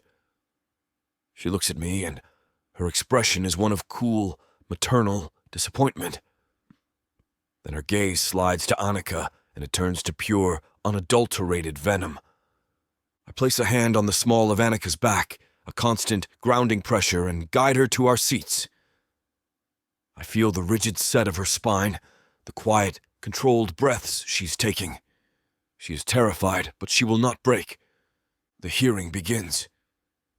My mother's lawyer, a slick, silver-haired shark named Peterson stands and begins his assault. He paints a picture of Annika as a flighty, irresponsible artist. He uses the words from the PI report, the ones she overheard. A history of financial instability, a transient lifestyle, an unsuitable and chaotic environment for a child of the Wade family. With every word, I feel a cold, clean rage crystallizing in my veins. I watch Annika, but she doesn't look at Peterson. She looks straight ahead, her gaze fixed on the judge, her expression unreadable. She is a statue carved from pure will. When Peterson finally sits, the judge, a stern-faced woman with intelligent eyes, looks to our table. "Mr. Thorne?" Marcus rises, his movements fluid and unhurried. "Your Honor, before I begin, I would like to request a brief recess. Information has come to our attention that has a direct and profound bearing on the motivations behind this petition. I believe it would be in the court's best interest, and would save a great deal of time if I could discuss this information with opposing counsel in your chambers." The judge frowns, a flicker of irritation in her eyes. "This is highly irregular, Mr. Thorne." "These are highly irregular circumstances, Your Honor," Marcus replies, his tone perfectly respectful but with an underlying current of steel. I watch my mother. A flicker of uncertainty crosses her face. She looks at her lawyer, a silent question in her eyes. Peterson gives a slight, dismissive shake of his head. He thinks it's a bluff. The judge grants the recess. Marcus and Joel leave with Peterson and the judge. The moment the chamber door closes, my mother stands and walks toward us. "This is a pathetic, desperate little stunt, Derek," she says in a low, venomous hiss. "Whatever lies that little gold digger has been whispering in your ear, they won't work." I will not be intimidated. "Then you should have raised a less intelligent son," I say, my voice equally quiet but lethal. One who didn't inherit his father's eye for structural flaws. Her eyes narrow. Before she can reply, the chamber door opens. Peterson walks out. His face is the color of ash. He looks at my mother, his expression a mixture of terror and fury. He doesn't say a word. He simply walks back to his table, gathers his briefcase, and then leans in and whispers something in her ear. I watch the blood drain from her face. I watch the carefully constructed mask of aristocratic composure crack and shatter, revealing the snarling, terrified monster beneath. For the first time in my life, I see true, abject fear in my mother's eyes. When the judge returns to the bench, Peterson stands on shaky legs. "Your Honor," he says, his voice a hoarse croak. My client wishes to withdraw her petition for guardianship at this time." The judge's gaze is sharp, moving from the lawyer's pale face to my mother's rigid form, and finally to us. She knows. She doesn't know the details, but she knows she has just witnessed a public execution. "Very well," she says, her voice crisp. "Petition withdrawn. The guardianship of the minor child, as stipulated in the last will and testament of Philip and Cecile Wade, is hereby affirmed. This court is adjourned." The gavel comes down with a sharp, final crack. It's over. We've won. The relief is so profound it leaves me dizzy. I reach for Annika's hand, my fingers lacing through hers. Her skin is cold, but her grip is strong. We walk out of the courthouse out into the cold, clean air of the city. The sun has broken through the clouds. On the top step, I stop and turn to her. "It's done," I say, my voice thick. "She can't touch you. She can't touch Emmanuel." A single, perfect tear traces a path down her cheek. She doesn't wipe it away. She just looks at me, her eyes shining with 1,000 emotions I can't begin to name. My phone rings, the sound a jarring intrusion. I see Joel's name and answer it. "She knows," Joel says, his voice urgent, stripped of its usual legal calm. "I just got a call from my source inside the Wade building. Security is in an uproar. Susan knows you have the drive. She's in her office right now. She's shredding everything. The victory in my veins turns to ice. She's not just retreating. She's running. She's erasing the evidence. Final confrontation isn't going to be in a courtroom. It's going to be in her office. And it's going to be now. Chapter 27. Derek. The victory on the courthouse steps lasts for a single, perfect, sun-drenched heartbeat. Annika's tear-streaked face, the relief so profound, it's a physical presence. And then Joel's voice on the phone, a blade of ice severing the moment. She's shredding everything. The world snaps back into sharp, lethal focus. My first instinct is primal. Go to her. Confront the monster in her den. But I look at Annika, at the fragile hope in her eyes, at the hand resting on her stomach. And I know that's the wrong move. That's my mother's game. A chaotic, emotional confrontation where she can twist the narrative, play the victim, create a storm of confusion. Number, I'm done playing her game. I'm burning down the entire board. We're not going to her office, I say in a low, calm command as I end the call with Joel. Annika turns to me, her brow furrowed. What? Derek, she's destroying the evidence. We have to stop her. The evidence on that drive is copied in 3 separate secure locations, I tell her, my hand finding hers, my fingers lacing through hers, a silent anchor. What she's shredding now is a confession. Let her. The fire she's setting is for a funeral pyre, but she thinks it's a smokescreen. I meet her gaze, letting her see the absolute certainty in my eyes. The final confrontation won't be in her office. It will be in the one place she feels truly untouchable, the boardroom. I pull out my phone again, my thumb moving with practiced efficiency. Annika watches me, her expression shifting from confusion to a dawning, sharp-edged understanding. Who are you calling? She asks. The board of directors, I say, my voice flat as I dial the first number. I'm calling an emergency meeting. For this afternoon. The next hour is a whirlwind of controlled surgical chaos. I don't request, I inform. I summon the pillars of my family's corrupt empire from their lunches and golf games with a tone that brooks no argument. Charles, it's Derek Wade. There's an emergency board meeting at 3 p.m. at the Wade Building. The future of the company is on the table. Your presence is not optional. Click. Dial. Mr. Albright, I don't care about your meeting with the governor. Cancel it. Click. Dial. With each call, I feel a piece of the old world falling away, the weight of a lifetime of complicity and silence beginning to lift. I am no longer the dutiful son, the reluctant heir. I am my brother's vengeance. Annika doesn't speak. She just watches me, her hand never leaving mine. She is my witness, my conscience, the quiet, unwavering center of my storm. When I'm done, I turn to her.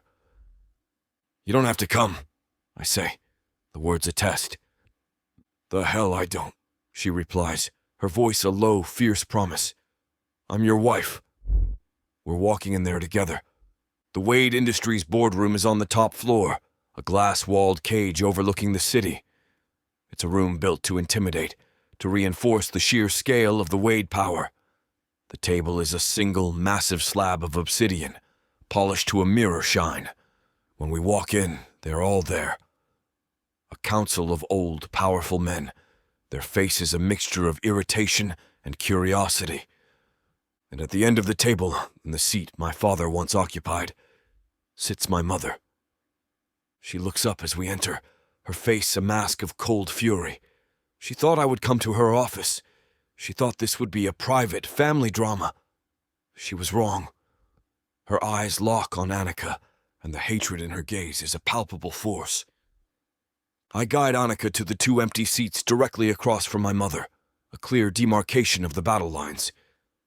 I pull out her chair and she sits, her posture regal, her gaze unwavering. She is a queen in the heart of enemy territory. Derek, what's the meaning of this? Charles Albright, my father's oldest friend, demands, his voice a self-important boom. I had to reschedule a meeting with the... I know who you had a meeting with, Charles. I cut him off, my voice quiet, but carrying to every corner of the room. The casual disrespect silences him immediately. And I assure you, what we are about to discuss is of far greater consequence than your political maneuvering. I remain standing, placing a hand on Annika's shoulder. I look at each member of the board, my gaze lingering for a moment on each of their faces. Faces I have known my entire life. Faces that have smiled at me at Christmas parties and offered condolences at my brother's funeral. Faces of men who were complicit. I'm sure you're all wondering why I've called you here on such short notice, I begin. And I'm sure my mother has offered you a version of the events of the past few weeks. A story about a gold-digging artist and a son who has lost his way. My mother's knuckles are white where she grips the arms of her chair. Derek, this is a private family matter. It has no place here. You're wrong, I say, my voice slicing through her interruption. This was never a family matter. It was always about this company, about the rot at its foundation, a rot that began with my father. A collective gasp goes through the room. I've broken the cardinal rule. I've spoken ill of the dead king.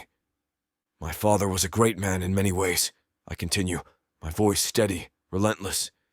But he was also a man who made compromises. He knew about the Green Peak land deal. He knew the environmental reports were buried. He signed the first of the ridiculously low-ball settlement offers to those families. He did it to protect the company, to protect the legacy, to protect all of you. I let that sink in. I see the flicker of fear in their eyes, the nervous shifting in their expensive suits.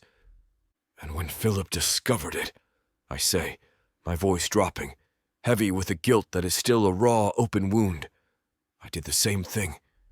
He came to me, my own brother, with proof of corporate malfeasance on a staggering scale. And I told him to be quiet. I told him to protect the family. I chose this company over my own blood. My silence is a sin I will carry for the rest of my life. I pause, my gaze locking with my mother's across the vast, empty expanse of the table. But my mother, my voice now laced with ice, went further. When Philip refused to be silenced, when he threatened to expose the full extent of her own crimes, the Omni Holdings bribery, the decades of embezzlement, she didn't just silence him. She had him executed. Chaos. The room erupts. Shouts of preposterous and slander fill the air. My mother is on her feet, her face a mask of theatrical outrage. "He is lying!" she shouts, her voice shrill. "He is grief-stricken and being manipulated by this creature?" I say nothing. I simply reach into my pocket, pull out the flash drive, and place it gently on the polished obsidian table. It makes a soft, definitive click. The room falls instantly, deathly silent. "This drive," I utter in a calm, lethal whisper, "contains every piece of evidence. The wire transfers, the buried reports, the emails, and a video diary from my brother recorded the week before he died, detailing everything. A copy of this drive is already with the SCC and the district attorney's office. It's a lie, but a necessary one." I watch the blood drain from their faces. I watch a lifetime of power and privilege and impunity evaporate in a single terrifying moment. "I'm not here to salvage Wade Industries," I say, my voice ringing with a clarity and purpose I've never felt before. "I'm here to announce its dissolution." More shouts, more chaos. I let it wash over me. I wait for it to die down, my silence a more powerful weapon than any of their blustering protests. Effective immediately, I'm exercising my controlling interest, an interest I inherited from the man you all helped murder to liquidate every asset connected to the Omni and Green Peak deals. That money, along with the entirety of my mother's personal fortune, which is already being frozen by federal agents as we speak, will be used to establish a new entity. I look at Annika, at the fierce, beautiful hope in her eyes, and I know, with a certainty that settles deep in my bones, that I am finally doing the right thing. "It will be called the Philip Wade Foundation," I announced to the stunned, silent room.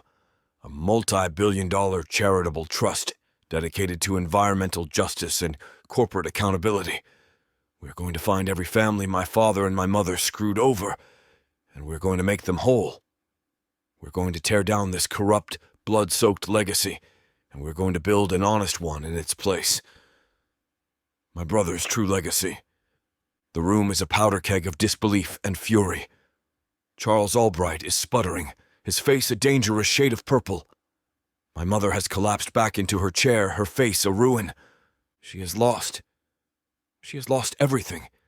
Her company, her fortune, her power, and her son. I look at her one last time, at the shattered remains of the woman who built an empire on lies, and I feel nothing. No pity, no anger. Just a vast, empty space where a son's love used to be. I take Annika's hand. Let's go home, I say. For the first time, the word feels true.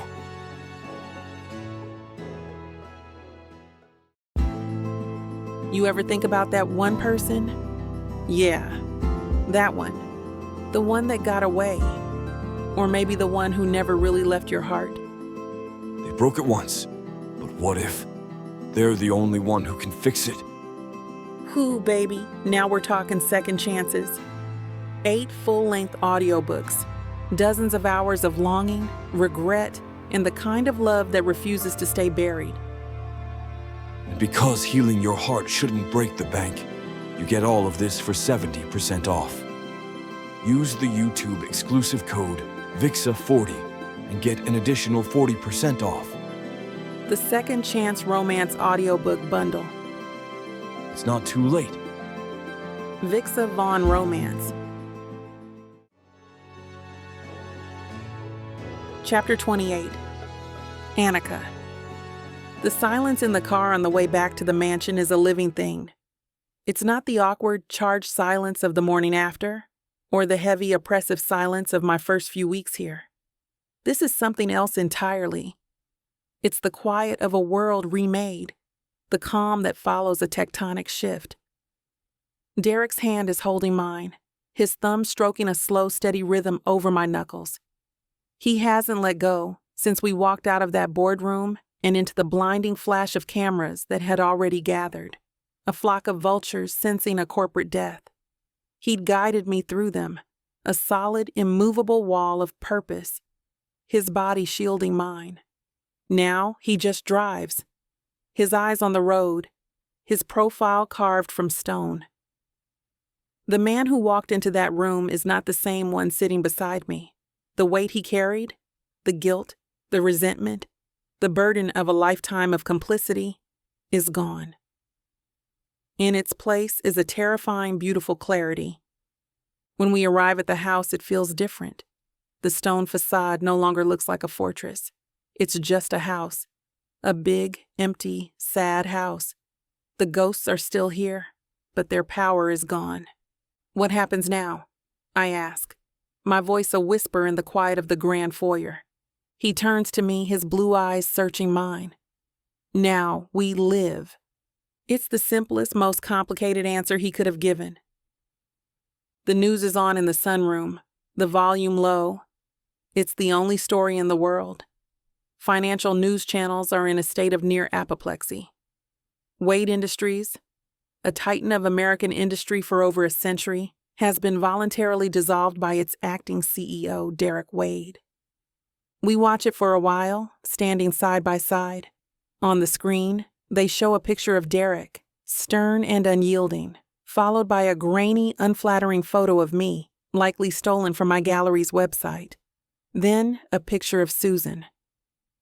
Sources say Susan Wade, the company's matriarch, is under federal investigation for a litany of charges, including corporate fraud, embezzlement, and conspiracy. They don't say the word murder. Not yet. But it hangs in the air, an unspoken specter. You did it, I breathe, watching the Chiron scroll across the bottom of the screen. You actually burned it all to the ground. Ashes, he says, his gaze fixed on the screen. A foundation built on rot deserves nothing less. Now we build something clean, something that lasts. He sacrificed it all. The power, the name, the legacy he was raised to covet. He detonated his entire world for integrity. For his brother. For me. The sheer, staggering magnitude of his decision settles over me. The boy in the photographs, the one who smiled with such unadulterated joy, is still in there. He just needed a reason to fight his way out. The threat is gone. Susan is a ghost now, too, exiled from her own life, facing a storm of legal repercussions she can no longer control. The weight I've been carrying, the constant low-grade fear for my baby, for myself, finally, blessedly, lifts. My shoulders slump with the release of it. Derek turns from the television, his focus entirely on me. Are you okay? I think so, I say, a real, watery smile finding its way to my lips. It's a lot to process. You've been carrying the weight of this for too long, he says, his voice rough with an emotion he doesn't try to hide. He reaches out, his hand coming to rest on my stomach, a gesture that is now as natural as breathing. You and Emmanuel, you deserve peace. And then I feel it. A low, deep clenching in my back, a tightening across my belly that is different from any I've felt before. It's not painful, it's purposeful. I draw in a sharp breath. Derek's expression shifts instantly from tender to alert. What is it? Are you in pain? No, I say, shaking my head, a slow dawning realization blooming in my chest. Not pain, just pressure. I've been having the twinges for a few days. Braxton Hicks, the doctor said. The body is preparing, but this is different, deeper, more insistent. Another one rolls through me, stronger this time.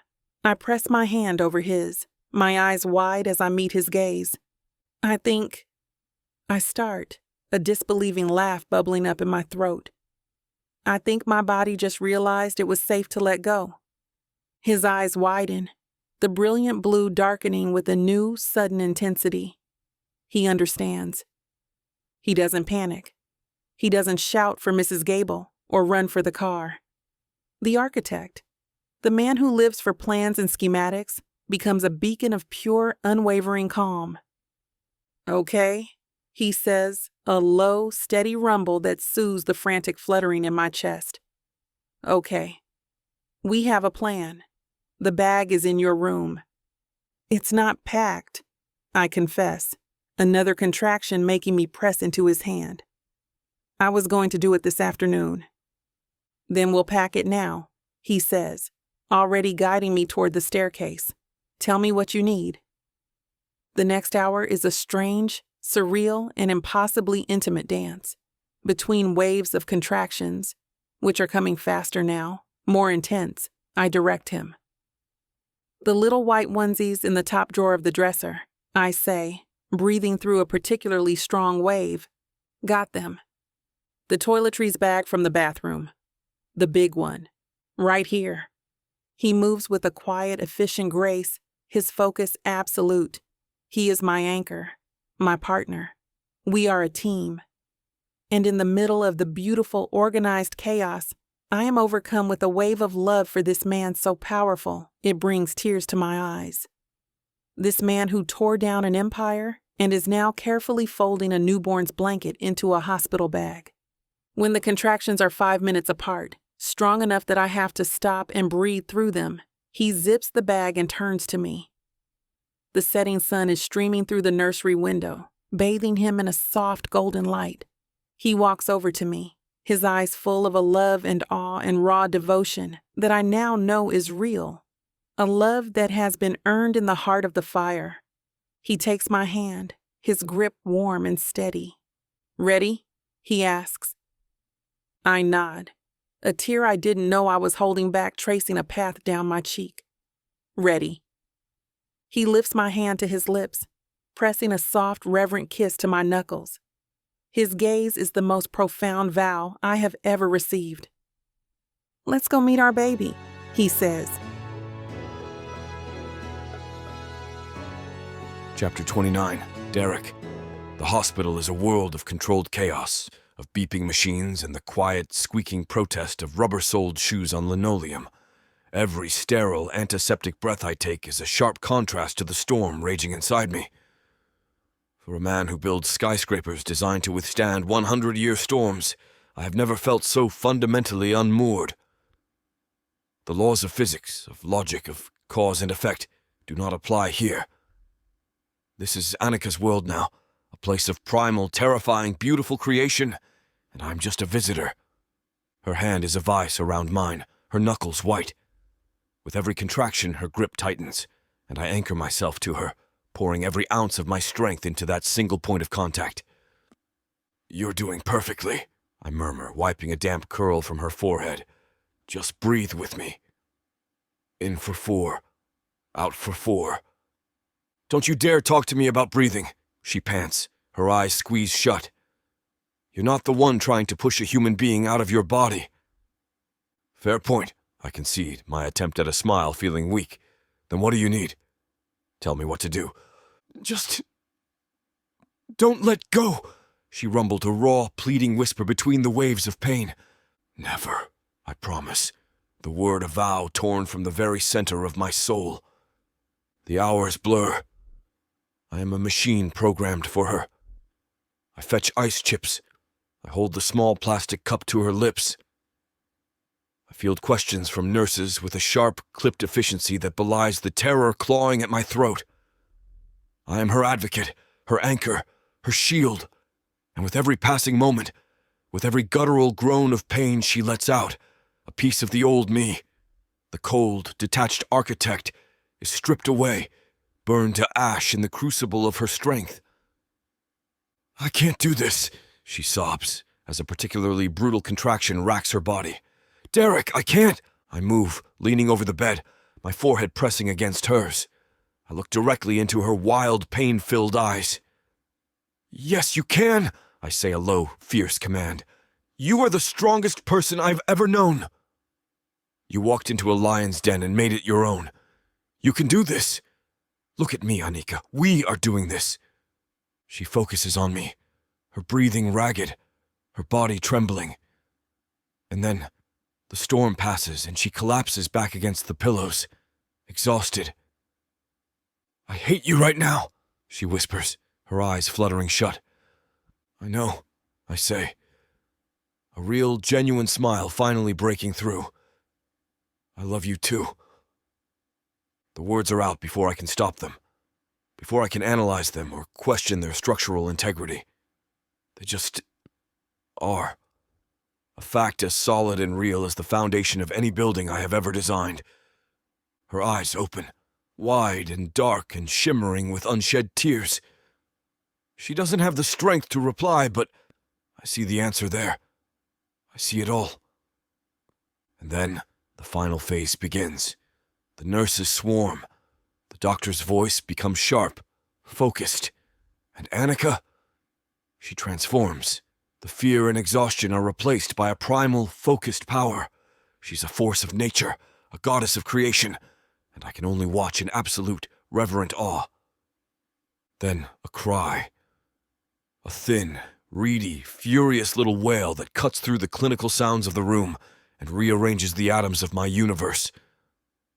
"Here he is, Mama," the doctor says, placing a small, impossibly perfect, squirming bundle on Annika's chest. "A boy. We have a son."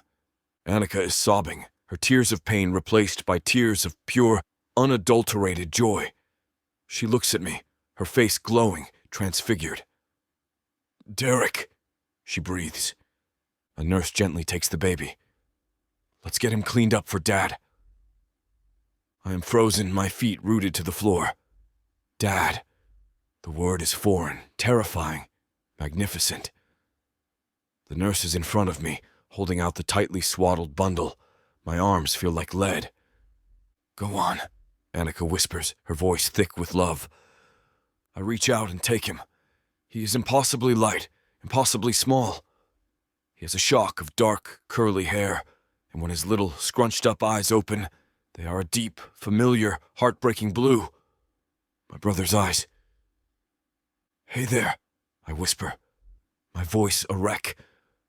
I looked down at this tiny, perfect human, and the last piece of the cold, empty fortress I had built around my heart doesn't just crack. It vaporizes. It ceases to exist. I'm your dad. I look from his face to Annika's. She is watching us, her smile the most beautiful thing I have ever seen. She's my family. This, right here, is my life. Everything I have ever wanted, everything I have ever needed is in this room. What should we name him? She asks, her voice soft with exhaustion. I look back down at our son, at this tiny, incredible new beginning born from so much loss. There is only one name, a name of strength, of integrity, of love. Philip, I say. His name is Philip. A few weeks later, the world has settled into a new, beautiful, chaotic rhythm. The mansion is no longer silent. It is filled with the soft coos and occasional furious wails of a newborn. It is filled with the scent of baby powder and Annika's jasmine perfume. It is filled with life. It's Christmas morning. The air is crisp and cold outside, but inside a fire crackles in the hearth of the sunroom. Annika is curled on the sofa, sleeping Philip nestled in the crook of her arm. She looks tired, but she glows, radiating a soft, maternal light that makes my chest ache with a love so fierce it's a physical presence. I have something for you, I say, my voice quiet so as not to wake the baby. For us. She looks up, her dark eyes full of curiosity. You didn't have to get me anything, Derek. This isn't a gift, I say, taking her hand. It's a promise. I lead her from the sunroom, down the long marble hall, toward the one room in this house that has always represented the height of its cold, formal emptiness. The ballroom. What are we doing here? She asks, as I stop before the massive, ornate double doors. Starting over, I say, and I push the doors open. The room is gone. The stuffy, gilded, joyless space where my mother held her soulless galas has been completely transformed. The heavy velvet drapes have been replaced by vast, floor-to-ceiling windows that flood the space with brilliant winter morning light. One entire side of the vast room is an artist's dream. A massive easel stands in the center, surrounded by flat file cabinets and tables covered in pristine art supplies. Canvases of every size are stacked against a wall that has been reinforced to hold them. The air smells of fresh paint and new beginnings. The other side of the room, the other side is for him. Soft rugs cover the floor, a comfortable armchair sits next to a crib, and shelves are filled with books and soft, brightly colored toys. A mobile of hand-carved wooden planets hangs over the crib, turning slowly in the morning light. It's a space of warmth, of love, of laughter. It is no longer a ballroom. It is a home. The heart of our home. Annika just stands there, her hand flying to her mouth, a soft, disbelieving sob escaping her. She turns to me, her eyes shining with tears. You did this? She whispers. I had some help, I say plainly, but the design is all mine. I step closer, my hand coming up to cup her cheek. A home needs a heart, Annika. A place where the life happens. You're the heart. You and Philip. This is just the room for it. She surges forward, her free arm wrapping around my neck, her lips finding mine in a kiss that is a promise, a vow, a future. It's a kiss that tastes like home. I love you, Derek Wade, she says against my lips. I love you, Annika Wade, I reply, resting my forehead against hers. I look from my incredible, fierce, beautiful wife to my perfect, sleeping son, to the sun-drenched room we will fill with color and laughter and life. The ghosts are gone, the battle is won, and our life is just beginning. Chapter 30. Annika. The kiss is a promise, a vow, a future. When Derek pulls back, the sun-drenched room seems to vibrate with the sheer impossible reality of it all. I look from his face, so open and full of a love I can feel in my bones, to the impossible space he has created. A home within a house, a heart within a tomb. I don't understand. I whisper, my voice thick with unshed tears. When did you... How? I'm an architect, he says, a soft, self-deprecating smile touching his lips. I see a space, and I see what it's meant to be. This room was never meant for ghosts and bad memories. It was always waiting for you. For him, his gaze drifts to the sleeping baby in my arms. I wanted him to grow up surrounded by light and color, surrounded by his mother's art, surrounded by life. My free hand is still linked with his. I squeeze it, a silent message of a gratitude so vast it has no words. You tore down one legacy to build a new one, he finishes, his blue eyes searing into mine. Our legacy, Annika. One built on truth, on integrity. He takes a deep breath, and I see a glimmer of something new in his eyes. Nerves. The unflappable Derek Wade is nervous. There's just one more piece of the foundation we need to lay. Before I can ask what he means, he lets go of my hand. And he gets down on one knee. Right there, smack in the center of the sun and the scent of fresh paint. With our son sleeping soundly against my heart, Derek Wade kneels before me. He reaches into his pocket and pulls out a small velvet box. My breath catches, a sharp, painful thing in my throat. He opens the box. Inside, nestled on a bed of black velvet, is a ring. It's not a massive, ostentatious Wade diamond. It's a simple, elegant platinum band with a single perfect sapphire that matches his eyes. It's a ring that knows me. The first time I asked you to marry me, he begins, his voice a low, rough rumble that vibrates through the floorboards. It was in your apartment in Charleston. It was a business proposal, a cold, tactical maneuver. It was the most logical and the most soulless decision I had ever made. He shakes his head, a wry, self-loathing smile on his face. I came to you with a contract, an exit clause. I offered you my name and my money, and I asked for nothing of your heart. It was a sin, and I've been paying for it every day since. He looks up at me, his eyes shining with a raw, terrifying vulnerability. I'm not asking for a contract this time, Annika. I'm not offering a deal. I'm begging. My tears are falling freely now, tracing hot paths down my cheeks. I am a broken, messed up man who spent his entire life choosing the wrong things, he says, his voice filled with emotion. Until you and this beautiful baby. You are the only choice that has ever mattered. You are the heart of my home. You are the heart of my life. I love you with a ferocity that terrifies me. Please, Annika, build a new life with me. Build a real family with me. Marry me. For real this time. Yes, I sob, the word a strangled, joyous release. Yes, of course. Yes. He slides the cool, heavy ring onto my finger. It's a perfect fit.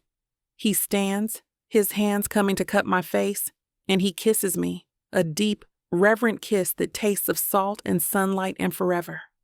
Later that night, the mansion is quiet.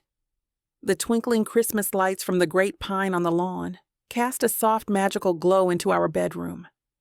Philip is sleeping soundly in his crib in the new nursery, his little chest rising and falling in a steady, peaceful rhythm. I'm standing by the window, my new ring a cool, solid weight on my finger, a constant, beautiful reminder. I watch the gentle snowfall begin outside, each flake a tiny, perfect star. The world feels new. I feel Derek's arms slide around me from behind, his chin resting on my shoulder. His body is a warm, solid wall against my back. He's asleep, he murmurs, his lips brushing against my neck. Like a stone, I whisper, leaning back into him. He knows his parents are finally home.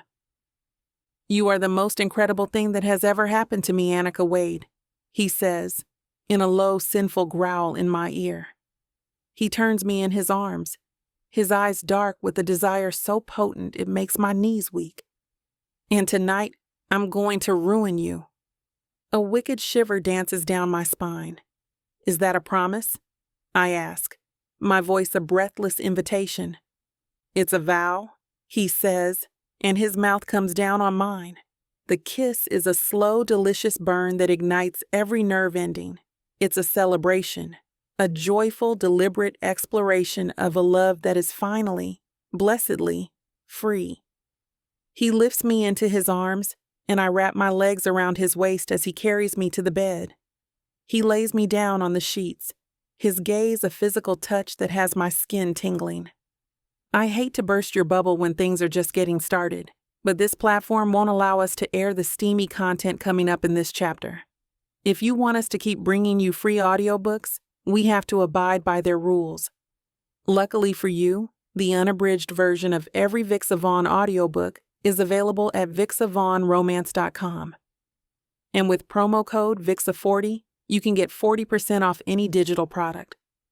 Later, we stand in the doorway of the new nursery, our arms wrapped around each other. The moonlight streams through the new windows, illuminating the beautiful, chaotic, perfect space we will now call our life. Philip is sleeping soundly, one tiny hand curled into a fist. Derek presses a kiss to my temple, his promise a soft whisper in the quiet of our new beginning. I love you. 1 year later. The grand ballroom is no longer silent. It's filled with the gleeful shriek of our son, the squeak of his tiny sneakers on the polished floor, and the low thrumming bass of the jazz station I always have playing. The air, which once hung heavy with the ghosts of a corrupt dynasty, now smells of oil paint, turpentine, and the sweet, yeasty scent of the sourdough I started this morning. It's the scent of our life. It's the scent of home. I'm standing in front of a massive canvas, a riot of deep blues and explosive golds, my brush moving with a freedom I haven't felt in years. Philip, my beautiful walking, talking tornado of a son, is a few feet away, happily smearing non-toxic, edible finger paints all over a sheet of paper, his hands, and a significant portion of his face. He is a masterpiece in shades of blueberry and sweet potato. More boom, Mama, he demands, smacking a paint-covered hand onto the paper with a wet, satisfying splat. That's a beautiful boom, my love, I say, my heart so full it feels like it might just burst.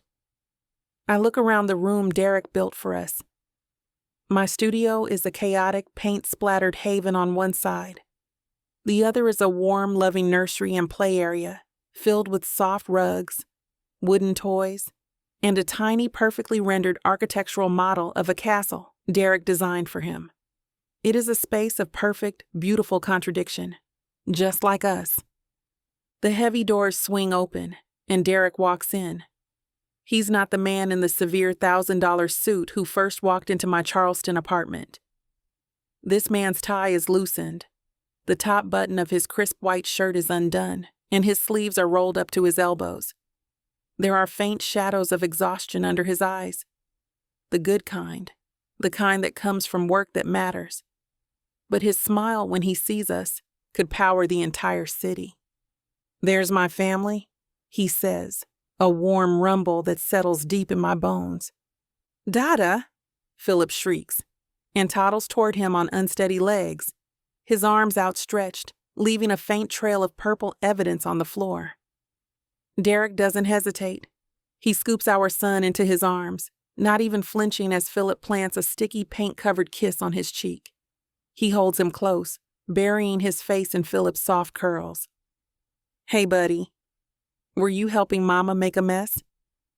Big mess, Philip confirms proudly. Derek's eyes find mine over our son's head. The love in his gaze is a tangible thing, a constant, steady flame that warms me from the inside out. I see that. What's the damage report? Minimal casualties, I say, a laugh bubbling up. The floor might need a scrub, and our son is officially a modern art installation, but the city will survive. He walks toward me, his movements filled with an easy, confident grace that is still devastatingly sexy. And what about the lead artist? Is she surviving? he asks, his voice dropping an octave. She's thriving, I whisper as he reaches me. He leans in, his lips finding mine in a kiss that is both achingly familiar and still capable of stealing my breath. It tastes of coffee and mint and the pure, uncomplicated joy of a man coming home. Good, he murmurs against my mouth. He looks at the canvas behind me. The foundation just finalized the Green Peak settlement. We bought back all the original family properties, every single one, gave them back, free and clear, with enough capital to rebuild. Philip would be so proud, I say, my hand coming up to cup his jaw, my new, simple wedding band glinting in the light next to the perfect sapphire of my engagement ring. He'd be proud of us, he corrects me gently. He looks down at our son, who is now trying to paint his father's shirt. He'd be proud of this. My husband, our son. I trace the new perfect line of our family, a composition I never knew I was creating. The silence of this house, once a heavy, oppressive weight, is now a gentle peace, filled with the soft sound of our son's breathing. It's the quiet not of an ending, but of a masterpiece finally allowed to begin.